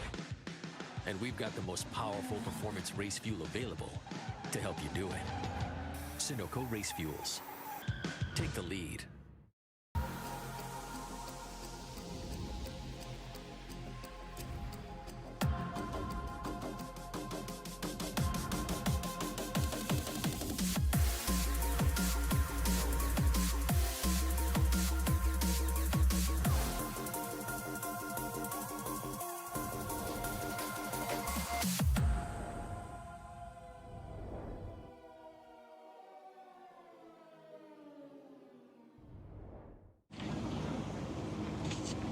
Kyle, what are you doing? It's got my new Greyhound seat. You don't even have a cart.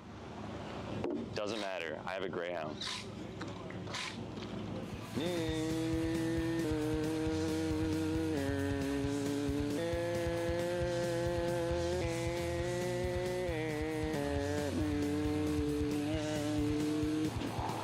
Look at this Kyle Cuthbertson. Doesn't even have a go-kart. Doesn't matter.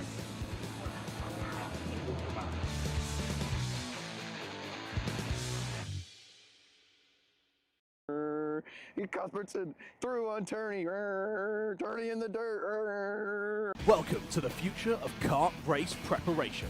Kart Sim Pro North America. Featuring laser-scanned North American kart circuits and precision-tuned kart physics developed using real telemetry, dyno and tyre data, Kart Sim Pro North America delivers the most advanced and realistic kart simulation experience available today. Whether you're training for race day, refining your lines, or shaving tenths off your personal best, Kart Sim Pro gives you pro-level insight without leaving your home. Trusted by world champions, coaches, and karting enthusiasts alike, this is where virtual practice translates into real-world performance. Experience the thrill, the challenge, and the edge. Kart Sim Pro North America. Use code CHASER20 to get 20% off today.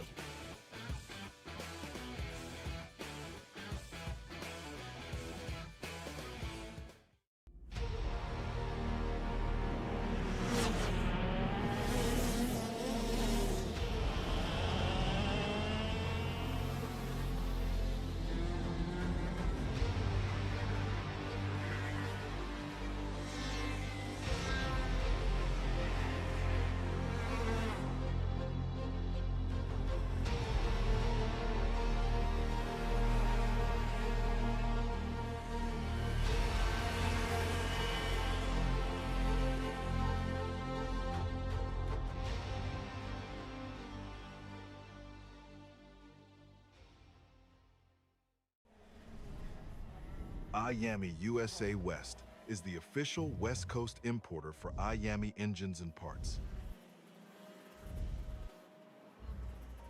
Our dedicated and knowledgeable staff have a combined 50+ years experience in the sport and can help you with all of your needs.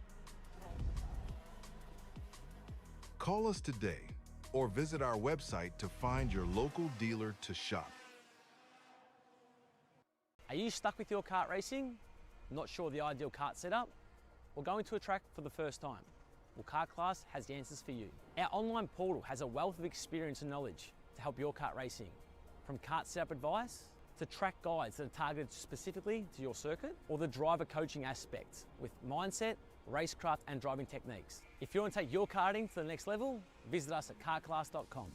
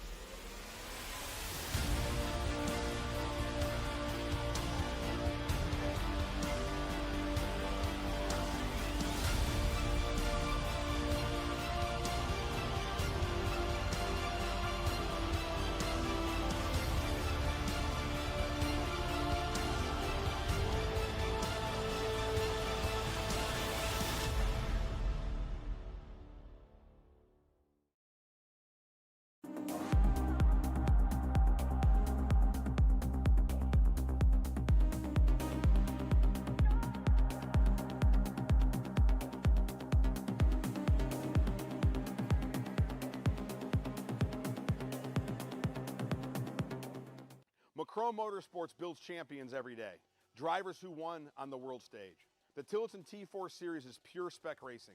Same engine, same chassis. When you win, it's because you were the best that day.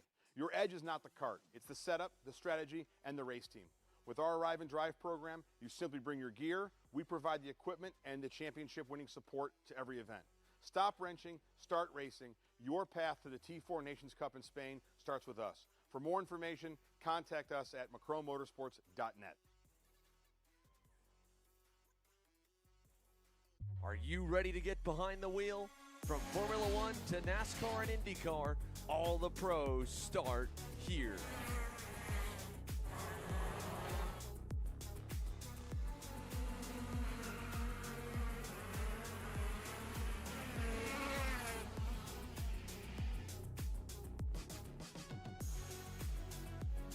For more information, check us out online at mcckarting.com or call us and go racing today.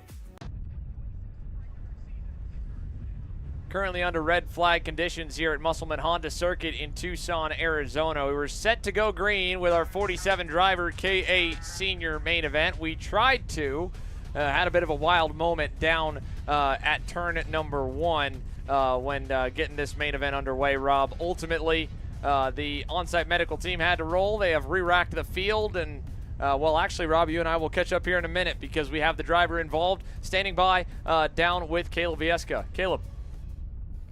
Yeah, thank you, Xander. I'm sitting by here with Finnegan, but first of all, I can confirm all drivers involved in the incident are okay. Nobody rode back in the ambulance. Finn, again, you were one of the ones involved and one of the ones checked out. Just talk to me about what kind of happened. Yeah, so the start, my motor kind of just didn't go, and then we were going into the corner, and it looked like somebody got loose, maybe in the dirt, and then shot across the track. And then I just went to avoid it and hit somebody on my outside, and then everybody piled on top of me, and I don't really know what happened after that. And again, good thing is you're okay. I know a lot of work for you guys later on tonight. Yeah, for sure. But we'll be good. Yeah, thank you, Finn. Thank you. Yeah, Xander, we saw some video with Finn on the other side of the barriers. And again, listen, as we know, the karts are not any closer together than they are at a start like that. And it was quick, a couple drivers coming out of the back. And as Finnegan said, when you have an issue like that and your motor's not rolling, it's not bogging, and everybody else is full on the throttle, things can happen. And he wasn't even the guy that kind of started it, right? It was the guy coming across the racetrack. So it sounds like a couple of the extra factors came into play here, but thankfully, as Caleb had said, everybody's okay. That's the bottom line. Yeah, that's the most important part, and that's kind of what the why we've got the field doubled up here and why we've come back from ad break. We're just about ready to let them loose and try this one again. You and I were talking a little bit during the break as well. I mean, that was a very fast start, and one thing for the leaders here on a straightaway like this, it's tempting to want to wait as long as possible to form up and more importantly to already get down at turn number one as quickly as you can to get away from the field. But you've got to have the field stacked up. Otherwise, sometimes you'll have a situation that sounds like that, where Finn kind of in the middle of the sandwich at the back of where the field was formed, but the drivers behind him hadn't caught up. They were going full bore out of the last turn to try and catch up to the back of the pack. So there, I think right now, as you can see, Neil Strickland, the rest of the officials are making sure the grid is in the proper order for the full race restart, is probably relaying to the rest of the drivers and specifically the front couple rows, hey, we need you guys to really form up and really bring the pace down. There are so many of you in total on the grid that we need time for the back few rows to form up and fill. Yeah, again, that we kind of picked it up, right? The field was working its way out at turn number 12. They were in the tram lines, and we could still see a number of drivers coming down the back straightaway, guys rolling out at turn 11 and 12. They're full on power. Green flag's already flying. And as you said, they kind of arrive on the scene probably a lot quicker than they may have been had they been lined up nose to tail. It was a quick start, as you said. But again, hopefully we'll be able to go back and have a look at that and try to get the guys up front, as you had mentioned. Take a little easier on that reconnaissance lap to make sure everybody gets grooved up. Not all the way to the side the way that the micros do it when they crawl around half the racetrack, but it'd be nicer to maybe give them an opportunity when you're rolling out at turn number 9, right, to be able to get everybody lined up coming down to turn number 10. So where does that put us in the day here, folks? Well, right now, we're still set to go the full distance. It does put us a little bit behind for those of you that may be joining us looking for some of your favorite classes to roll. To our best estimation here, this race will be going in a matter of moments, and that'll put it green just about an extra 10 to 15 minutes beyond where we're supposed to go. That would put X30 Junior around 4:15 p.m. local time, around 7:15 p.m. Eastern. Put Mini Swift right around 4:45 p.m. local, 7:45 Eastern, and then Pro X30 will follow them up just past top of the hour to close out the on-track activity. And then, of course, we'll have the protest window that'll have our Perico post-race show to break things down leading into the podium ceremonies for the support divisions running a doubleheader format here for round 1 from the Winter Nationals. And, of course, a barn burner race seems to be in store for pretty much all 4 of our remaining sessions here. KA Senior, of course, we expect to be a pack to the end. X30 Junior, surely, based on their pre-final, has a couple of contenders that seem to be rising above the rest, but no one in particular. Mini Swift, a wild one, always delivers. They're third in the lineup to come. And then Pro X30, we touched on it right before the lunch break, coming off of their, right after the lunch break, coming off their pre-final. It looks realistically there's 4 to, honestly, even I'd argue 6 go-karts that have a realistic shot at winning the thing if they play their cards right. Yeah, I think there's a lot is still up for grabs. And again, we've already seen a couple of races, Xander, where when the battle up front gets going, people get back into the fight. And I think that you call it 6, could be 10 when you think about how things could shake down in terms of a pretty aggressive race. This one should be no different. With Caden McQueen, Diego Ramos, and the experience they have starting at the front of the field, certainly they could break away. But in the pre-final, it was an even group of 5, at times 6, all in the main contingent, trading the top spot around. And Paulie Massimino led the way for a good bit. McQueen was able to get up and mix things up, and Chase Cassidy at least certainly a sleeper pick in that pre-final. I think he has made his presence known and could be a serious contender here in the main event with the speed of that Bennett chassis. And again, it is still just months into the reintroduction of that brand as a full-size product, and they have had success off the rip. He won in his opening club race on the chassis back in December, down all the way in South Florida at the AMR Karting Challenge at AMR Homestead Miami Motorplex, the debut venue for the SKUSA Winter Series going back to 2018 that hosted the championship for a number of seasons. And then beyond then, he went on to parlay it into a ton of speed in the Winter Series. As we see now, one of the damaged machines pulling off to the side. That's the 994 that will exit before we get back underway. Jackson Menchu off and into the scale line. So we'll see how many we ended up totally losing. That's Jackson out, obviously Finn Bailiff out, and I wonder if there were any other karts that were too disabled to continue. So drivers will work their way around. We'll figure out whether or not we're going to go a single file or a double file restart to get things back underway. And I believe Menchu, at least, looking at one of the karts coming through there, it looks like someone might have a loose rear bumper as well. Menchu had a pushback bumper deployed, and the bumper looked to be so crushed in where he was in a start. He may just have opted to drive his way into the pit lane and have an early end of the day. They're single filed up now. I would think we would go to a double file restart, Rob, as the race never got underway. Yep. We didn't get any laps completed. If that's the case, we're waiting until the last minute to form up. And indeed, there goes McQueen on a 12 to get into his box. This is where, again, we got caught out a little bit. Looks like the back of the field played a little better than the front, boys. Got them all. Let's try this. Attempt 2, KA Senior main event for round 1 is green to 1. Cleaner down into turn number 1. You see they go 3 wide through that corner. You get a lot of room on the outside, especially on the exit as well, but you got to kind of get it down to single file through the chicane of turns 2 and 3. Back over to turn number 4. McQueen's going to cover the bottom to try to hold off Paulie Massimino. You see the rest of the drivers kind of fighting for positions here early on. A couple of drivers dropping wheels on the exit of turn number 4. That happens quite a bit, but Diego Ramos is going to take full advantage of being able to run a wide racing line through turn number 4, able to get cleanly out to turn number 5. The remainder of the field working its way through, but yeah, here it is right now. The PSL Karting Barrel Art driver, Diego Ramos, your leader, coming down into turn number 11. Great start here for the Brazilian, and the reigning series champ will lead the first lap of the new season across the line. 1 down, 21 laps to go. And of the drivers left running, first battle finds ourselves in 4th. That's Chase Hand with a hefty move down to the inside there. Now we'll see a pass for second as Massimino gets the better of McQueen into the chicane. And how about Caleb Gaffaro, who was on the move in that pre-final, Rob, setting the fast lap multiple laps over. Well, on the move, commentator's curse right there. He had just made a spot forward, I swear.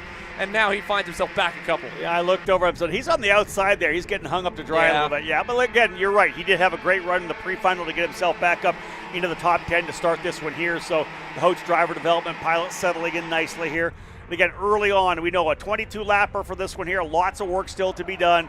Drivers just going to work. There's Gaffaro down to the bottom right now, making a move, I think, to the inside of likely Alexander Vanchev as they work their way through. So indeed, early running here in the KA 100 senior category. The class brought to you by Kart CRG USA. A good start to the run here by Diego Ramos, but you can see the top running 4 drivers kind of finally settling in here. Paulie Massimino running in second, Caden McQueen in third. We saw the full send from Chase Hand to go into the 4th spot. He, in fact, is going to go to 3rd. He'll make the move to the inside of McQueen. That's going to allow a couple other drivers to close back up on McQueen as well.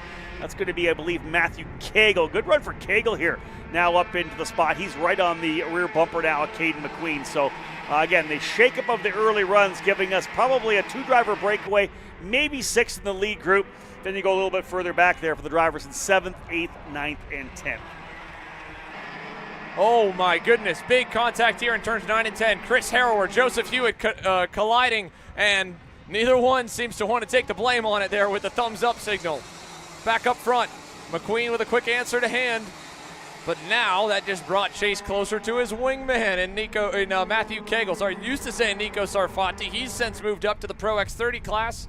Cagle, the new rookie in the black and white crew, and the newest driver to reset fast time, 52.758. But man, watch out here, fellas. That one move has given Paulie Massimino and Diego Ramos, two drivers who work very well together, a chance to break away. Yeah, about 4 or 5 kart lengths, right? Let's call them 4, maybe 3. Coming out of turn number 10, all the way down the back straightaway. Let's see if Massimino wants to go to the lead early, if he's more content to push away. Indeed, sitting right there. Locking on the bumper. A little tighter on the exit of 11 to get lined up for the corner of turn number 12. Full draft, of course, the wind at the back. Not near the breeze that we had earlier today. It was high winds. Of course, a lot of tent damage over the evening as well. That's died down quite a bit, thankfully. Hopefully will not return tomorrow. But Massimino making the move, tucked to the inside down to turn number 1. So Massimino has taken over the lead again. Here comes McQueen right back at it again. He'll go to the inside of Diego Ramos. Going to bring the GFC drivers, Xander with them as well. Both Han and Matty Cagle able to get through. Well, so much, I guess, for teamwork here on the KA senior field of Ramos and Massimino together. It is all Paulie by himself out in front. Diego Ramos now side by side to try and stop the bleeding there with Cagle, but no draft is going to mean no dice for him into 11. And Gassiet Lee closes into the rear bumper, but it's a huge lead now. I mean, this is the biggest one by a long shot in either the KA classes thus far. It's 8/10 here, and McQueen needs to build some trust there in Chase Hand, and inversely the same to keep this race still possible. Here's a look at the replay of what just transpired down in turn 4 a lap and a half ago. McQueen to the inside, Hand trying to follow, and maybe trying to follow a little bit too hard there. Kind of jacked him up into the corner. McQueen had to get on the brakes hard, as did Ramos. No ill will meant there by Chase. I have to imagine he was trying to help him go, but now they're not helping each other as they crisscross back and forth through the carousel. And look at this. We have not seen a lead like this yet. No. In terms of a driver pulling away like this, Massimino's got a big gap right now. It might be almost a full second when he gets back here because, again, they're running. Look at this move to the inside there as Chase Gassiet Lee going to go to the bottom there to get another spot on Cagle. Man, there's a battle from second on back, but the lead now almost 8/10 of a second. Not quite a full second. Alexander Vanchev now to the inside of Matt Cagle, and while the battling continues here, and I don't want to take our focus from it at all, as Ramos now picks the pocket of Hand into turn number 2. How about Edgar Rodriguez? He just joined full-time on the pylon a couple of laps ago. He's up 21 spots, Rob, from the back of the field to 19th there on the BJRLN kart. Incredible run here for him. As well, the 905 machine. Colby Romero has already picked up 22, nipping the fast time or hard charger right now from Rodriguez. That's all in a matter of 6 laps. Now, again, part of that might be inflated with a couple of drivers that have obviously had to retire from the opening lap incident, and I say couple, it was a lot of them. Finn Bailiff, Enzo Noel, Bailey Murphy, Johnny Stamps, Jackson Menchu, Isaac Gardner, all out from that initial start. But that still means about 15 spots picked up here in 6 laps. Yeah, indeed, good opening laps. Up on the throttle early and making aggressive moves to get by. We've seen it at the front. Obviously, it's happening at the rear as well. Everybody on full send mode here in the first main event of the year for the Pro Tour, the KA 100 senior class. You can see the machine of Vanchev making a move to the inside. A little contact there, Sander, you saw that? Yeah, I was wincing watching that one there. I don't think Alex Vanchev meant to get in nearly as deep as he did. I think he was trying to cover from Cagle, and he ended up nearly side driving Chase Gassiet Lee, just pile driving him into turn number 4. Had to lock the brakes up hard. Good save by both drivers to give just enough space, keep the race going. And beyond him, how about Dean Peterson on the move forward? That looked like he was teeing up a move there for the 8th or 7th spot, and I think it was 7th. He got the better of Cagle. So Dean Peterson on the move. Cagle back to 9th. Isaac Malcutt rounds out the top 9. Sorry, Cagle to 8th, Peterson up to 7th. Then it's about a second and a half to Jackson Gibson on the Nelson Race Concepts machine. And then Gaffera. They've lost a lot of time, but time has also been lost in the gap to the lead, Rob. Caden McQueen is a rocket ship. That was another 2/10 blow to Paulie. Looks like Paulie may have dropped the wheel on the exit of turn number 4 there as well. You saw the big dust up, dropping that right rear off. Going to lose a little bit there as well. Half a second now. The last time by was the gap for the Superkart driver, Caden McQueen, trying to roll his way back up. And, you know, for him as well, a little bit of breathing room on Diego Ramos, not having to worry about him sending it down to an apex somewhere, as Ramos is getting chased down here by Chase Hands. So you need that little bit of breathing room, I think, from McQueen's, allowing him to focus forward as opposed to having to worry backwards at all as they come back across the line to put another lap in the books. The gap is going to shrink down a little bit. And again, Caden McQueen going purple. Fastest driver on the racetrack. What was once almost 0.8 of a second, now down to just 0.2. And I got to imagine, both with the delay due to the red flag and the wind, you can hear it on this camera right here, it's still picking back up, along with how big the field was, how much calamity's gone, that the track just got absolutely dusted. And Paulie Massimino was the first driver to it. That's probably why the times have really faded off for Paulie compared to what his best lap has been, and equally why it's been phenomenal for the pack to run him back down. Caden McQueen gets the benefits of Paulie clearing a path for him. And I mentioned this morning as we were prepping here, I thought that was going to be the saving grace from any runaway at this racetrack. Not only do you have some straightaways here with some big room to make moves at the end of them, like a break zone where Dean Peterson just made that pass stick for 5th, but the leader is somewhat of a sitting duck. Right now, Caden McQueen wants that spot regardless. He takes over in 1. Yeah, he'll go to the lead. Massimino back in a second, but let's get back onto Peterson. He got by his teammate Vanchev and then got by Gassi Lee. So Dean Peterson having a strong run now up into the 5th spot, essentially leading that next group. In fact, not just leading, he's stretched away a little bit, got 2 or 3 kart lengths as Gassi Lee, Vanchev, Kegel, Malkin all battling it out a little further back. Those are the drivers just inside the top 10. But we'll see whether or not Peterson can turn things up a bit. We'll look at fast laps because right now Peterson, McQueen's got his hands full here with Paulie Massimino, but lots of open racetrack both front and behind for Dean Peterson. Certainly. Plenty of clear real estate here to focus on hitting your marks right at the perfect time, right when the tires are probably at peak temp. Halfway in, halfway home, Dean Peterson. Last time by lost a little bit to the leaders, but the 3rd and 4th place duo are losing a little bit of touch to Paulie and Caden, so that might help bridge the gap for Peterson if he can get to them first before the top 2 really begin to break away. There was a driver walking off to the side. That looked to be Cooper Auclair, Rob.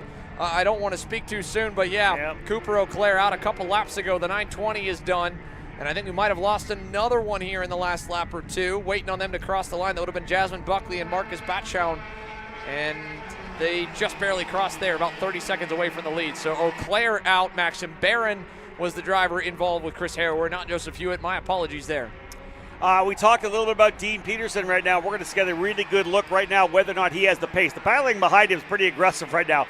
Isaac Malkit, and then a good scrap there between Gassi Lee and Vanchev going for the spot. But the bottom line is, what is it going to look like on pace for these guys? As Massimino goes back to the lead, because it looks to me like Peterson's fallen off of it. Yeah, another 53 flat. He has not got back down in the last couple of laps into the 52s. And all 4 of the leaders, Xander, all turning 52.8. So they're just pulling away a couple tenths of a second a lap. It's now 1.3 from Ramos back to Peterson.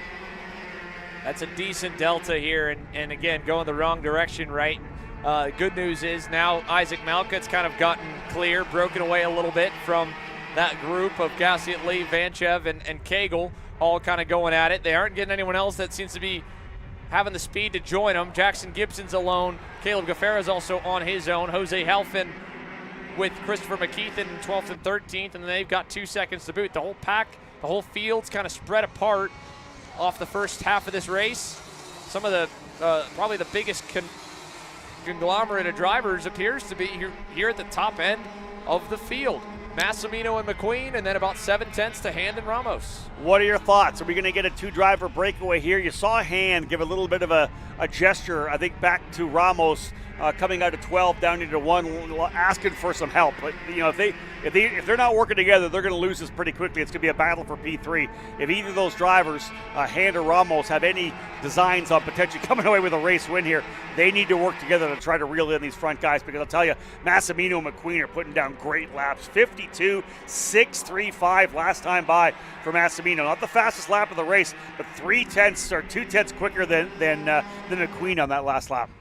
Yeah, that was big, but then it goes back down the other way, right? I mean, he gets a big run at him, and again here, like you said, they got to decide what they want to do. Ramos, he gave Chase a full lap there. He did. He tried to push him along, and now let's see if Chase gives him the same benefit of the doubt to say, okay, if you gave me a full lap, you pushed me around, and then you went by me, maybe there's a reason for that. Maybe it is better if I try to trust you and push you back forward. Ramos did, again, win the pre-final. He started, he led the laps early on, so we know there's a good amount of speed in that Bureau Art. Is there enough to run down these two who have traded the top spot a couple of times already and even still have managed to keep a healthy buffer back to third and fourth?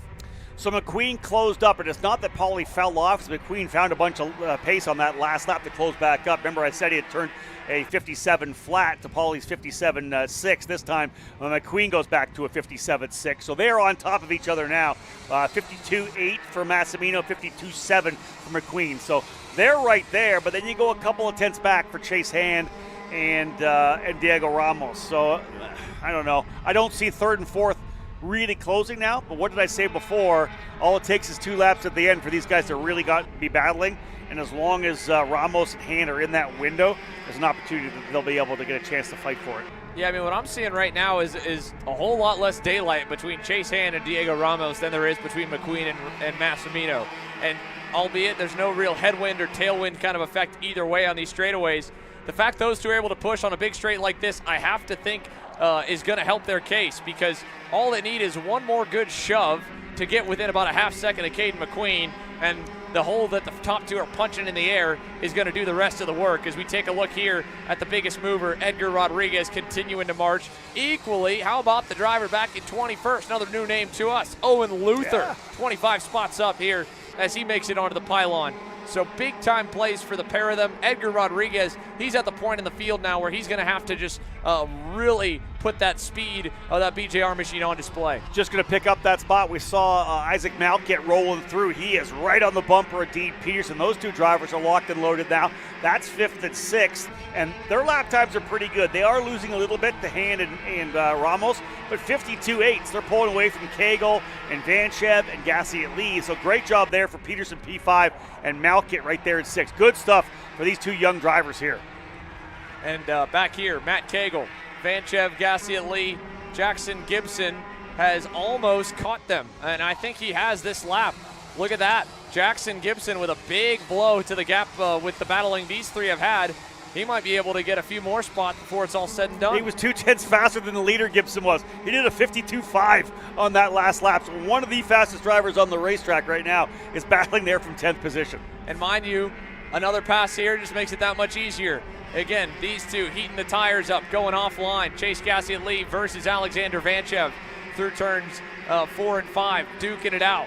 While the leaders up the road continue to get further and further into the distance. McQueen still a couple tenth buffer off the back of Massimino, and Pauly last time by, I mean, he gave up 100th and a half. I mean, it is not enough for Caden to be able to get there. He's going to need what happened earlier as Gibson makes the move there for 9th, of Pauly to probably hit a dirt patch or have something happen where he makes a mistake, because another lap of those two being almost in perfect harmony on pace. Pauly hits a 52.719. McQueen hits a 7.14. The lap before, a 7.0 for Pauly, a 6.85 for McQueen. I mean, they are as inch perfect as you can be, and it is probably so frustrating for Caden McQueen right now, because when you're on the limit, when you're going as fast as you possibly can, or as fast as the car in front of you, it is so tempting to just go about a foot deeper, to try and get on the power a little bit sooner and overdrive it and end up costing yourself 2 or 3 tenths of a second. He's putting on a great display of patience right now to not make a mistake trying to force the gap to close up to Pauly, and just take what he's got right now and, again, hope for something to go wrong here out front. And maybe that lap was enough. He got about 200ths closer. The draft only gets better the closer you get to the car in front, but you can still see a car length gap here with 3 to go. 3 laps remaining and 3 duos of drivers lining up, 3 pairings. Massimino and McQueen, Ramos and Hand, Malkit and Peterson. Here's the move to the inside for the lead. And Pauly quickly looked over the shoulder. Where are Ramos and Hand? Is this going to be enough to bring them back into the fight? McQueen has gone to the lead. 3 laps to go. Moves to the inside of turn number 4. Yeah, I can tell you for sure that Ramos smells blood in the water. He knows they're going to start battling. He knows that Pauly's going to want to go by. He's just hoping that Chase Hand is more than happy to push him forward. Little signal there. Look at this. Indeed. Cover to the bottom for McQueen. Call it a 4-driver battle out of turn number 12. Picked his time perfectly. 2 to go. Now he's going to try and park it on the white line to the end. Paulie's going to follow. Ramos the same. Hand's going to be able to set them all up for a crossover. He's going to nose well ahead of Ramos, but there's no gap to tuck into line. He'll have to trust the faith on the outside. No, he'll back off, cross him up, try to get back down low. Paulie again trying to do the same into 4. Can you force a mistake out of Caden? He went really low. Maybe that was too low, but he just hung on to it. And now Hand is all the way alongside McQueen. Chase Hand almost from 4th to 1st into turn 6. Well, then back to P4. The question is Malkin and Peterson going to get brought back into this, because this is not settled in at all. Look at those 2 drivers there in 5th and 6th. They're ready to get at it as well, all the way down to the racetrack. 100% Malkin and Peterson are going to go on the full racing line here. Down to the bottom. More contact coming through, Xander. Here we go. 1 lap remaining. Oh, Diego, hang on to her all the way. High-siding on the edge of the asphalt. He signaled a Hand. They worked together. Hand gave him the chance. Didn't stuff him for 3rd, but Diego couldn't quite get the positioning on Paulie to hold it. And he goes back to 4th, and now Chase Hand's on the box. Malkut is there. Peterson is there. Paulie almost has a nose again into 4, but there was nowhere to go. McQueen on the inside gets the bumper from the entire train. Massimino is third to the lead. Malkut into the dirt. It is chaos reigning supreme, and Paulie has a huge gap now to the S's. Chaos behind Massimino has given him a nice lead. Ramos is going to go to work on McQueen. Jackson Gibson's into this fight here as well at the tail of the field. We saw Malkut go off. This is going to be an easy run to the checker flag for Paulie Massimino. We're not done for second. Final corners. Big diver from Gibson into the side of Peterson. Here comes Matt Cagle to steal a spot. Paulie Massimino scores the win in KA. McQueen frustrated as he looks to the officials. Ramos 3rd, Hand 4th, and a GFC 4-5 heads-up drive out of the rookie Matthew Cagle to pick both Peterson and Jackson Gibson going at it in 11. And that one's going to need another look, not just by us, by race control as well. I'm sure that one's going to the review board. But again, what can Paulie say about that one? He was jacked up from about 2-3 cars back going into 4. And in Caden McQueen's case, again, that's the risk that you play here, because the drivers behind, once you make a huge line of go-karts, they can play the card of innocent bystander. I was in the middle of the pack. I wasn't shoving you out the way. They could penalize the guy in 5th. That would still get Paulie the win. Yeah, it's going to be a while to see how it plays out. I want to see another look at it. You want to see another look at it for sure.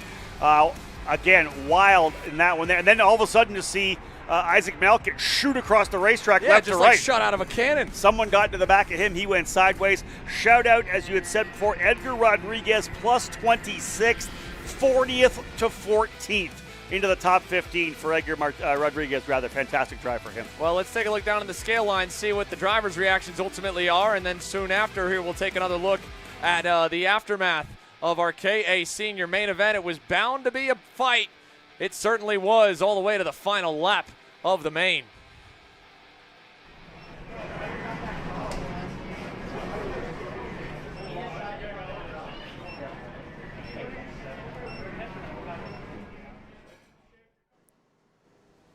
All right, let's see here as they continue to debrief. Let's take a look at our Shop AKR replay, Rob. Look at this here, all 5 of them on the bottom.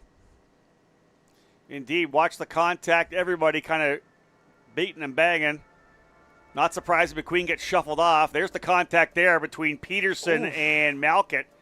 Man, the way that Malkut's tire and then Peterson crossing up, I think that's where this really goes wild. So here, obviously, there's 3 in a line. Hand's into the back of Paulie. Ramos is into the back of Hand, shoving them all through. Malkut as well. And then right here, Peterson just barely misjudges it, and Malkut gets sandwiched by him and Hand. So yeah, watch it again. Malkut almost comes out of the seat. The jolt moving him sideways. Watch him. He's going to be tough to see here. You're going to see him pop right. Peterson in the air, and Malkut just instantly. I mean, literally, he had more tires touching a go-kart or another tire than he had clean, and there was nothing he could do. Heartbreaker for Ike. He had a great run today. And again, down the inside, McQueen's on the binders. He's locking it up. He's getting down tight into the corner, and it's just like you said, this guy to the back of this guy, this guy to the back of this guy. You know, Malkut got into the back of who was in front of Malkut? Ramos moved him to the side as well, and then of course the over/under from Peterson almost worked. Maybe an inch more to the left, he might have been fine. Either way, Paulie Massimino provisionally ends up on top of the heap in KA100 Senior. Phenomenal race, as usual, put on by the division in a packed house that ends up with, of the massive amount of drivers that were able to restart, still a handful of DNFs. Heartbreakers obviously late there for Isaac Malka. Colby Romero went out. He was on a tear as well, by the way, driving from the back of the field. Spencer Smith went out. Marcus Batshun, Jasmine Buckley, Cooper O'Clair we saw, Barron and Harrower as well colliding after the restart early in turns 9 and 10, and then the number of DNFs from that race restart. Good stuff up front. KA100 Senior never disappoints. A track like this where it's so wide open. I kind of thought they may have waited a little bit longer to battle it out because they battled early. They brought so many other drivers back into the fight. It could have been a 2-driver, maybe a 4-driver fight. Xander in the end. 7 drivers essentially in that last battle when Jackson Gibson arrived on the scene as well. There's a look at, again, 3 main events up to roll next here. And equally, we get our first looks here of the championship standings too, while we await the track to get cleared, and we await now the official confirmation that we're ready to go down and hear from some of the aftermath of KA Senior. Caleb, take it away. Yeah, thank you. Standing by here with Paulie, and again, a wild end, and like you just said, all you guys were stacked up, but a win in the end. Just kind of tell me how that feels. Yeah, it feels good. I honestly thought maybe I could have pulled away, but then me being me, I drove straight off the track. So allowed Caden to get back in there and fight with me, and I thought we were working together well. It seemed like we had a decent gap. I didn't really look behind me too much, and then Caden made a good move with 3 to go, got in front of me and started blocking. So, and then last lap, everybody caught up, and going into turn 4, I just happened to be in second. I think if I was in first, same thing would happen. It seemed like nobody wanted to just hit the brakes. I was full lock on the brakes, and I'm still plowing into Caden. So I feel really bad for that. I wish it could have just been us two going for it. But, yeah, speed was great. Just driver needs to stay on track. The BJR, BBS Mobile was fast. So looking forward to tomorrow. I want to thank BJR, that whole crew for everything they do for me. My dad, my girlfriend at home, Chris at home. It's been a while since I've been home, so miss them. Obviously my mother, of course, and, you know, sister just had a baby, so look forward to seeing him once I get home as well. I also want to thank Offset, Next Set, Odenthal Racing Products, Whitty Wang Barbecue Sauce. Did I say BBS? We'll say it again. And Apex Apparel. There you go. Paulie Massimino. Out of words here. Thank you, Paulie. Oh, also, happy birthday to my longtime friend, Taryn Odom, in the tent. Anybody come by, wish him happy birthday, and as well as Christopher McKeithen. There you go. Paulie Massimino. There you have it, guys. A lot of birthdays going on over at BJR. Oh, man, that's going to be, especially, man, Paulie starting up front, pole position in Pro X30 provisionally.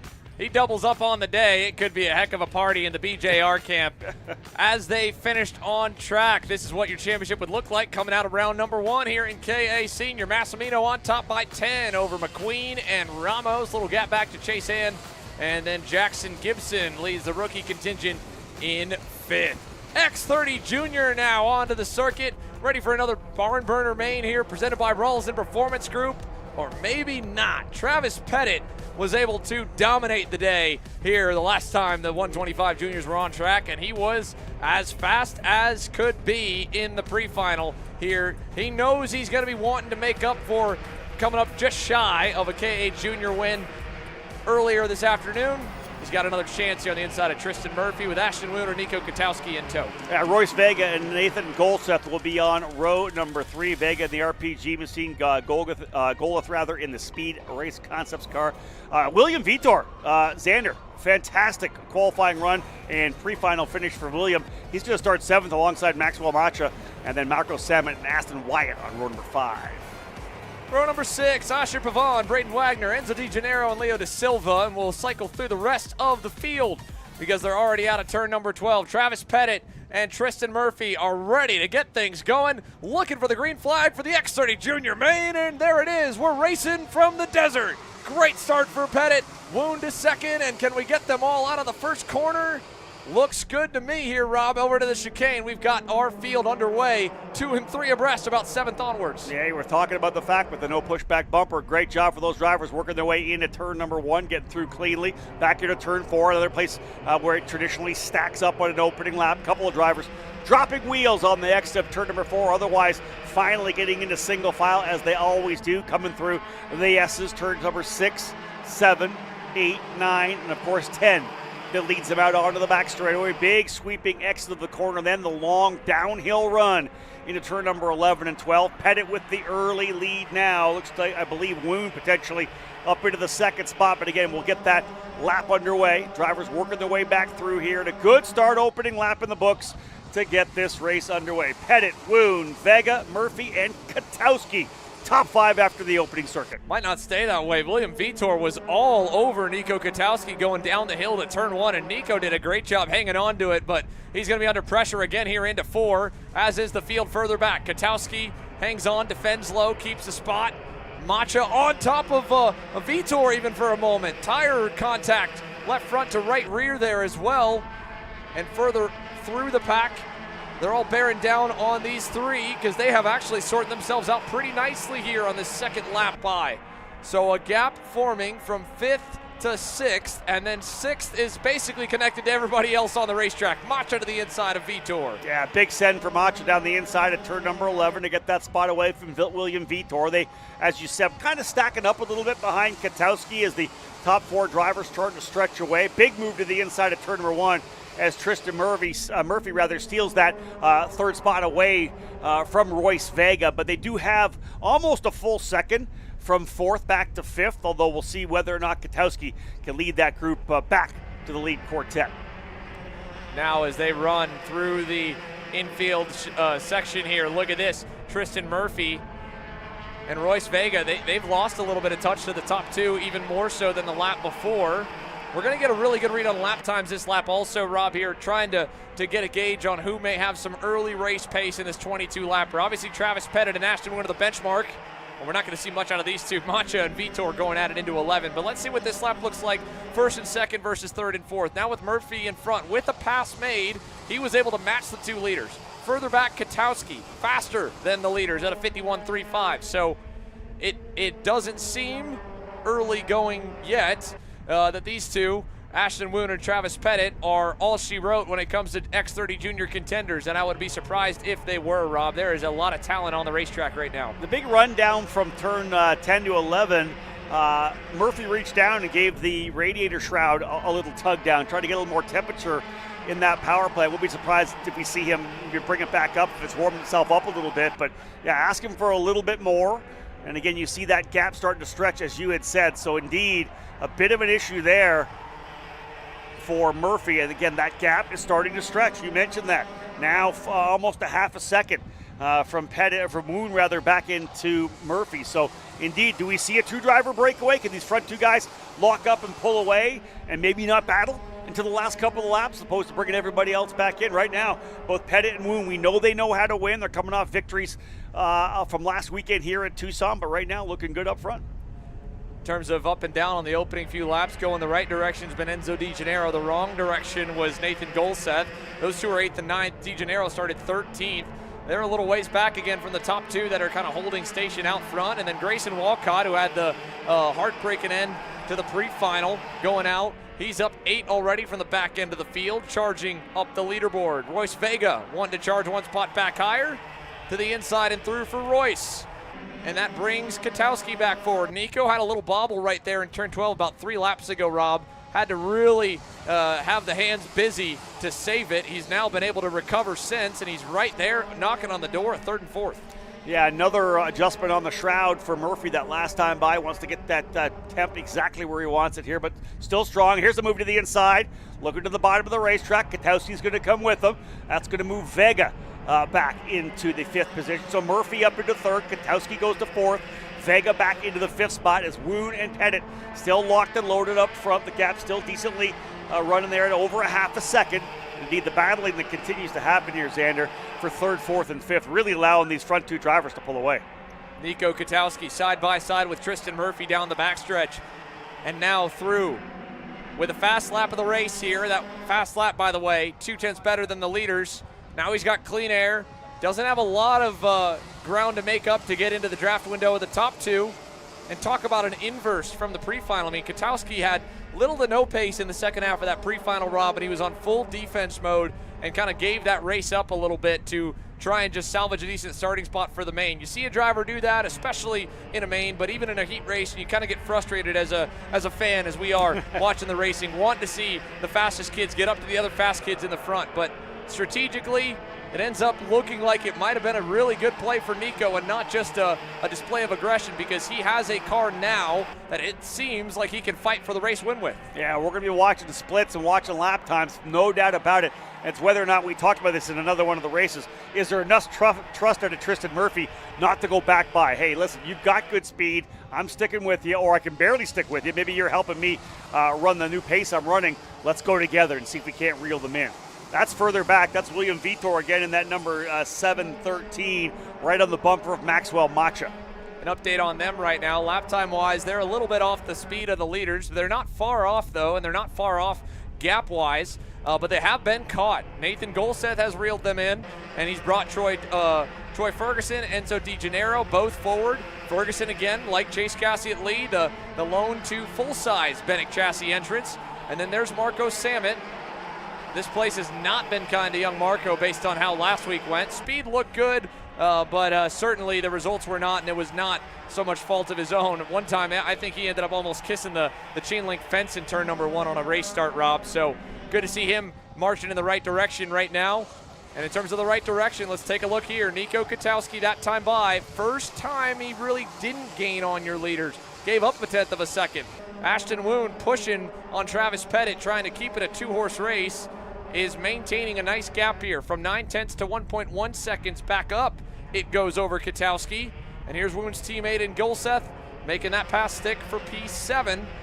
Mind you, again, Nathan started 6th. He's had the speed, lap time wise, to be in that top 5. It just did not go absolutely to plan for him in the first sector, or really the first couple of laps. But clawing his way back, right? You had mentioned he was one of the drivers that fell back early, but clawing his way back forward, and good lap times here out of Nathan Golseth, currently running in that 8th position. So watching the leaders again, we're going to watch that gap between 2nd and 3rd.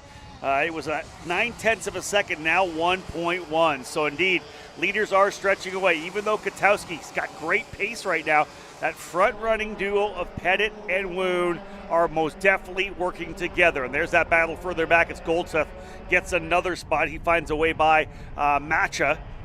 Does he have the wide run? He does. Look at the big move further back there, those headers. That's Ferguson in the blue and orange. Troy Ferguson with a deep send on the brakes, and he's going to get fed back. Oh, no, Troy Ferguson. All that hard work and that incredible move gets a boot scoot and boogie by William Vitor in the crowd. And he goes back 4 spots that he just picked up, and a whole lot of tire clag probably to go along with it. That's going to allow now the next pack to start to come into frame. Braden Wagner, Isaac Payne, back there in the early teens trying to charge. And Grayson Walcott, by the way, has also broken into the teens. He's now up 11 positions. Mateo Calderon was up 7 as of last time by the stripe. So big time moves forward, as there's a move forward for Enzo DiGennaro on his teammate. He threw it down into 1 and got it to really bite and just roll outside the corner. So a really good run there for DiGennaro. Macha wisely kind of checked up a little bit and tucked back in behind. But yeah, DiGennaro, I love that move to the inside. Really pushed it hard, and now see if he can stay with Goldsmith, right? They've got some good pace right now. I'm going to try to reel in. The next step would be Royce Vega. Yeah, Royce is not terribly far out, but fairly far out. A couple of seconds here from the front bumper, Nathan Golseth, who is doing everything he can to try and will this pack back forward, but he needs some help more than likely. I mean, you see the lap times of how good his teammate Ashton Woon is working with Travis Pettit by starting up front and having not a lot of battling, really no battling actually from first and second. They have stayed in lockstep since the drop of the green. Woon got to second in turn 1 on lap 1, and he has just been stuck to the back bumper of Travis Pettit. They have consistently improved the pace. They're at a 50.99 as of last time by. That was another 1/10 added back to Kwiatkowski. His pack at a 51 flat, and Golseth, even to try and get to that group right now, is still 0.2 off. He needs either Enzo DiGennaro to get by him quickly and painlessly and then push Enzo forward, or for Enzo to push Nathan forward. But we're not connected yet. We're not going to know what'll be the answer ultimately to bring them any bit further away, not even forward, just away from the rest of the field here. There's so many go-karts way too close for my comfort, at least if I'm Nathan Golseth or Enzo Di Gennaro, to stay in the top 10 and get some good points. And remember, it's Katowski, Murphy, and Vega together, right? So the only way they're going to close, and yet when we looked at lap times and splits, they just don't have the pace even to cut into that gap. They're going to take them racing like crazy to get themselves back up. I always think it's that, a couple of seconds, 3-4 seconds you need to stay within, depending on when the drivers start the battle. But we're just past the halfway point now. We got 12 down. There's 10 laps remaining in a 22-lap contest. Last time by, Golseth was essentially over 2/10 behind Vega in terms of pace. So it almost feels like these guys are racing for 6th on back. It does. It certainly feels like we've got a mixed class race right now on the racetrack here. Your top 5 and then your second class right now, 6th on back here, led by Golseth. And not to knock on him, that's a testament to how good and how calm of a race the front 5 have put together. That'll typically happen when you have the fastest driver or the fastest pairing out front early. It's going to force everybody else to try and calm their race down and stick in line to hold on to hope that they can get there. And that is all that's really kind of keeping the Nico Katowski, Tristan Murphy, Royce Vega pack together, Rob, because they're not making inroads. They're slowly bleeding in terms of time to the top 2, but at the same point, we've seen these gaps come down a second and a half, or even half a second a lap, and it just takes a couple of passes up front. Woon and Pettit know that. They've obviously stood on the top step many times over, and now both of them multi-time winners in junior, but it will still be in the back of the mind of Katowski, Murphy, and Vega, probably until the double sticks come out, that they have a chance and that they just need something to happen right there. Yeah, I was going to say, I'm going to put this kind of in the hands of Ashton Moon right now, all right? If he stays super patient and then goes to work on the last lap or even the penultimate lap, if he's going to maybe go on lap number 21, not lap number 22, it's going to be just them. If he pulls the trigger, and again, we talk about the fact, hey. Oh no, Troy Ferguson. Yeah. Coming to a halt here. Throttle cable. Yeah, that was what that looks like right there. Throttle cable for the Bennett driver. Snapped. So that was out of our top 10 contingent, which, by the way, when you go back from the top 10, you will find the hard charger. Grayson Walcott is now up 13. He's about 10 seconds back from the leaders, but he is slowly tracking towards that pack right there. Braden Wagner at the end of it, about 8 seconds away from the lead, is that pack we were following for quite some time. And then just beyond Braden Wagner, where Ferguson was running inside the early teens, you go back, you find Isaac Payne there at the top of the screen, Mateo Calderon, and you find Grayson Walcott, who has now climbed up 13 positions. Calderon up 10. They're now up even more so with the retirement from Ferguson here with 7 laps to go. You can see it there on the left side. 14 up for Walcott, 10 up for Calderon. They're a couple of seconds back from the back bumper of Braden Wagner. And as we look in now to 2nd, 3rd, and 4th, we're starting to see Tristan Murphy struggle a bit. He's obviously been shuffled back. Last time by was not a good lap for Tristan. And with lap 16 coming to a close here, it'll be only 6 laps remaining. He needs kind of a second wind, Rob, after seeming to be 3rd, if not 4th best on the racetrack. He's now faded at the best, 5th best on the circuit. You see that group behind still pushing hard, 6th on back. But let's revisit something we talked about earlier. We asked whether or not Ashton Woon is going to have the patience to wait till the very end. But you and I had a conversation, and you talked, as you said, I think it was with Ryan Norberg about it. If he hasn't passed Pettit yet, do you know you can pass? Do you need to do that pass sometime, or are the guys close enough behind you that maybe you don't want to do it yet? Maybe you want to make sure, hey, listen, I need to be super smart here and try to the very end. I don't want these guys to close up and knock me out of what could be second or even the race win. Oh no, teammates colliding. Maxwell Macha together with Enzo Di Gennaro in the S's, and that has destroyed the front end of Macha. That's always tough coming out of turn number 5 there, where you're going to move yourself into turn number 6. Somebody's got to give it up. When they don't give it up and guys get together, the wheel contact happens. And indeed, those were the 2 Paralyn USA drivers getting together. Di Gennaro together with Macha, and Macha falling down the order. Yeah, worst case scenario. Not bad, though. Still 13th. Yeah, but I mean, that was the gap they had built up, and that's how quickly he fell. He still has to somehow try to salvage the end of the race here over these next 4.5 laps with who knows what other kinds of damage besides what we can see cosmetically on the front fairing. Thankfully, that thing stayed connected, but because if it were to be disconnected on one side or another, or fully off the go-kart, that would be a meatball flag. Right now, he's still all right with it, just bent sideways. Going back to your point, though, about Ashton Woon and Travis Pettit, yeah, I think that's a huge thing. You've allowed Travis to just find a rhythm this entire race, and now I've been watching the gap, Rob, the last about 4 to 5 laps as we see some changes here behind Nico Katowski. Murphy back on Vega. Both of them are, for one, about a lose touch with Nico. That pass didn't help. They're probably about a full second back from P3 now.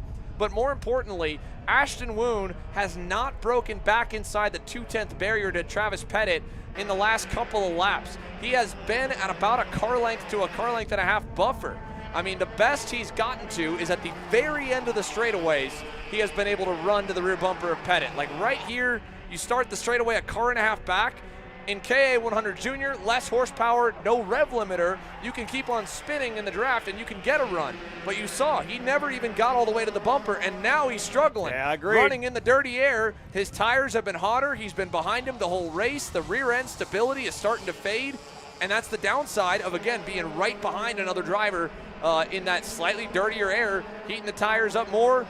In a heat race, it doesn't matter. In a 22-lapper, even in the lighter weight junior classes, it seems like it is certainly making things a little more difficult for Ashton Woon. The saving grace is turn 4, in my opinion. You can send it from so far back because of that little bend going into the brake zone that he just is, even if he's here, even if it's this far back, but going into 4, Travis is going to feel pressure to go offline to defend. And that's what is the only way Ashton Woon is going to have a chance at this race. Yeah, well, look at it just as we're talking about it, Xander. It's stretched again. It feels like another maybe half a cart length, but better through the end of the straightaway. But you can just see where they're placing the cart coming out of turn number 11 and 12.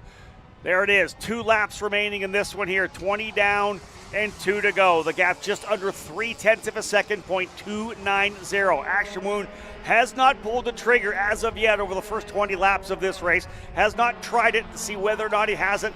And as Xander has talked about, he looks like he really hasn't been in within a half a cart length. He hasn't been within a 10th. He needs to make that happen over the next couple of laps. Almost 0.3 of a second the lead for Travis Pettit. Trying to come away with the race win. Ashton Woon, though, ready to line things up as the white flag will present itself when they get back to start-finish. Here we go. Coming down to the final lap. Can Ashton Woon mount enough of a charge to bring the gap close enough to force Travis Pettit to feel the pressure? Again, for Travis, if he looks back, and he's been looking back enough to know how far back Ashton has been the last few laps, and the fact he hasn't been able to make a move stick yet, he might feel confident enough to hit his normal marks, and that's the last thing you want if you're Ashton Woon. You want to be putting the pressure on, but right here, I mean, only a half car length in, I don't think that's going to be enough to bring Woon close enough. You saw him there. He used all the track. He went even wider than Pettit did. He needs a perfect run in the hardest part of the racetrack to follow right here in the S's, and a Hail Mary dive, Rob, probably down to the end of this back straightaway. Otherwise, Hurricane Trav might bring this one home. I agree. That's what's looking right now. He's not even going to down to the bottom of the racetrack. A little middle track early. Yeah, and obviously Woon already shaking the head. Just does not have it right now. A fantastic run and a victory here in X30 Junior. Mirror image, deja vu from 6 days ago. And the Hurricane strikes again. Travis Pettit, another notch in the belt, another victory. And it is a step towards moving up the steps of the championship podium a year later on in his junior career. Last year was spectacular. This race, a flawless drive from start to finish. And how about Nico Katowski as well in that drive back up the field? Gets a 10-point bonus, by the way, folks, for that fast lap of the session. That stuck all the way to the end. So third with a 10-point bonus puts him much closer to a P2 in the final. Impressive stuff from Nico Katowski. Vega, Murphy, DeGennaro survives with potential damage. Who knows what he had there in 6th? Vitor, Wagner, Samet, Pavon, and then how about Walcott? Grayson Walcott, never give up, never fall back or give a moment over that 22-lap race to cool off. He picked up 18 positions to go to 11th. Yeah, same goes for, as you mentioned earlier, Mateo Calderon plus 11 as well. John McClellan plus 11. So a number of drivers able to work their way forward. But again, Travis Pettit, Ashton Woon, and Nico Katowski so impressive up front. Unreal stuff from Travis Pettit. He didn't give us a whole lot of fireworks. He just put on a masterclass clinic of how to drive 22 laps around Musselman Honda Circuit, an X30 Junior. And that has led us now off the back of the Battles Beyond. 2 main events left to go here from the desert. You have to fight to pull ahead, to find your edge, to do whatever it takes to make you 1/10 of a second faster, smarter, more committed than the other guy, because you've got the kind of passion that can overcome the impossible.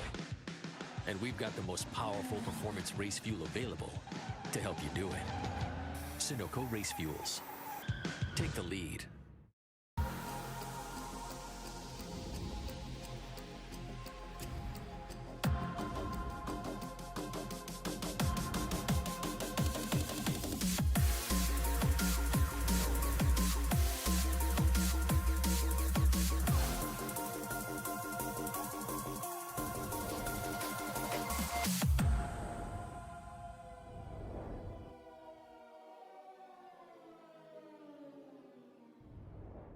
Karting isn't just speed.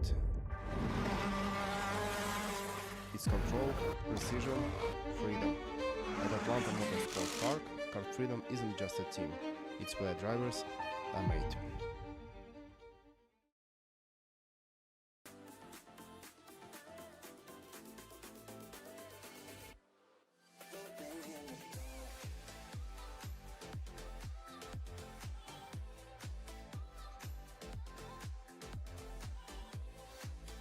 Are you looking to take the next step in your racing journey? Well, look no further than PitFit. With 2 locations in Charlotte, North Carolina and Indianapolis, Indiana, PitFit trains drivers all the way from grassroots level karting to IndyCar and NASCAR, with top-of-the-line personalized coaching to improve physical and cognitive fitness. For more information on programs, check out PitFit on Instagram or Facebook today. Cat food marketing. $9.99 a month. Dude, Caleb, wake up. Dude, we're live in 5 minutes. Let's go. Come on. What are you doing? Dude, I'm so sorry. Xander had me in a cat food marketing meeting till like 2 a.m. last night. Come on, man. Do you have anything I can drink? Dude, I got the perfect thing for you. Perico. It's a healthy energy drink alternative. Perico, non-GMO, gluten-free, kosher, magnesium, B12, B6, Yeah, it's good. B5, biotin, and 0 sugar? Pericazo! Try Perico, made with natural ingredients, organic caffeine, and supports your metabolism. Try the new official energy drink of Kart Chaser.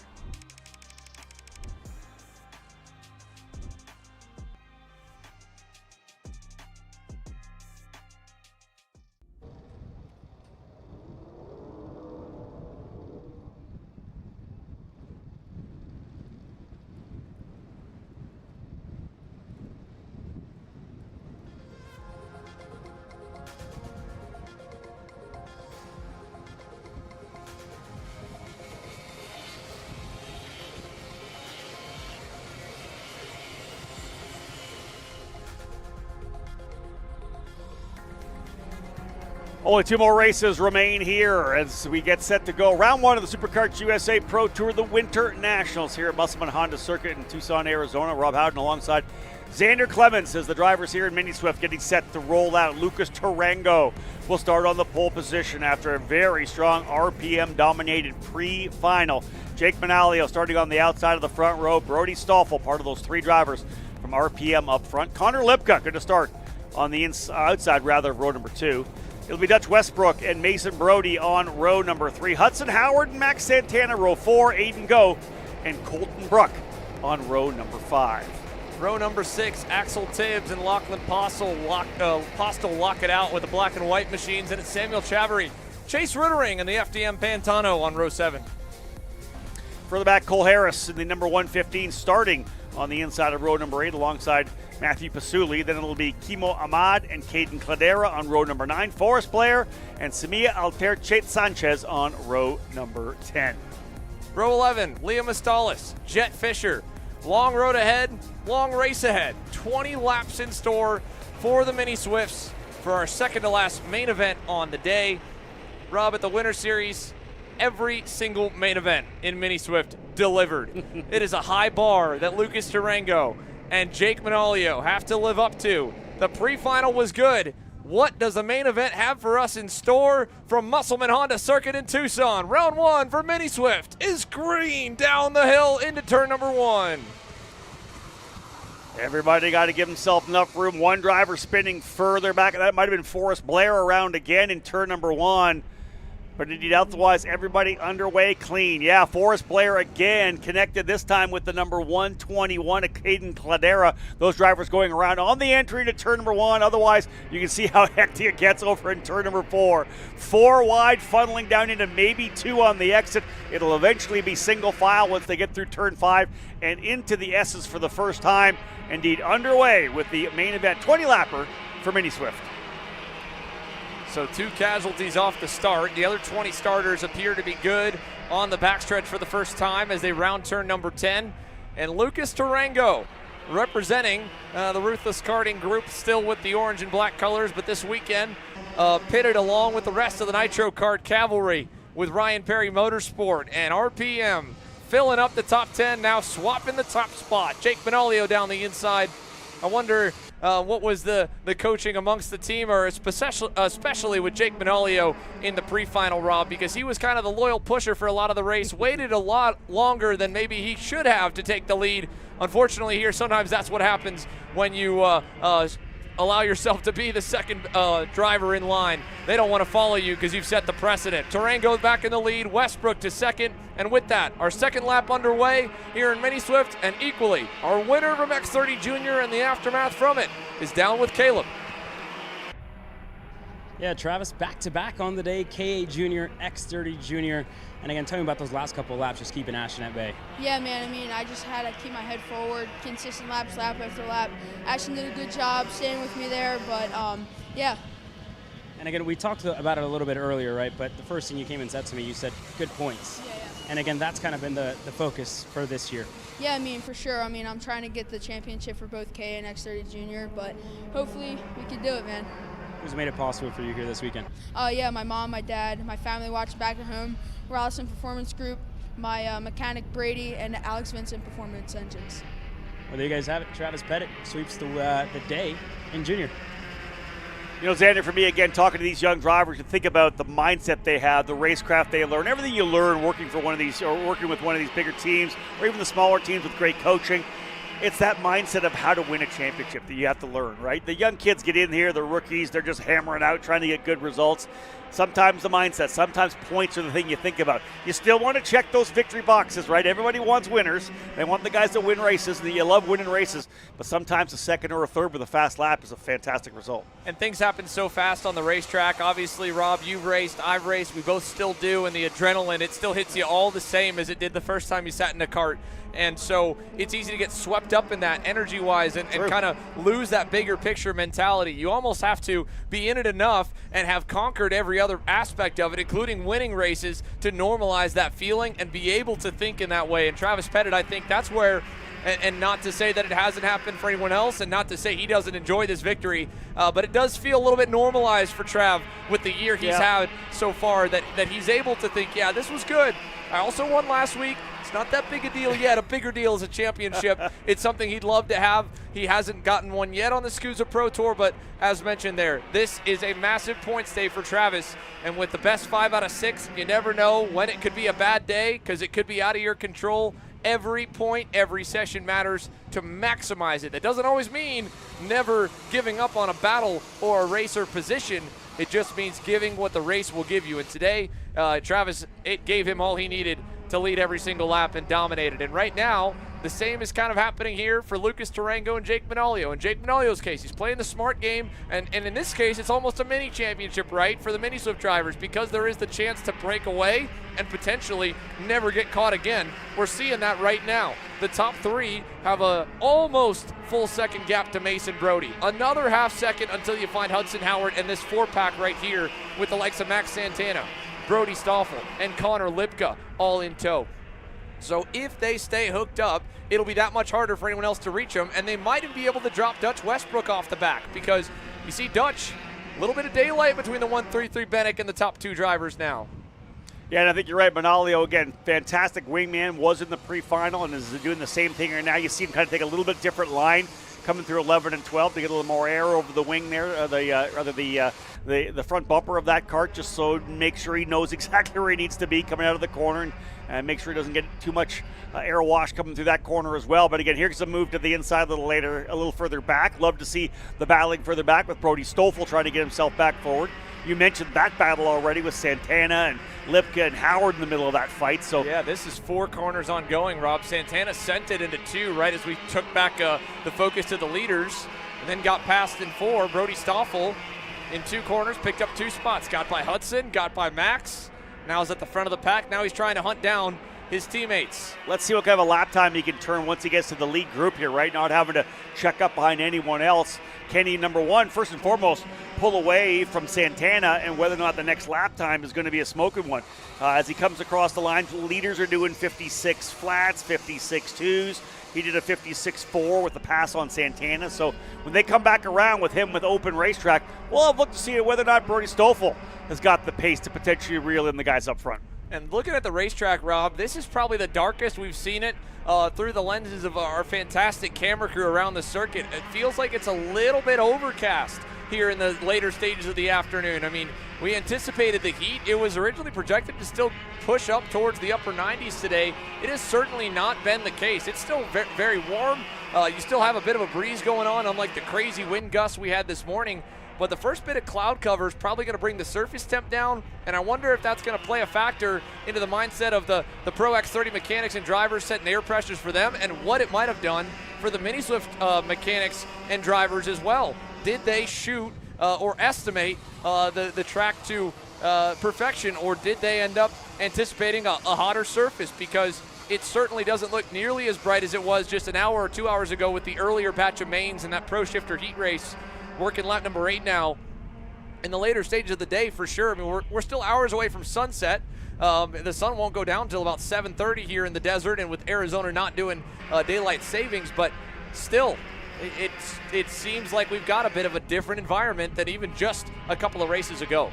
It'll definitely be on the minds of the mechanics thinking about tire pressure for sure with the drivers in Pro X30. But again, let's circle back and look at that pace by Brody Stoffel, 56.213 last time by, leading that group with Santana, Howard, and Lipka.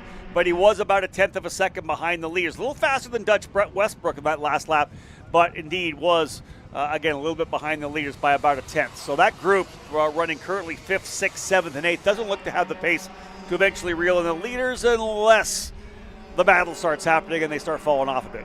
And that'll be up to Jake Manolio at this point, right? He already tried his hand at the lead. Lucas Tarango was having none of it, and it looked a lot like this. Unfortunately for Brody Stoffel, he does not have teammates around him. His teammates are all in front of him at the moment, and so being all under 3 different camps here in that third grouping, there is not a lot of teamwork going on. Max Santana back in the front of this pack. Hudson Howard into second.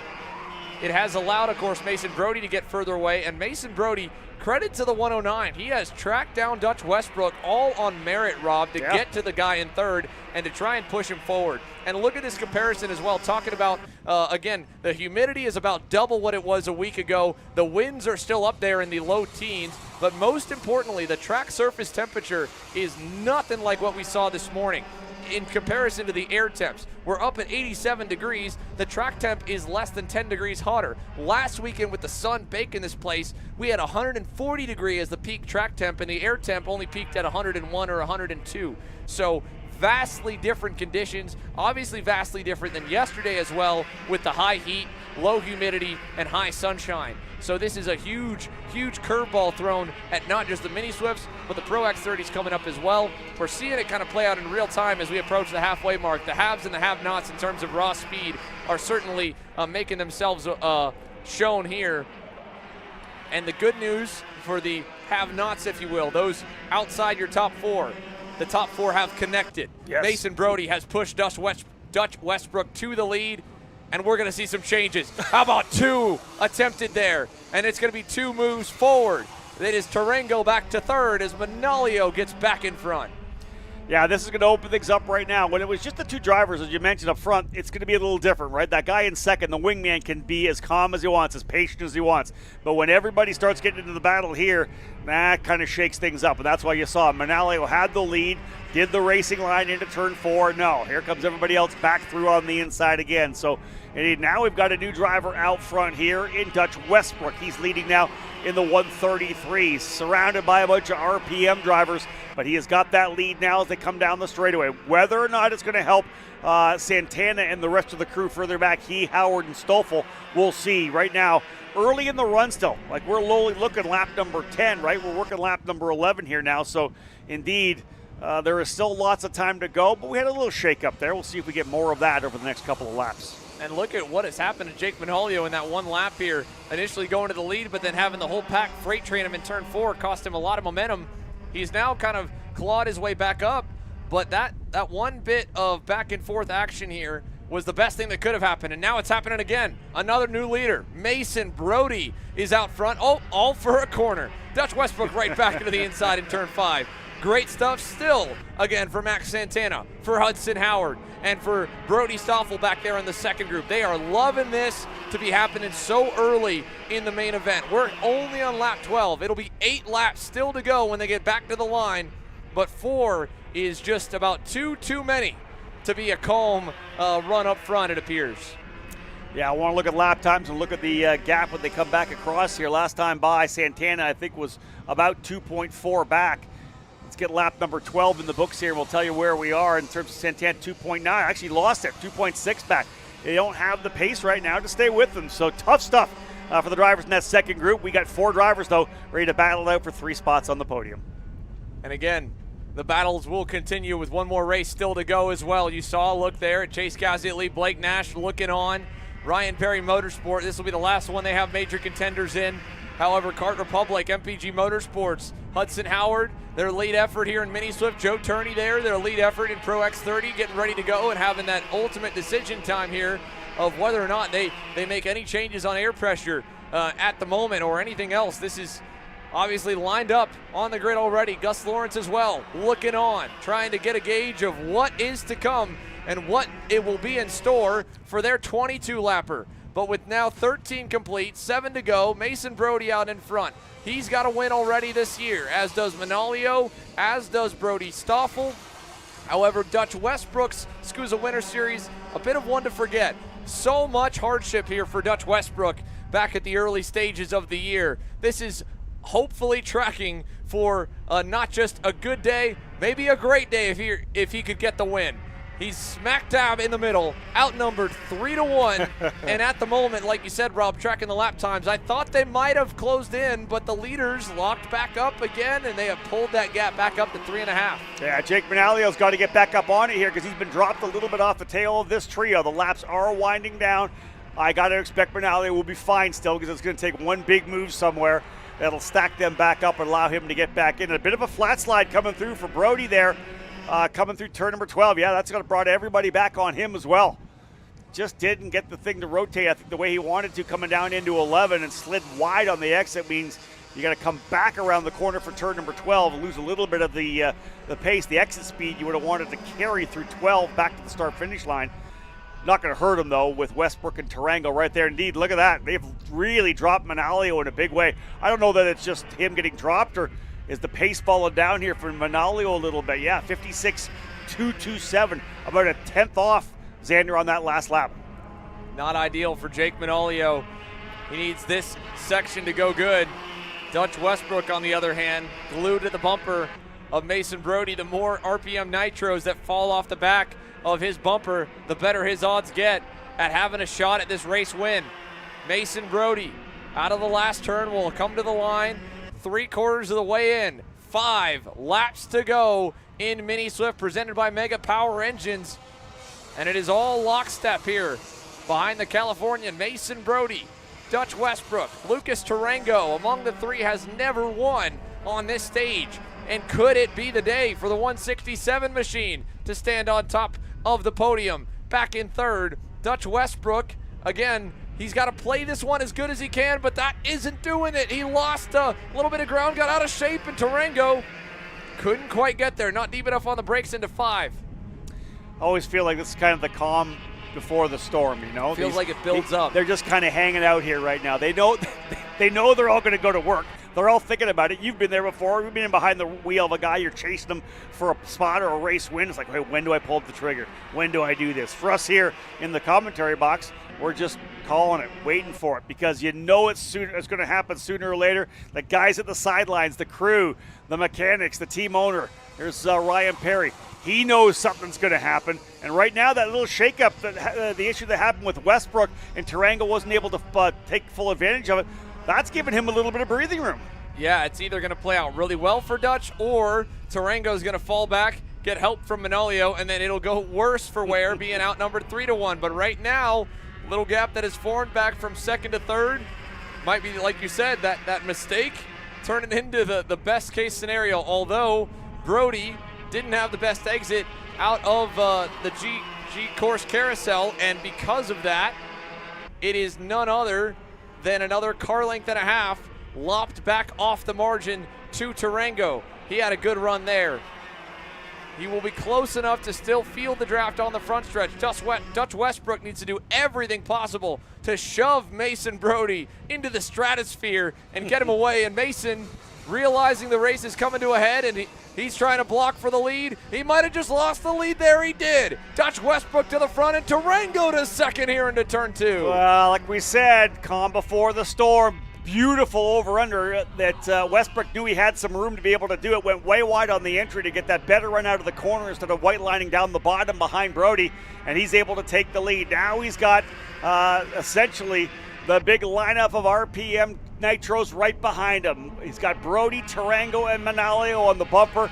Let's see what happens over the final couple laps. It'll be 2 to go this time by, let's see, the first time down the back straightaway. Yeah, he'll cover to the bottom. Manolio's going to get an extra opportunity to get back into the fight here as well as they come around the corner through 11 and 12 to see the 2 to go sign. It'll be Westbrook as your leader. Oh, can you imagine being Cody Johnson there on the left or Ryan Perry on the right watching this here, hoping their drivers can at least, with 3 of them in the fight, one of them bring home the win. Jake Manolio at the back of the group trying to find a gap wherever possible. There has been none that has opened a door for a position improvement.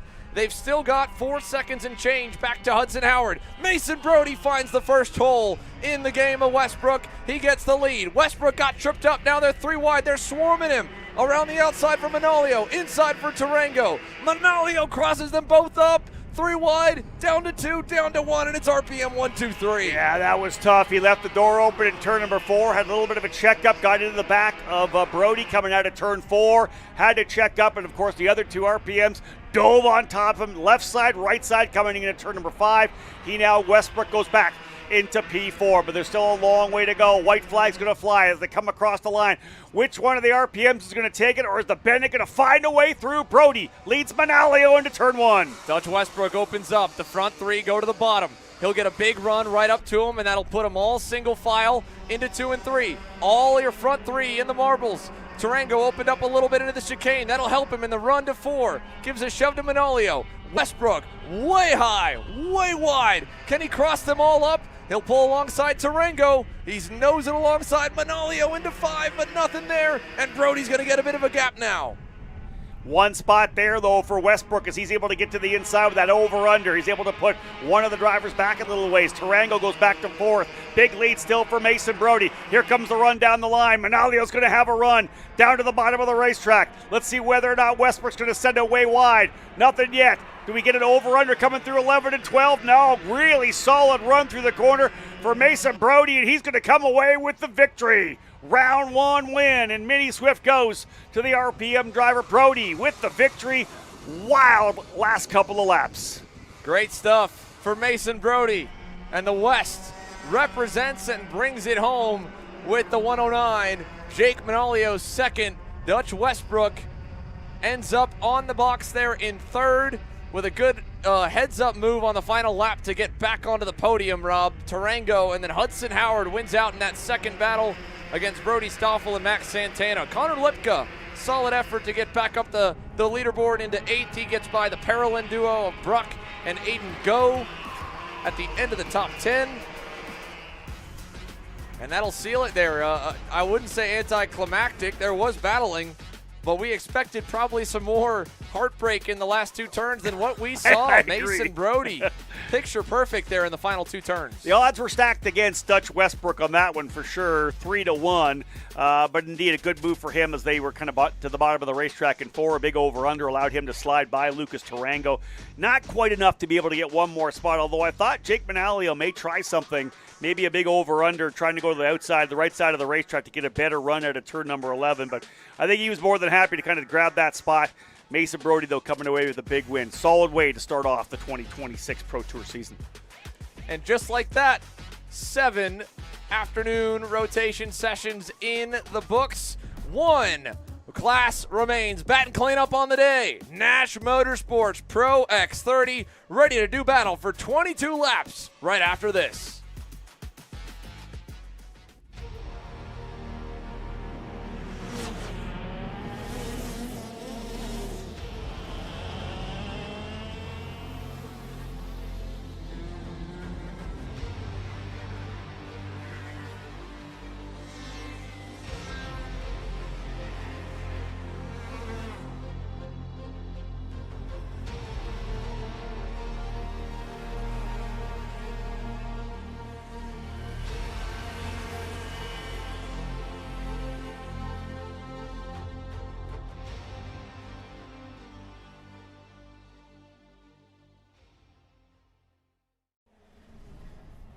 IAMI USA West is the official West Coast importer for IAMI engines and parts. Our dedicated and knowledgeable staff have a combined 50+ years experience in the sport and can help you with all of your needs. Call us today or visit our website to find your local dealer to shop.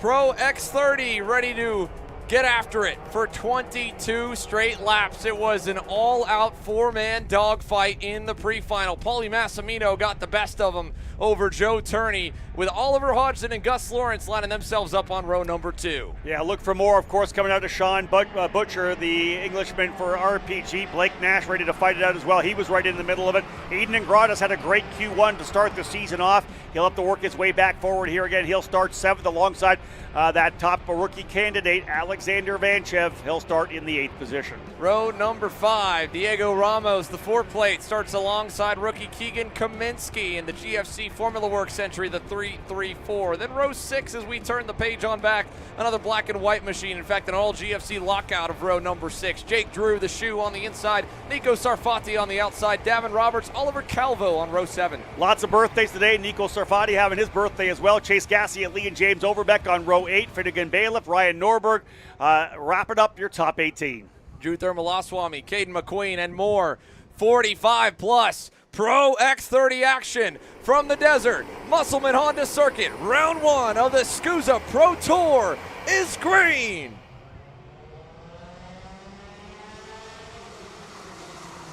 Oh, contact in the front of the field. Lawrence all the way to the wayside, and Hodgson goes wide as well. And it is Jake Drew from the 6th row up to 3rd as they scatter amongst themselves into the chicane. I had my eye focused on Paulie Massimino and him just waiting to get pushed all the way through the apex and cranking that wheel. Instead, it happened a little further back. He was able to get out cleanly. He's got about a 2 or 3 car legs late early. You talked about the fact a big jump there for Drew.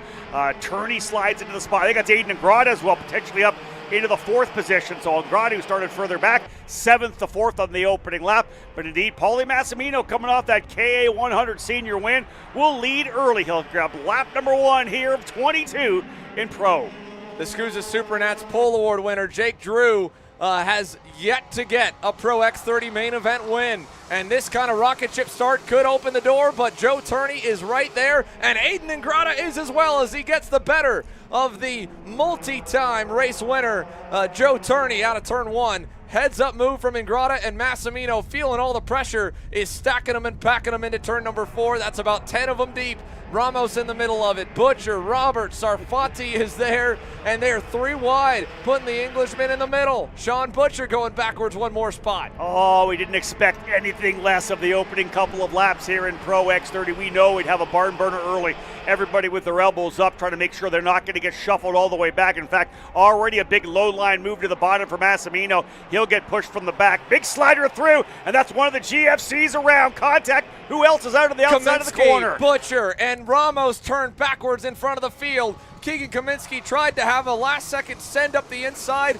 Pile drived into the left rear tire of Sean Butcher, and Diego Ramos, like Butcher, an innocent bystander, cleaned out in the mess. Yeah, you hate to see that happen. Kaminsky was down the bottom, got up over top of the curbing on the inside of turn 11, and it shot him up in the air and across. I'll give this a lot of really quick reaction time for those in the back to be able to find a slide their way through. There was no contact coming through for those. Kaminsky sitting in the middle of the racetrack as well. So good on those drivers there, but you hate to see that in an opening couple of laps. Meanwhile, Jake Drew and Aiden Ingrata trading blows have allowed Paulie Massimino to get away, and now Joe Turney, sandwiched in the middle, is the next best from our pre-final battle, and he wants to be the next best on the circuit. Takes over second there, and the gap, what will it be across the line here at the end of lap number 3?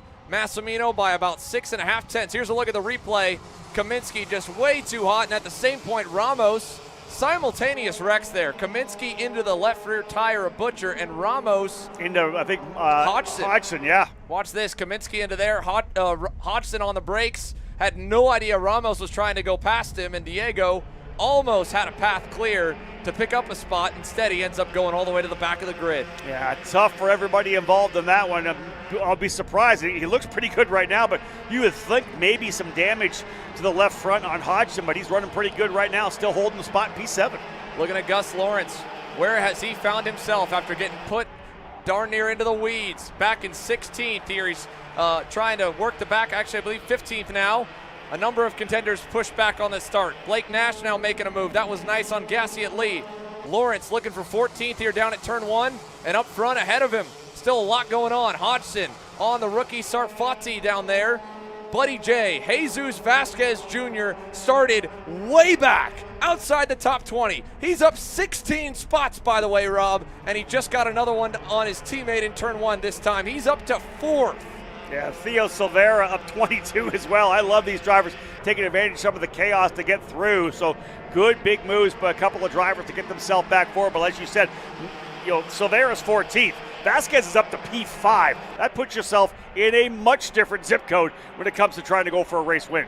Yeah, riding shotgun with Jesus Vasquez Jr. there. That onboard footage is going to be the cash money.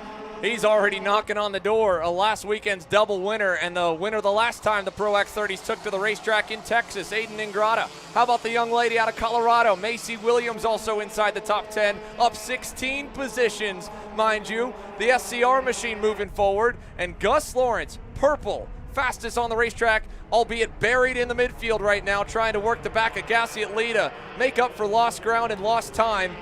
And the saving grace for him, the fastest next best, is not the leader. Massimino just gave up a couple of tenths to JT, and the gap is less than 4 tenths. I was going to say, yeah, it looks like about 4 tenths of a second, then bam, big lap. Almost 2 full tenths of a second for Turney, who made that knife move to get to the get to P2 in turn number 11, and has just reeled in Massimino here. 2-driver breakaway for sure, because not only has Massimino got good pace, Turney's chased him, but right now Ingrata's got his hands full. Here comes the move to the inside.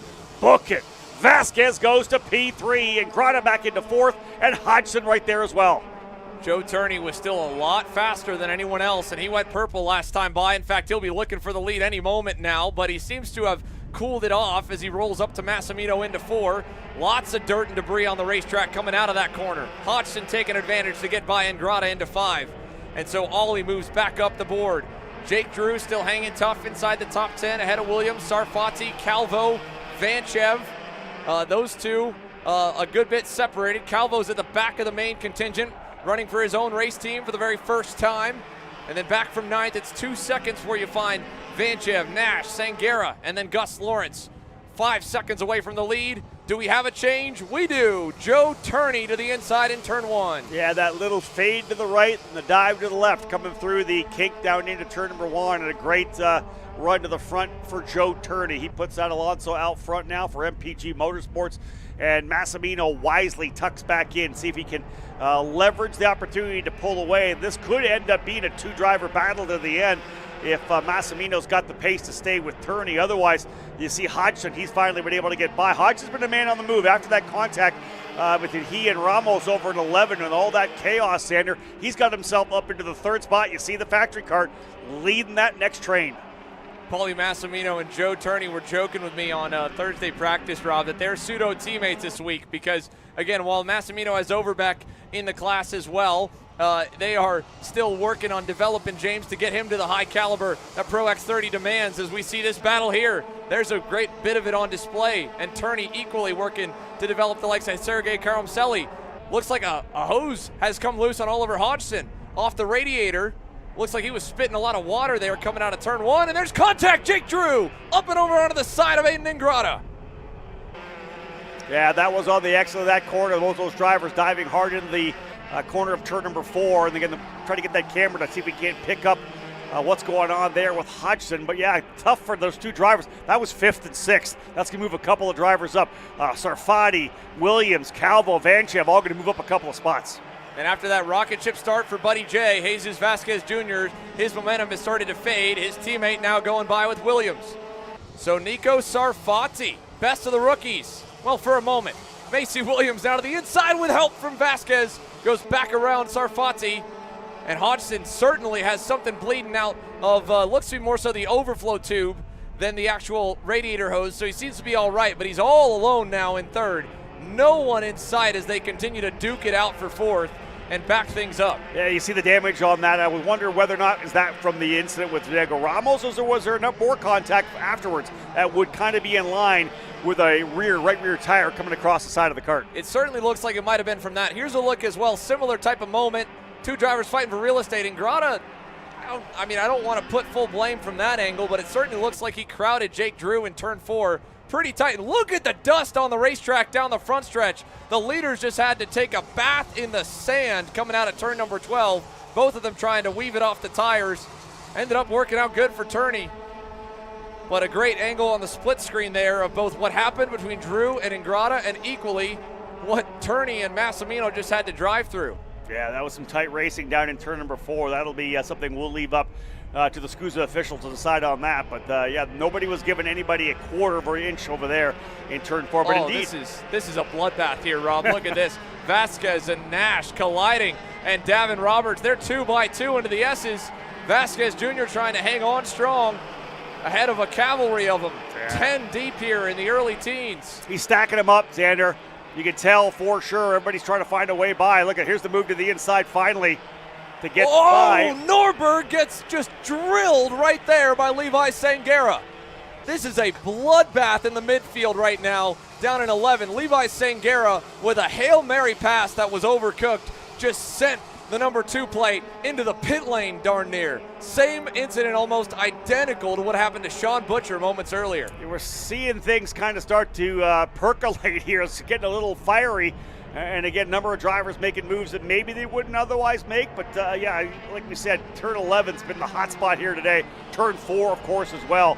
But that's really shaking a lot of stuff up. Norberg off the track and to the scales. Yeah, no point in continuing. I mean, he was done from that moment. He had been on a good charge, got his way up and into the top 15 and was knocking on the door of a top 10 to salvage the day.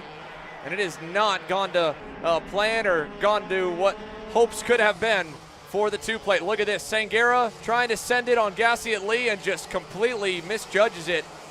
And identical again to what happened there, unfortunately, to Sean Butcher earlier in the race. And boom, heavy impact. I mean, just no, obviously he didn't mean to get into Ryan at all, but just honestly a byproduct of being around some drivers with less experience. Levi Sangera, only his 2nd season in the pro ranks here, and the track is as dusty as it's been all day. And there again, you're kind of hearing or getting a good look there. Heartbreaker for Ryan. Meanwhile, out front, looks like we've got a 2-driver fight. Paulie Massimino and Joe Turney have elevated themselves among the rest. And a bittersweet moment here for Gus Lawrence getting back up to 5th now here, Rob, because his gap of 5.5 seconds from when he got pushed off in the first lap has held the same to these two. Had he not gotten knocked wide on the start, he would have been right there too. And he's got the purple lap. He is the fastest driver on the racetrack right now. He is going to try to reel in and get by Macy Williams potentially for 4th. I don't think he's going to have enough potentially to reel in Oliver Hodgson. He's 2.2 seconds back, but the pace is there. But indeed, what we talk about, these two drivers up front, if they begin to work together, they don't fight, we know that Massimino knows how to get the job done. As we sit here running lap number 13, it'll be 14 in when they come across the stripe. 8 laps to go. This will be one of these battles to the very end. And it was the case when Paulie Massimino was able to get the win in Wisconsin last year over Joe Turney in those same colors, as now he goes back to the lead. And that was a smart play by him, talking about what could you take away. He said he didn't think he could take away much from racing last weekend. I think one note is if he has a chance in second, which unfortunately he really never did during the first round of the 2, to get by the leader, to take it, because he spent the entire day on Saturday 7 days ago running in the wake of Aiden Ingrata. He could never get close enough to pull the trigger for a pass. Had he been, he might have done it. But because he was in the wake that whole race, it was, again, we saw this actually unfold just 2 races ago in X30 Junior, Rob. Ashton Woon pushing, had the pace early to go by Travis Pettit, never did. And then because of that, by the end of the race, his tires roasted, and there was nothing he could do but just ride in second. And I think anytime you're racing against Joe Turney, the more you can have him behind you, the better. The last thing you want to have him is out front with the potential to be able to knock down some laps. You make a minor mistake and he pulls away. Much better to be up front than to go to work, whether it's being on the defense or having him going by later and then being back on the offense. At least you know that you can make a pass and you've kept him behind you. Maybe he's working his tires a little more than you are, using that aero wash coming through the S's here. Bottom line is Paulie Massimino has gone back to the lead. Already a KA 100 win. Could he double up on the day here today? This could be big for the BJR driver. And a big payday too. It's $1,000 for any class up and over 30 entries, which KA Senior certainly was. It's $2,500 to win. It'd be a $3,500 haul for the BJR crew with a couple of birthdays back in the 10 as well. This would be one heck of a celebration, and then having to try and dial things back up for round 2 again tomorrow for Paulie Massimino, Brandon Jarsakrak and company. Inversely, Joe Turney, jet lagged when he got here. His mechanic Daniel Tate as well joining in on the long trek out west from North Carolina at the Kart Republic HQ and MPG HQ now for 2026. Now as they roll their way over in through turn number 6 and working their way out of the S's, Paulie Massimino, Joe Turney about 3.3 seconds up the road from Hodgson. Gus Lawrence has gotten his way past Macy Williams for 4th, and he started to pull away as well. We saw that battle a little further back there as well between Padilla and Gassiet Lee and Jake Drew. And again, the one up front here is the one we're really going to key on because this thing's going to boil over before it's all said and done. You know, Caleb talked to Joe Turney earlier. Xander talked a lot about the fact that Joe hasn't been in the seat. Been a lot of coaching, as we know, a lot of seat time. And a guy like this, you can jump back in 3 months out of the cart and be right back where you need to be. You think there's anything that would lean towards Massimino because of that? I don't know about that so much. I think it depends, again, what you're coaching or who you're coaching. If you're going at full speed, Paulie Massimino, kind of similar boat. Granted, he has certainly raced more than Joe over the last few months, but he's also been just as active back home with driver coaching and development. And now, I mean, for him to be going head-to-head with him, you heard from Paulie saying he felt like this racetrack running last week didn't help much at all. I find that hard to believe. Maybe that's the truth. If that's the case, then yeah, I think we're 50-50 odds, and it comes down to racecraft at this point. The one thing Paulie does have going for him is he knew what not to do based on last week's pre-final when he ended up going off on his own in turn 4, and he was even harsh on himself in that KA Senior win, saying, yeah, knowing me, I had the lead, and then I made a mistake, put it off track. Still, though, I don't know if either one has an edge. They certainly don't seem to have an edge on each other pace-wise. Exactly that. No one's able to pull away once they've got up front. This one's going to come down to the last couple of laps. Whether or not Turney waits till the very end of this one, that's something I'll find interesting. Does he pull the trigger? Does he wait till the final lap? How does it come? Because listen, we've seen some final lap moves. We've seen some defense where the guys haven't been able to get back around, right? Turney, as we know, has all the pedigree. He's been here before. He's going to run the full Pro Tour this year. We know he can win races. He's a world champion. Great to see him back with us here. This thing is going to get good. This is going to be 19 laps in the books, 3 laps to go. When's it going to happen? Where's it going to happen? Will it happen? And right now, for Joe Turney, when you talk about true to form, he has not yet won in this livery. Now with the lead, with a big upset move there in the chicane, puts Massimino back behind him again. 2.5 to go, a 1v1 fight at the end of the day, looming here at round number 1 of the Pro Tour. We saw it took about a lap for either one of them to kind of almost recharge, if you will, to clean the tires back off and build momentum back towards the driver in front, and equally to adjust their line to follow. Turney, the last few laps have been kind of teeing up Paulie, it looked like, down the main straight, looking to see where the strengths and weaknesses are, where the differences were, if any, on setup and on straight line speed and the gearing and the power plant. 2 to go. Massimino tucking, trying to close the gap back down into turn number 1. Through turn 1 again. You talked about having to clean those tires back up. This is right where Turney made the move to the inside of turn number 2. Massimino right with him. White flag will fly next time by. So it's here, turn 4. Will that be the spot? Will it be the straightaway? Number of opportunities to pass. I would say the end of the straightaway and turn 4 being the best for both of these drivers right now. That's where we've seen moves be made. Right now, Massimino staying with him. That's a good thing first and foremost, that Turney has not been able to jet that much away, although it is a kart leg sander coming out onto the back straightaway. Yeah, I mean, that was better in the S's, but still JT's trying to release the afterburners here. Pull away, see if he's got anything left in it. Big contact in the top 10. Sarfati and Williams colliding in the fight for 5th. That will promote a number of other drivers into the top 10 now as the white flag waves and the fight for the race lead, and the win is on. Turney versus Massimino. When does Joe feel that Paulie's close enough he's going to have to block? I feel like he's close enough he's going to have to do it here, and he does. Covers a little bit off into 4. That'll bring Paulie closer into 5. Not able to get the job done there, and they'll head to the S's for the final time. You know where it's going to happen, folks. It's not going to be in the S's. If it is going to happen, if Massimino gets a run, could be turn number 10, could surprise him there. No, he needs to get a run out of here. Here it is, down the straightaway. Good launch out of the corner, down to the bottom of the racetrack for Turney. He's going to look around the track. Big wide move here. He'll park it, try to park it to the inside. Massimino up the bottom of the racetrack, side by side, coming through the corner, not quite. And Turney's going to come away with it. Joe Turney almost got his pocket picked in the last turn. He did not think Paulie was going to send it up the inside. He was looking to the left, and Massimino cut him a massive break there. Joe crowded him. He went up onto the curb. It was clean. A handshake at the end. And 1 for 1 in 2026. JT is back, folks. Joe Turney victorious in Pro X30. Paulie Massimino 2nd. Oliver Hodgson 3rd. Gus Lawrence recovers to 4th. And how about the young gun, Davin Roberts? Yeah. Sophomore season, and it's the first season he would be technically even eligible to race Pro X30 after a waiver last year, 5th. And +8 for David Roberts, +15 for Jesus Vasquez, +31 for Dono Bonilla. He goes from dead last essentially up into the top 10 with all the chaos that happened over the last couple laps. Beyond them, of course, Oliver Calvo notches a top 10 for his return to Pro X30 and a number of seasons on the Pro Tour. And then beyond, James Overbeck drives all the way from middle of the scrum into the top 12. Great result for him. Jake Drew recovers to 13th. Eric Doan from the back of the field up 25 to P15.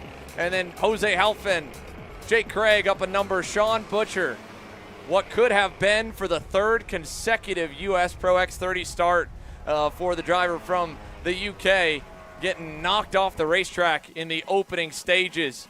And how about the wounded machine of Oliver Hodgson? No doubt about it in my mind here, Rob, that puncture on the radiator that was bleeding a bit of water was from the contact, and you can see the rubber marks of Diego Ramos on the left-hand side. So Hodgson, to be real, lucky to get home for P3. That damage could have been a lot more. But I'll say, I love that move to the inside for Paulie Massimino, giving it a shot. Of course, the celebrations happening down here. But that move to go up the inside to potentially try to get around turn number 12.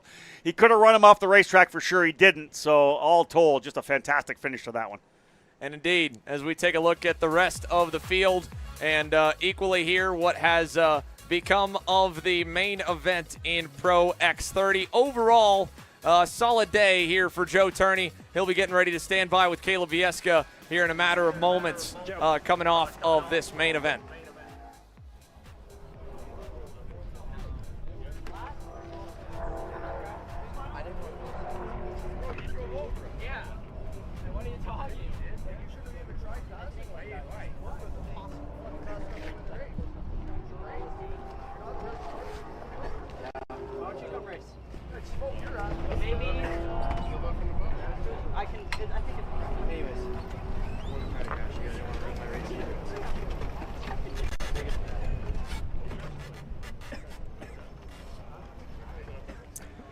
Obviously, discussions happening down on pit lane. Not surprising. A lot of contact, a lot of action, a lot of racing, hardcore racing throughout that 22-lap main event for Pro X30. I'll tell you, a fantastic drive and a welcome return, a successful return for Joe Turney. He stands by with Caleb. Thanks, Rob. And Joe, Xander said it best, 1 for 1 in 2026 in the races that you've started in. But just tell me about the weekend and tell me about that main event. I was super happy. It's not been the easiest weekend for sure. That and the quali is the only session that we've topped so far this week. So, no, it's not been easy at all. Glad me and Paulie could get away in that one because, raced Paulie a while. We know we can race each other clean, so it was a good battle at the end. And again, see you're sweating here, 22 laps after not being in the seat since Vegas. How was it physically out there for you? Yeah, it was tough, and not just physically, mentally too. We were just pounding the laps and trying to get away from the pack. So I thought Paulie did a better job in front of me than I did in front of him. I felt like I was kind of holding him back. So, no, it was a good race and, clean all the way. How do you double up on the weekend and get another one tomorrow? Try to do what we did today. I think we can definitely improve with the stuff for tomorrow because although we're fast in quali, I don't think we're the fastest on the race. But, I think we learned a lot today and first long run for a few months for me, so nice to get that out of the way. There you have it. Thank you, Joe. Thank you. Joe Turney reigns supreme here in the series' first visit to Musselman Honda Circuit in over a decade. And off that performance for Joe, it is a massive haul in the championship points as well. But so many storylines to unpack here. A heartbreaker for Macy Williams and the CB Motorsports Speed Concepts Racing crew as well. She was tracking for a phenomenal finish when it came down to it. But ultimately, it's a P2 in Pro X30, a P2 or a P1 in KA100 Senior provisionally for Paulie Massimino. Good start to the year. Caleb? Yeah, great start to the year for you, Paulie. A second, just one spot short. Talk to me about that final corner there. It looked like you were fully alongside Joe there. Yeah, I mean, I felt like towards the end of the race, he was a little bit better than me coming to the back stretch to those S's. And luckily, he went down to block, and I figured I'd try it. It was about all I had. Maybe I could have threw it into 4, but I saw the gap behind us, and I don't know if it was worth it. So I'm okay with P2. Obviously, KA won that, so that was good. But I'm okay with I gave it my all, and that's what I got. So I can't complain. And again, it seemed like there was a couple of times where on the front straight you were sizing up and move, and again, so much dust and debris onto the racetrack. How hard was it to navigate being the first two out there on the racetrack? Again, just getting all the dust. Yeah, it was bad, especially like the first 7 laps, I feel. And then once in a while throughout the race, there'd be dirt somewhere. But luckily, Joe hit it first most of the time, so I can kind of see that and kind of gauge where I need to be.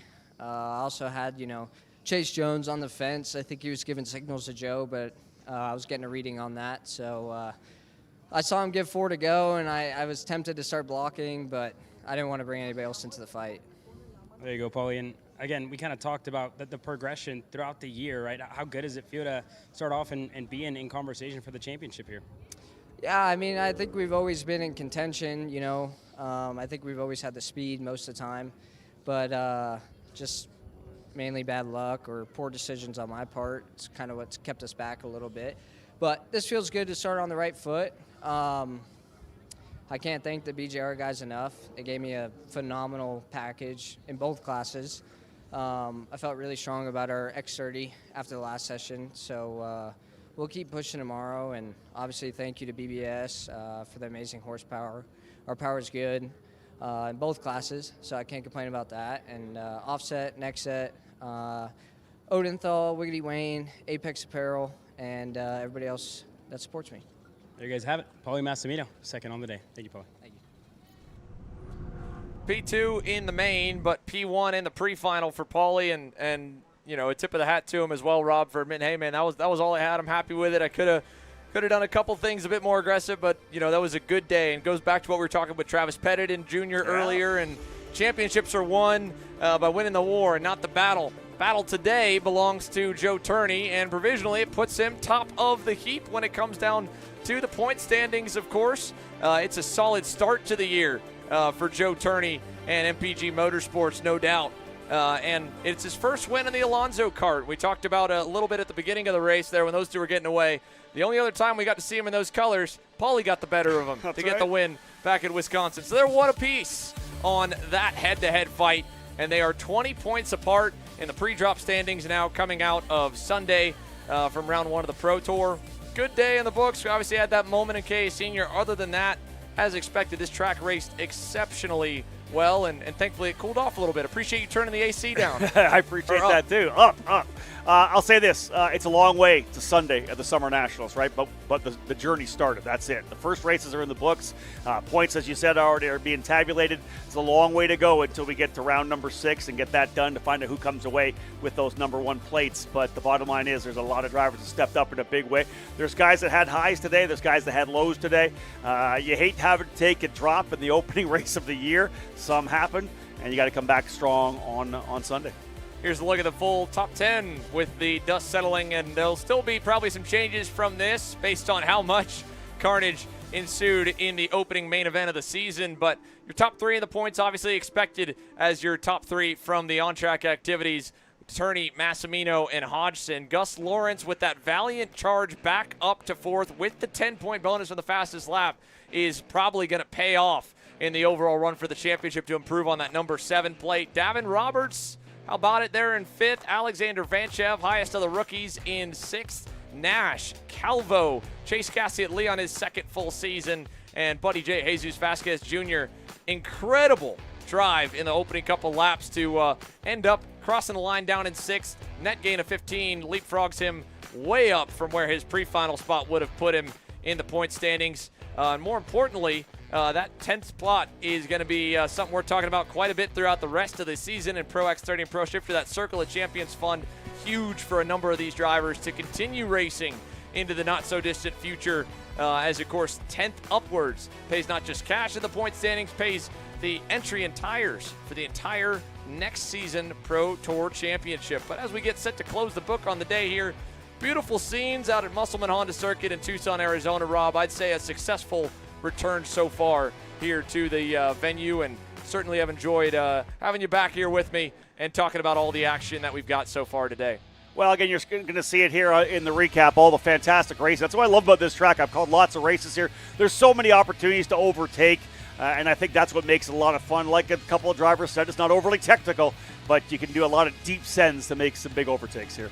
Certainly, and we only got a bit of a teaser in the Pro Shifter category. Of course, they'll be on track tomorrow for a pre-final and their first run at a full-length session. The dirt and debris and dust off the racetrack certainly played a factor. We heard that a bit from Paulie's interview as well. And when we kick things off with the KA Masters, even they were able to put on some fireworks. Maybe not so much carnage-wise as the rest of the divisions did from then on. But for everyone that has watched along here with us all day, for those that have weathered the conditions in the paddock, including the crazy wind gusts we had overnight and into the morning, and for our entire KC production team, the SKUSA officials, our hard-working camera ops, the track workers out on the circuit, the Musselman Honda Circuit crew, Caleb Vieska down on pit lane, Rob Halloran and David Cole at EKN, and of course myself, Xander Clements. It's been a pleasure to bring you the action. The post-race activities will commence here shortly. Podiums and our full breakdown on the Perico pit box not long after this.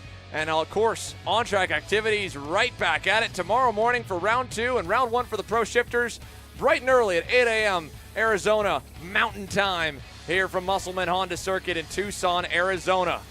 We'll be ready for more of it when we bring you the action on Sunday. For now, though, this signs us off from all the on-track action at round 1 of the SKUSA Pro Tour.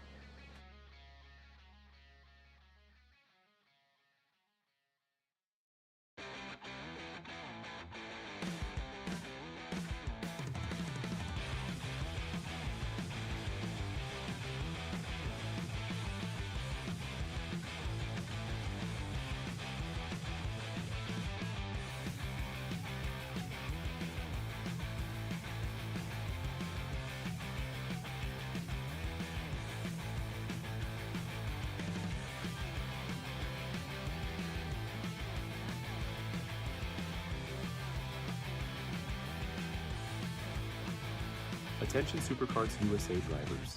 Be sure to order your complete photo package from On Track Promotions. All drivers receive a minimum of 40 photos from throughout Friday, Saturday, and Sunday with instant access from our automated delivery system. Visit otp.ca right now to get instant access to your photos. Champions aren't just born on the kart track. At SimShop, we deliver professional-grade simulators with the best performance-to-price ratio in the industry. Founded by racers who understand what you need, our SimMagic and Moza equipment is powerful enough for the pros, yet affordable for everyone. With unmatched customer support and a thriving community, we're your racing partner. Visit simshop.com today. Hey guys, I'm Chris G. I'm Kart Chaser's driver fitness coach, and today I'm going to give you 3 tips on how to strengthen your shoulders for more endurance and better stability in the kart. Here we go. Okay, so exercise number 1 is the front rope pull-through cable raises. Okay, now this is the upright cable row. What you are doing here is you're picking a straight bar, as you see, and we're working the side areas of our shoulders, the medial. Exercise number 3, the dumbbell shrugs. As you guys can tell, I like to pause at the top before releasing. It's great for your strength, for that wheel stability. It's great for those shoulders and that upper back area. Chris G coaching, race-ready training that carries into real life. That's what we do here. See you on the next one.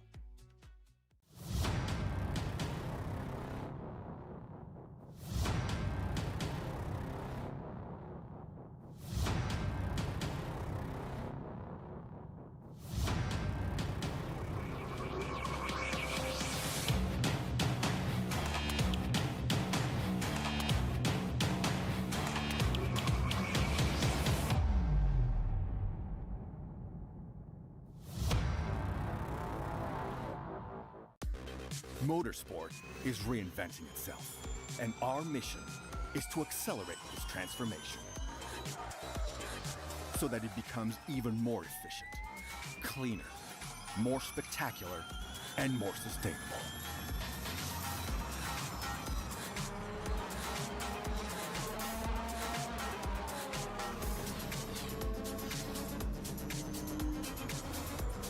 Welcome to the next generation of motorsport.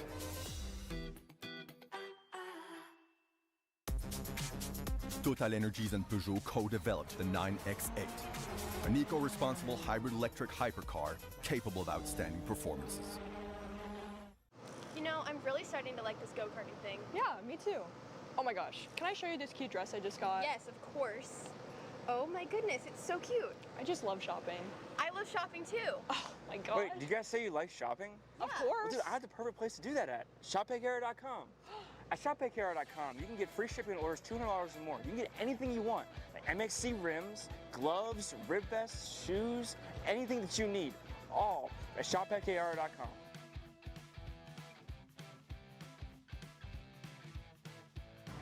Who is he talking to? No idea. But we're gonna have to check it out. Sounds like a great deal. Sure does.